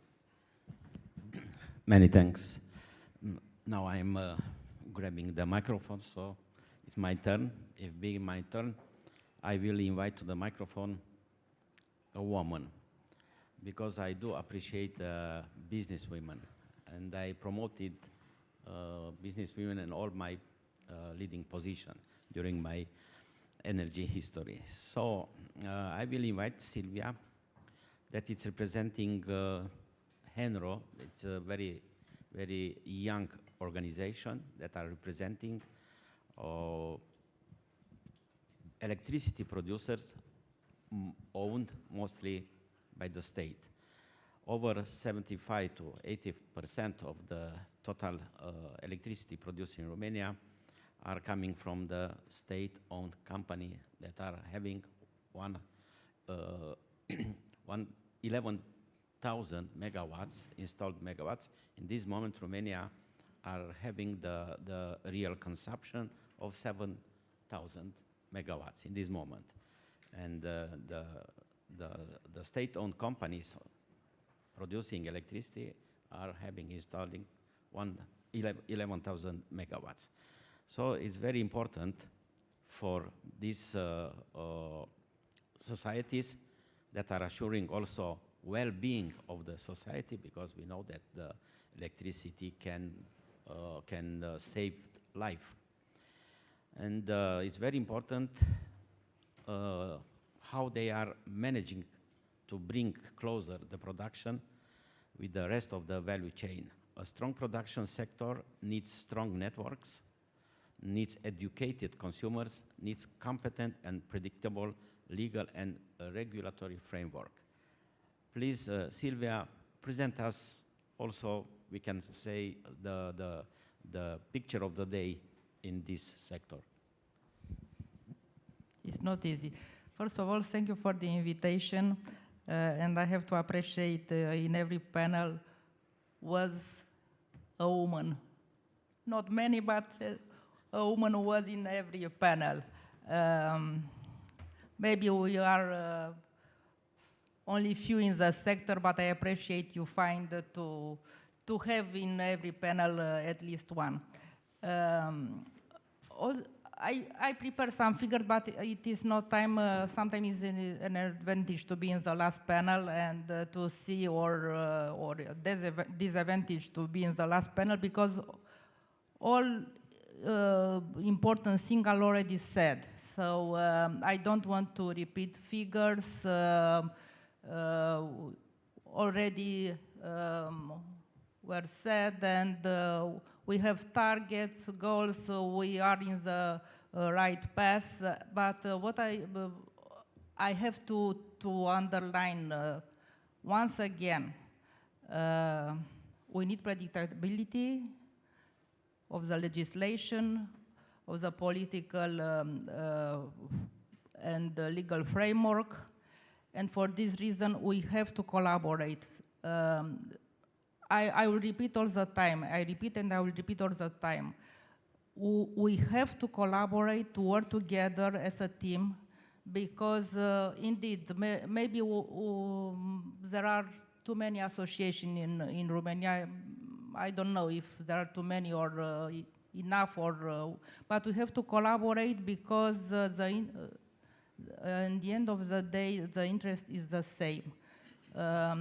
We have not forget for who we are working.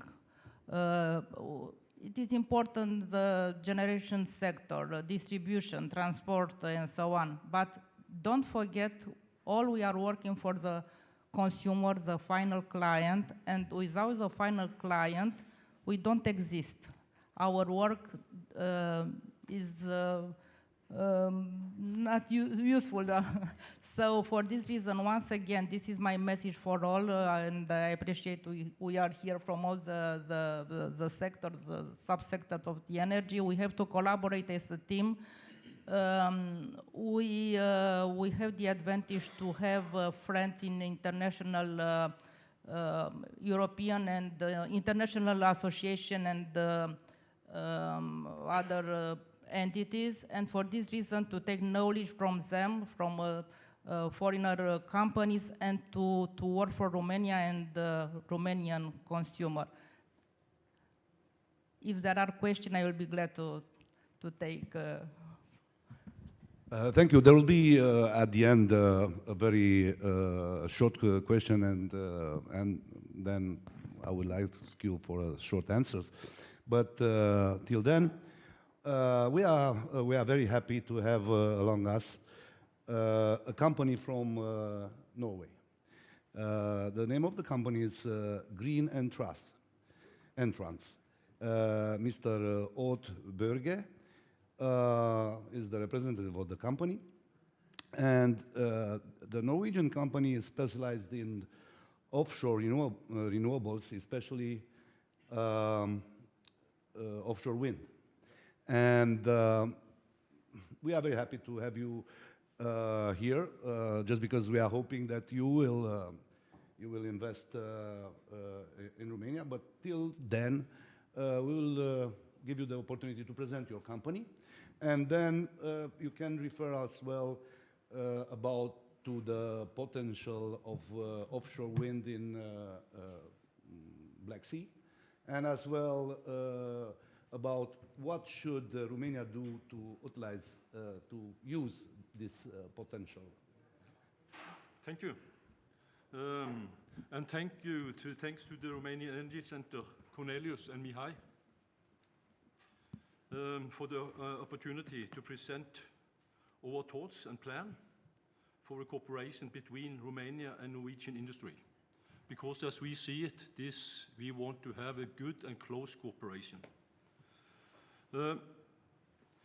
We have informed the State Secretary in Norway about our intention, and he is very positive. Perhaps we should ask him, but with his Norwegian company Statkraft, to invest in hydroelectric. Why not? No, yes, I will tell him next time I meet him. So that is a good opportunity, because they have power, they have power plants, water power, and so it's the mix what you are doing, and that could be a very good opportunity. But at least next time I meet him, I will present this opportunity. Yeah. This winter, we were invited by the Romanian ambassador, and this was he was informed by the Norwegian sister organization to CRI, and this led to a successful visit in Romania this spring. And our investigation so far showed that our technology was close to perfect for the wind opportunities in the Black Sea. And in a period, I felt like the fox in the hen farm. The opportunity was so great. But then we were discussing with the political system about the legislation processes and 10 years ahead plans. And for me, well, we like to have it green, and we have to have it fast. So I also believe that the opportunities for Romania to also have these funds and opportunities in the EU community, and also to help the EU by producing more power, would be the timing is of importance. So, but again, the legislation has to be, and we are also looking into how we can be of help, but that has to also to be in the form of cooperation.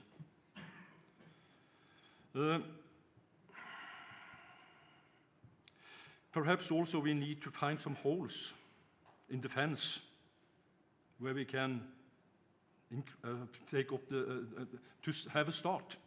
As I will tell a little bit about what we did in the Philippines. But there we find a way to get this started. And you don't always need to start with 100 turbines. You might start with some few turbines, and then you can have step by step, building it out step by step. I will come back to that a little bit in my presentation. And Mihai, you give me 8 minutes. I plan for 30, but I will see what I can do. So in the screen, you now see, if you just go back for a second, no, not the other way, you see two opportunities. The left is our wind turbines. On the right side, we have the possibility for a green for the petrol opportunities, because this is also a possibility that the oil and gas field can be powered by the wind farms, and also this type of petrol is also very cost effective. I'll come back to that a little bit later in the presentation. Yes, please go further.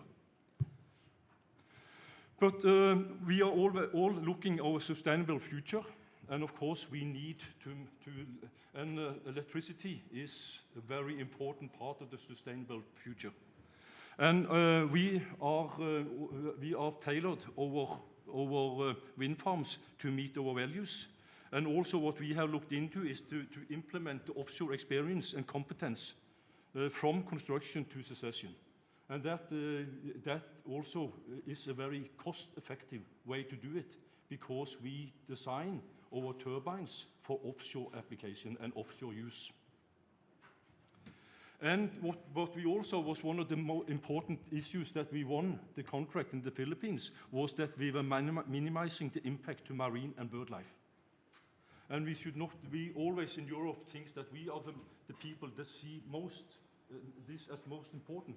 But in the Philippines, where there is thousands of fishers that need to fish close to the turbines, that is of extremely high importance. Yes, just continue. What we are looking into, that our basic design and our technology gives the opportunity to have bottom fixed turbines above 50 meters. And that opened up an extremely big market. And also, as you will see later in my presentation, that is perfect for the Black Sea and also the part that belongs to Romania. But the whole Black Sea on that has a big potential, and that lowered the cost and also the efficiency. But in the EU, if you just go to the next page, text for the EPG study shows that only 22 gigawatt could be installed as fixed turbines. But our comments to that study is that if you're using the technology that we have designed, you can go up to a water depth up to 120 meter, even 150 meter. But for now, 120 meter. And the most promising area in the Romanian Black Sea is that this is between 60 to 100 meters. So that means that, and it is even the best wind opportunities. So the conclusion, as we see it, by doing that, you can go up to 65 gigawatts and to a much lower cost. So if you just continue. The offshore wind power industry pain, that this is the cost. The offshore wind is is as it is per day, is extremely costly, and especially if you're going to floating turbines. And you have, but also because of the maintenance it becomes quite expensive. So we need to lower the cost, and our technology don't need big vessels for maintenance. So there is a lot of advantages with this technology. And we means that our technology that can, and also you can also delivery chains. We have to open new delivery chains. And our delivery chains is mainly in Europe. And we also see the possibility for the industry in Romania that can take part not only in the construction in the yard, but also on the construction of some of the vital parts. Yes, just continue. What you see here is how we built and installed our turbines. You see, this is one unit that is designed as one unit, not as a turbine and the steel part. This is one turbine that is built completely onshore on the fabrication side. It is towed out by a barge and a medium-sized supply boat. That saves cost, and it also gives much more flexibility. So you see, we install it with suction anchors. That is all the sea bottom is in the Black Sea is also very good for that type of installation. And all the EMR and modular replacement can be done with a small supply boat. We don't need any high lifts. We have installed a small lifting equipment in the turbine itself, as we will do in the offshore industry. So we are taking in this experience and fit it into our solution. And for the removal, it is as easy as it is to install. What you see here is what we will start in October, November. The project will start at the Philippines. And there was also this speaker that was mentioned, the grid situation. As it is also the Philippines, you have also to increase the grid and the system to transport the power. And we start here with 48 megawatt, and then we have 4 steps. So the total future capacity will be 300 megawatt, and we have done this in cooperation with the grid owner. And we have also are looking into Ekofisk wind in Norway. That is a possibility for electrifying the existing oil fields. So that is also what I talk about. That is also a possibility here in Romania to use this offshore possibility to electrify the offshore and also have a green opportunity for the petro power. What you see here is the Romanian energy production area. Now I see that one of the red line has missed its position. But if you see the two red line in the left, to the left, you see that this area is approximately the same as you also see the wind for the wind farm area. The reddest part is the highest wind. And if you also see on the depth, you see that there is quite a lot of smaller oil and gas field. That is also a possibility to exploit and also have for the gas and oil reserve. That can be a very green development. And if you see, if we use a step-by-step development in Romania, we can start, for instance, with 120 megawatt, future steps, 40 turbines, 480 megawatt, and also then you take down the pressure on the delivery chain. If you please continue. So, collaboration with Romanian industry, the offshore wind energy opportunities and green oil field production in Romania, and thereby EU is huge.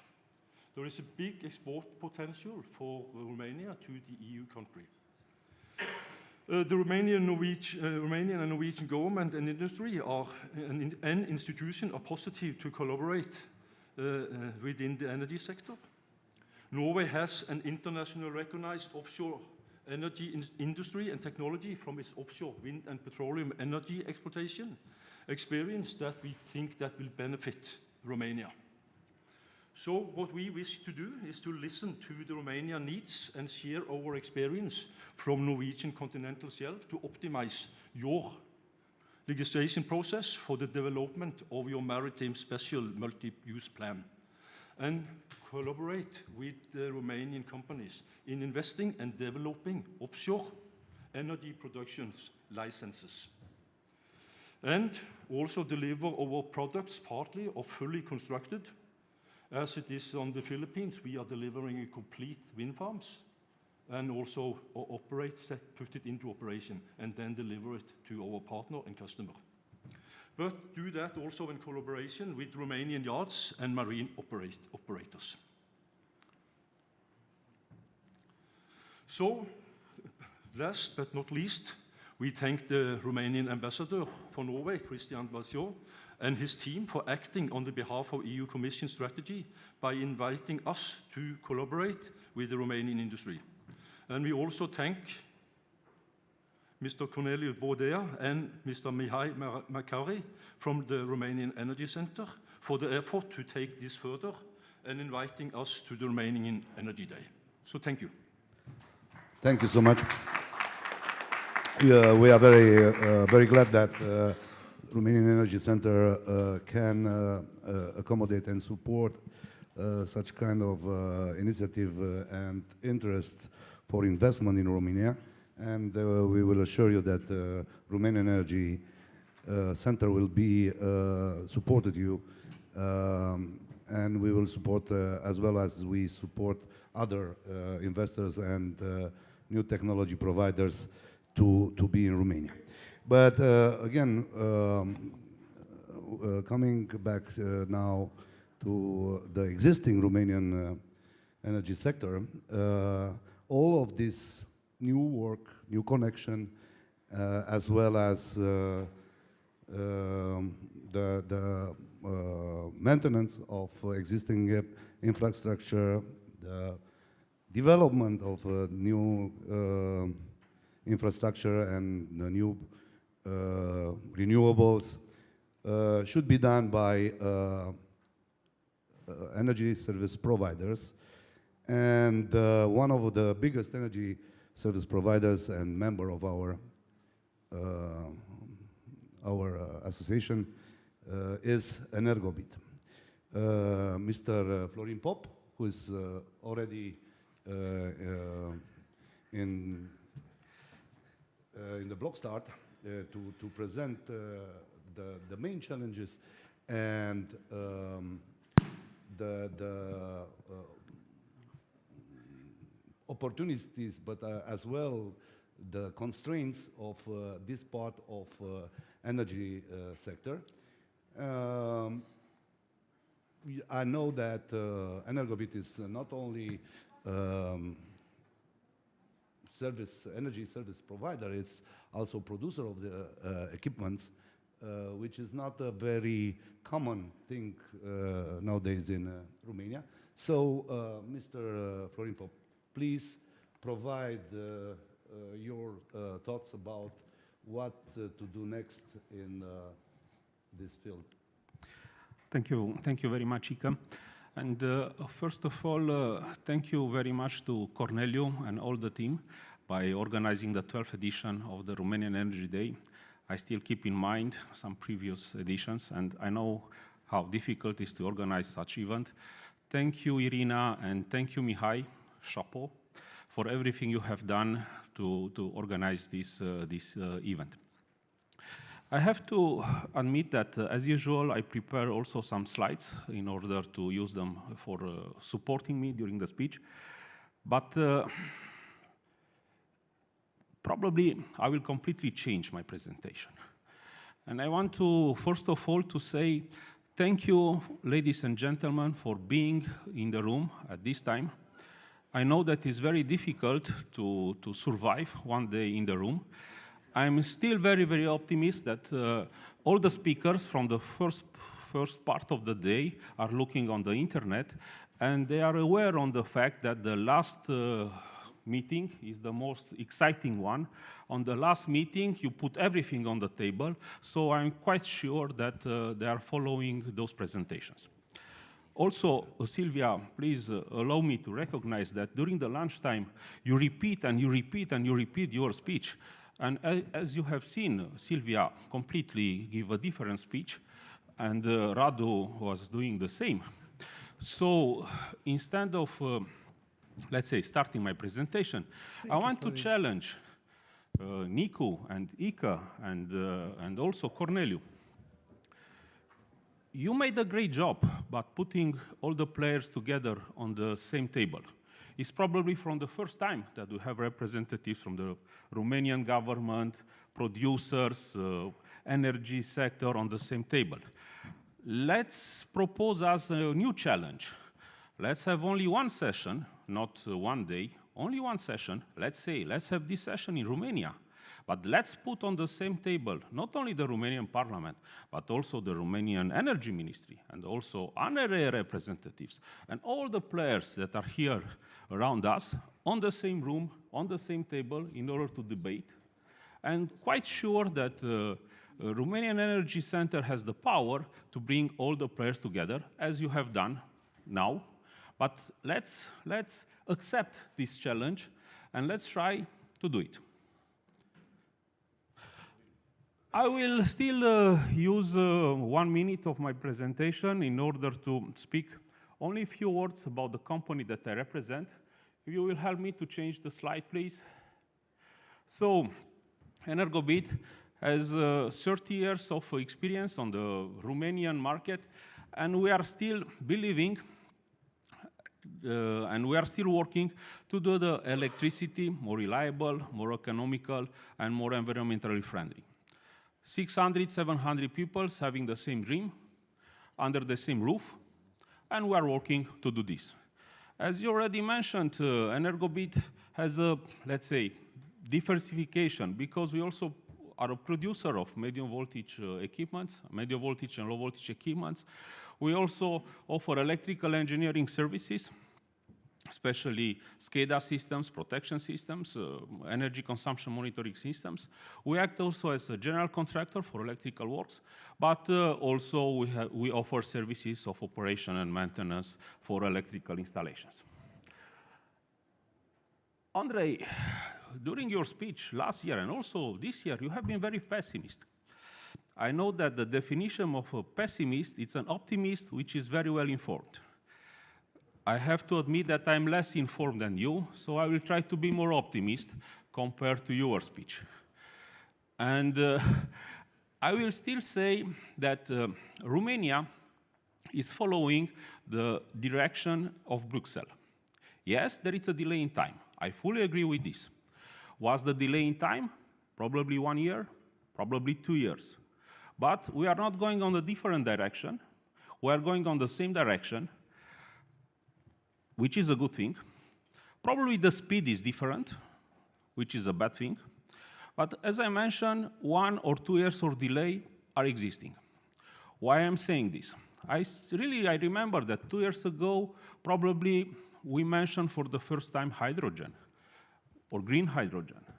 And we mentioned for the first time storage, electrical storage. Now, after 2 years, we have projects of green hydrogen. We have projects of energy storage on the Romanian market. You also have it. Yes, thank you, Andrei.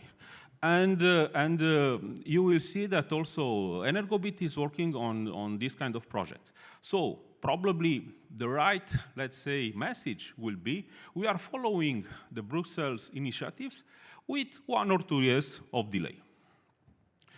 The new technologies that are more accessible, I already mentioned, hydrogen. It's a word that it's every day, today on the table, hydrogen and storage. New regulatory frameworks. Yes, Radu, they are changing every day. We cannot survive with them. Everyone wants predictability. Everyone wants to imagine what will happen in 1 year, in 2 years, in 5 years, in 10 years.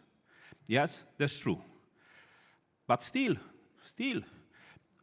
I am an optimist, and I still believe, as I already mentioned, that putting all the players together on the same table, they can agree on a, let's say, strategy, on a vision. What is the message to give to the investors, to give to the market, to give to the end users for the next years?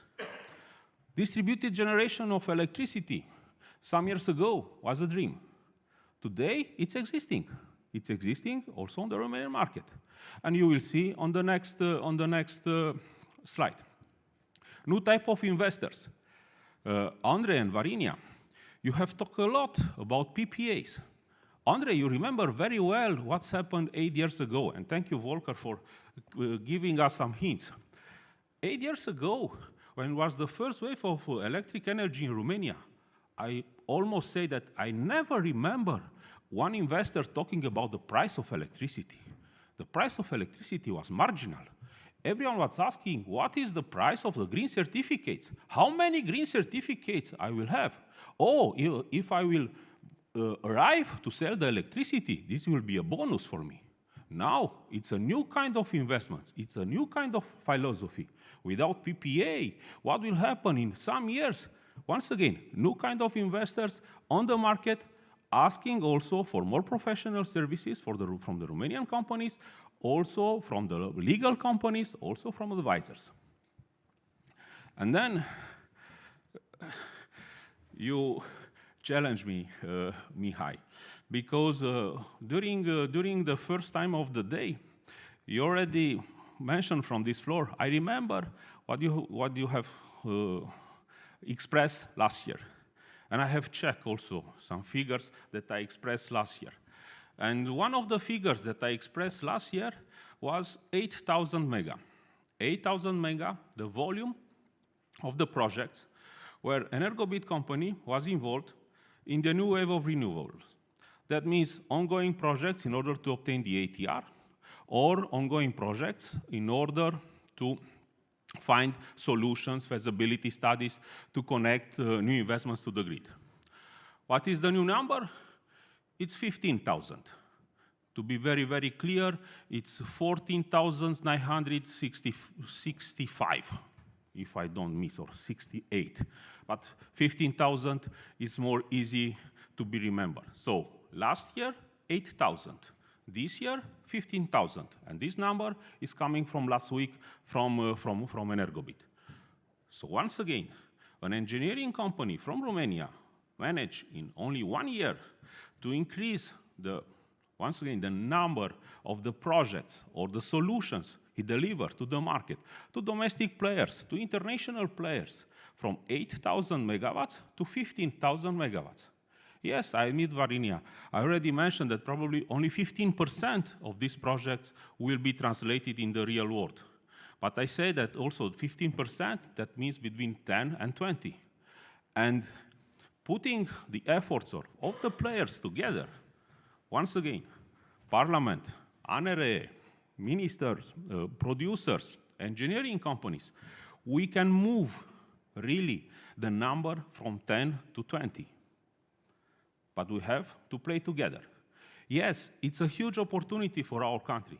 And once again, remember the map that I put also last year. During the first wave of renewable, 80% of the production was in Dobroja. Now, this is the proof of the distribution. You have seen that almost all the country is covered. And be sure that until next year, on this time, all the country will be covered by the projects, because we know that a lot of interest is there on the market in order to find solution to connect new opportunities to the grid. Now, you have seen also on this map, we are talking about hydrogen. It's electrolyzer there. This was missing from the last year presentation. Also, it is mentioned CCGT, because we have also our friends from gas industry. This was also missing in the last presentation I gave. So, once again, let's let's be optimists. I know that it's very difficult to give the last presentation of the day. Let's be optimists and let's have a dream. As I mentioned, let's have a dream that Centrul Român al Energiei, Romanian Energy Center, will manage to put all the players on the same table to be, let's say, very open friendly, to put everything on the table, try to find solutions, because it's an opportunity, I will say it's an opportunity of a generation. And with your permission, those are my conclusions, not the conclusions of the day, but some of them probably are similar. Sorry for our friends from the gas. I still believe that electrification on a large scale is the solution for the future. Doesn't mean that the gas is not important, and doesn't mean that at least on the medium and short term, the gas is not really needed in order to sustain, let's say, the electrification. Sustainable and cleaner future. This is the idea of everyone. So digitization is what mentioned. It was mentioned also for me almost every time. Now we put also energy security. And you know, and you are aware what's happened almost every day related to the energy security. So we have to deliver also energy on the system. We have also to keep the frequency of the system very, very stable. Decentralization and distributed energy systems, it's almost there. But now, with your permission, I will raise, or I will underline also Internet of Energy.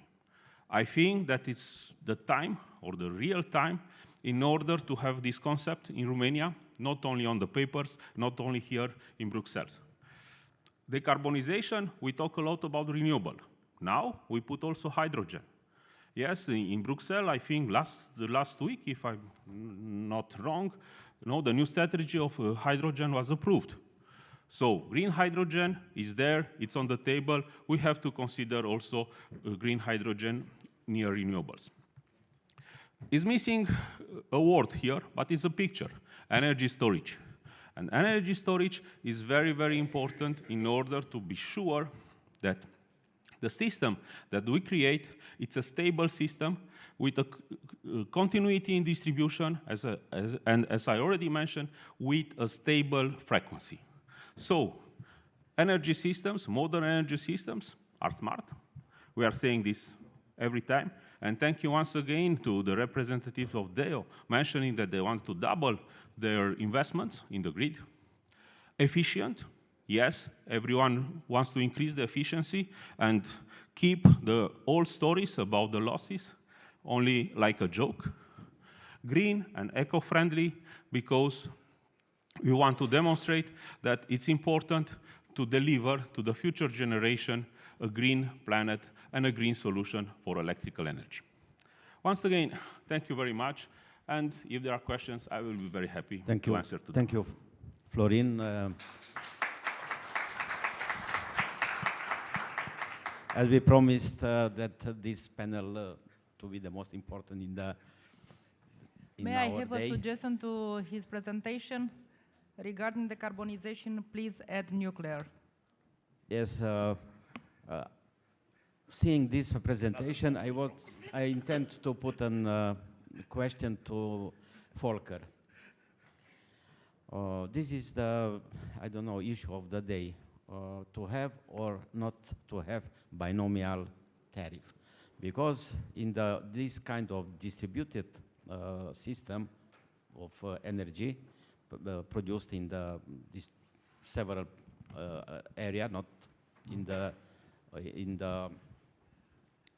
the centralized area, and also the prosumer issue. The prosumer issue.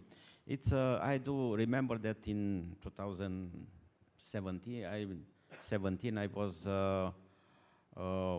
in a discussion with the Norway Regulatory Authority, using this chance to have a Norway representative, and they told me that the prosumer issue will be very, very difficult to put in place due to the restriction imposed to the grids.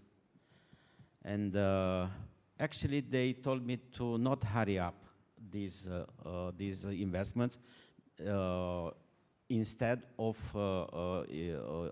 assuring the capacity of the grids in order to solve this issue.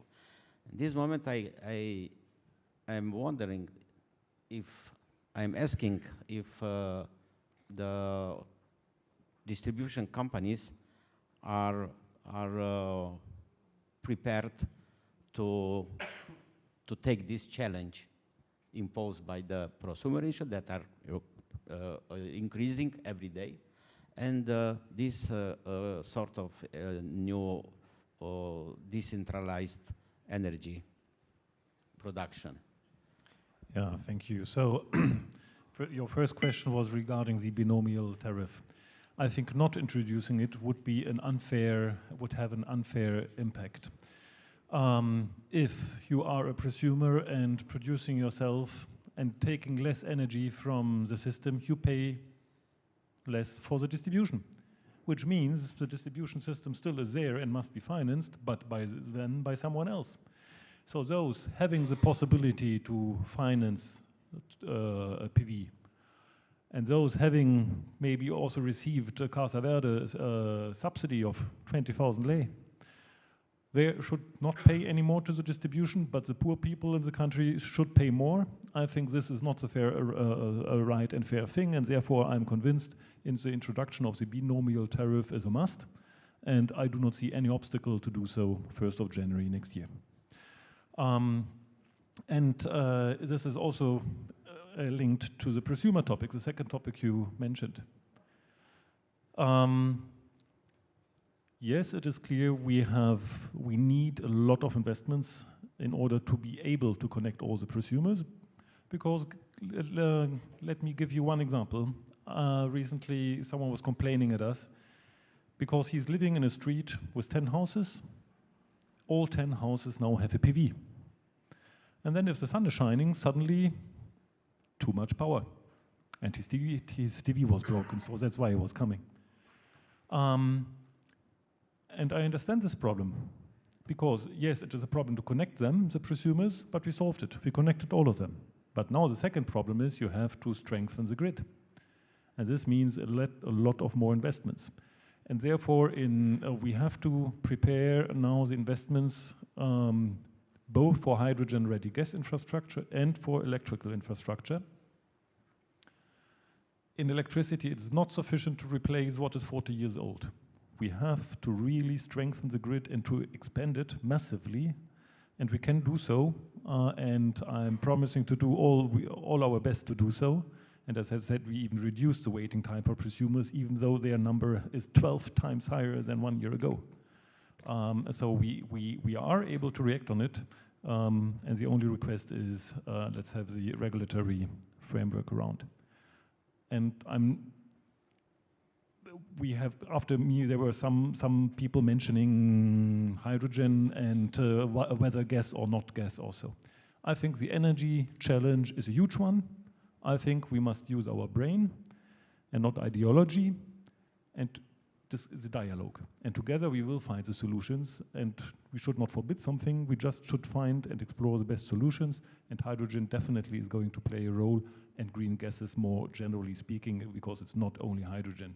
So for heating in Romania, 100% electricity is just not an option, but there are other options, and therefore I'm optimistic to find a good solution. Thank you so much. I've seen that my fellow moderator just started the short Q&A session. Don't forget that we are two. Please stop us when you are too bored or tired. Let's ask Mr. Bogdan Walter. Is ENGIE prepared to invest in gas infrastructure development as long as the depreciation period is calculated for 40 years? This is a very good question, and I hope will be a big debate on this with the regulator, and a fruitful one, not only big, because we were supposed to start the 5th regulatory period the 1st of January next year. For now, it is a draft for electricity distribution posted on the website of the authority, saying that 2024 will be a transition year. But of course, coming back to the question, in the current context, if we have such kind of life duration of the assets, it's extremely difficult to think of new investments. I want to underline here that I'm representing a company who has committed to be neutral by 2045, so 5 years ahead of Europe. So for us, going to the group and say we need money to invest in gas that will get back in 40 years, it's a very difficult task to do. So this is what I'm saying, that the negotiation of the next regulatory period will be critical, not only for this, only the weighted average cost of capital, it's a topic, and other topics. But these two, the weighted average cost of capital and the duration of the asset, it's the most critical ones. Even if we will decide, and we will do so, to invest in hydrogen-ready assets, pipelines, and so on, this problem will remain, and this is the first topic that we will address in the discussions with the regulator. I will put in discussion Ukrainian reconstruction issue. This is to put in or not put in. Mr. Radu Popa, how are you seeing this issue in the governmental position? Romania, as a member EU state and also having the largest border with the Ukraine, will be an important actor in Ukrainian reconstruction. Even I can say that my home city, after the Second World War, was split in two sectors, actually. And in the primary school, the children in this city, Sighetul Marmație, they used to learn also Ukrainian language by their own will. Wasn't mandatory, but all children from that area learned Ukrainian language. I was born 30 meters from the frontier, from the border, and every day I heard the voices coming from another side that was blind with the greens forest. So how do you see, how will Romania relate to this issue? You surprised me a little bit with this question, but for sure we have this huge opportunity that give us the decision of the two big gas production companies in Romania, OMV and Romgaz. This is a moment when Romania starts to deliver energy security in all the area. It's not easy to answer because it's a complex answer, but I think I will start from your question, and I will change a little bit. I will change a little bit the perspective because Silvia was speaking earlier about the teamwork, and I strongly believe, last year I said, I'm sure Florin is remembering this. We have to put together, to build a team of the best politicians, the best specialists, and all of us to work together and support the national Romanian interest, state interest, because this is the way that I see, in my humble opinion, I see this cooperation is related with Ukraine, is related with the European Union regulation, all the regulation from European Union, and I will highlight one idea. You were talking earlier about the binomial rate. I know there's a person in this room who knows very well how much we can get with such a small increasing of the distribution tariff related to the binomial rate, because last year he calculated this for me and I was shocked to see how many billions we can get to the budget if we rearrange these tariffs. And in the current context of the increasing of the consume, I think we have to review this tariff. We are in Brussels, and because we are in Brussels, I will say it's better to see what other European countries did in this situation, and to realign with this position. Secondly, my remark is related to a statement that Mr. Daniel Nica did this morning. Europe is reshaping the market design, and I make you an invitation, I make you a call to put your own contribution in order to help Romanian regulation not to just to implement this new market design, but to work and to create together with the Brussels stakeholders. Thank you. Coming to Florin. Florin, there are rumors that the Romanian government will cut the fiscal subsidies for construction and energy service providers. How this will affect your activity? Thank you, Ika, for this question. So, we discussed about predictability. I think that this change of legislation occurred probably 4 years ago, and it was mentioned that it will be kept in force for 10 years. So probably after 5 years will disappear. So it's a clear example of predictability. Yes, during the first 4 years, I think there was at least 2 changes. So the companies have been forced to support.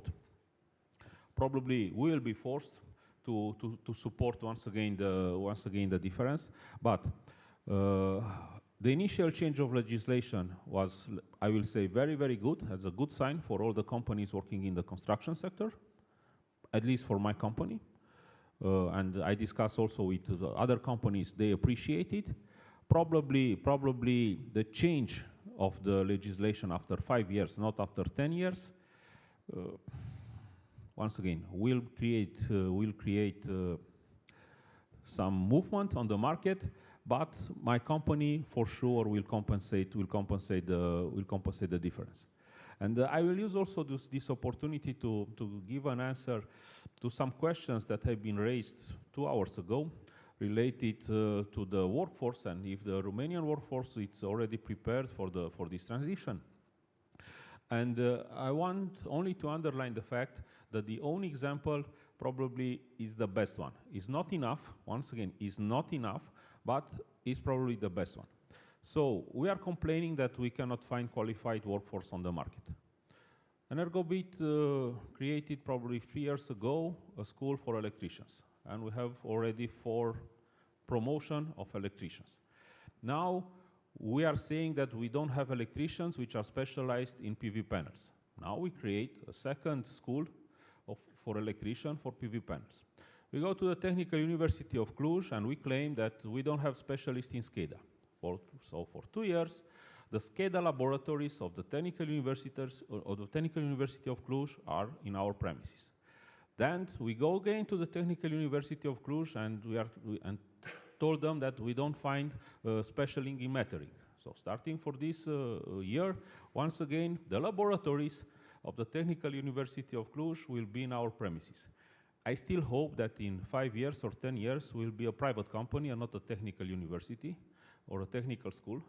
But we have to give examples, first of all, and second, yes, we have to ask also to all the players to follow our examples and to contribute. We cannot solve by ourselves, but once again, I think that all the companies probably from this type of the room have already give examples. Let's put the examples on the table, and together let's ask also the real representatives to follow the good examples.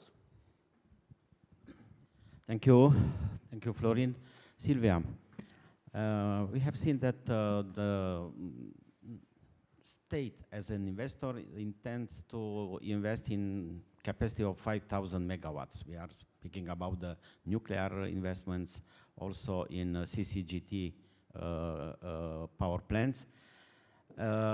Taking into consideration, in this moment, Romania it's consuming 6,000 megawatts. So coming with another 5,000 megawatts, how will affect the competition?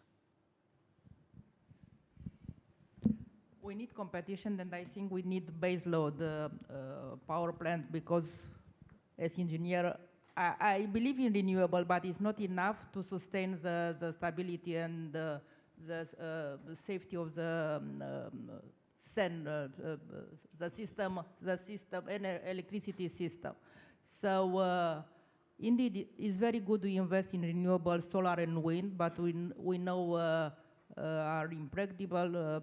We don't know when the wind is blowing, or the sun maybe we know during the summer, during the day, but we need base load, and to have more capacity, generation capacity, need to develop to the industry.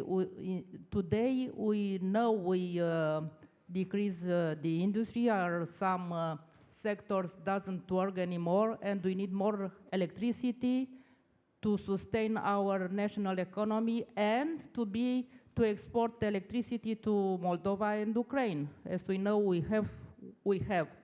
help them because they need, and we have, for this reason, we need more power plant and new capacity base load. So do more generate more in low carbon technology as nuclear, hydro, and gas, because gas, we need gas for at least as transition fossil fuels. We need the gas not only because we are the second or maybe the main producer. I think will be soon the main producer in Europe. So we have to take this advantage we have from God, at least. Thank you. Thank you. Now, Mr. Toniuk, will Hydroelectrica keep their very good habits for the investors, for the shareholders, keep the good habit to provide every year with high level of dividends? And what is the price? And what price should we expect? We don't have yet a price. The price will be decided on around 5th of July. We have a range that is between 94 to 112 lei per share. About the dividends, by law, we are obliged, because our main shareholder is Romanian state, to pay at least 50% dividends, but our target is to pay minimum 90% as we succeed this year. The management of the company took that engagement and tried to respect the target of 90%. Thank you. Thank you. For Odd, in Norwegia there is some particular issue that the national production of oil and gas, it's managed by the state company, state-owned company. Could you explain if there is a good example to follow, or is enough speaking about the competition, speaking about the free market, and speaking about the private investors' view?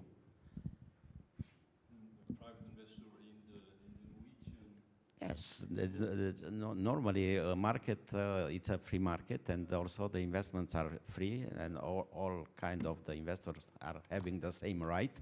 But when they are competing with the state, they cannot be in a favored position. Well, I believe that in Norway this is quite the competition between the state-owned company and the others is quite the same, in fact. So, but of course, Equinor is a big player, and to be a big player that gives you some advantages, and especially in the offshore sector for oil and gas, Equinor is a very big player. So, but I believe that the competitions between the investments, it's pretty fair in a way. It's in a way. So I don't think that that will is especially in favor of Equinor, and the state is also there a very big player and owner in Equinor. You know, the most important economist, the American economist Murray Rothbard, said that the state is never can manage better than a private interest. No, but there is private investors in Equinor that is also following this very closely. So I think they have made that pretty good, but it's very difficult to say how that if Equinor was owned higher. It's difficult to say if that has but of course as a thinker of that, it should be not state-owned. I think of course I should say yes, it would be better to have this as a private investment in the company. So, but it's difficult to say.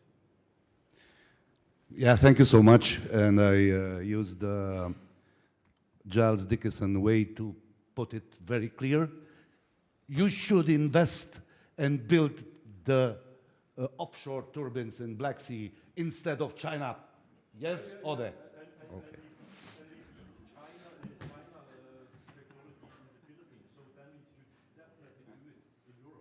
Thank you so much.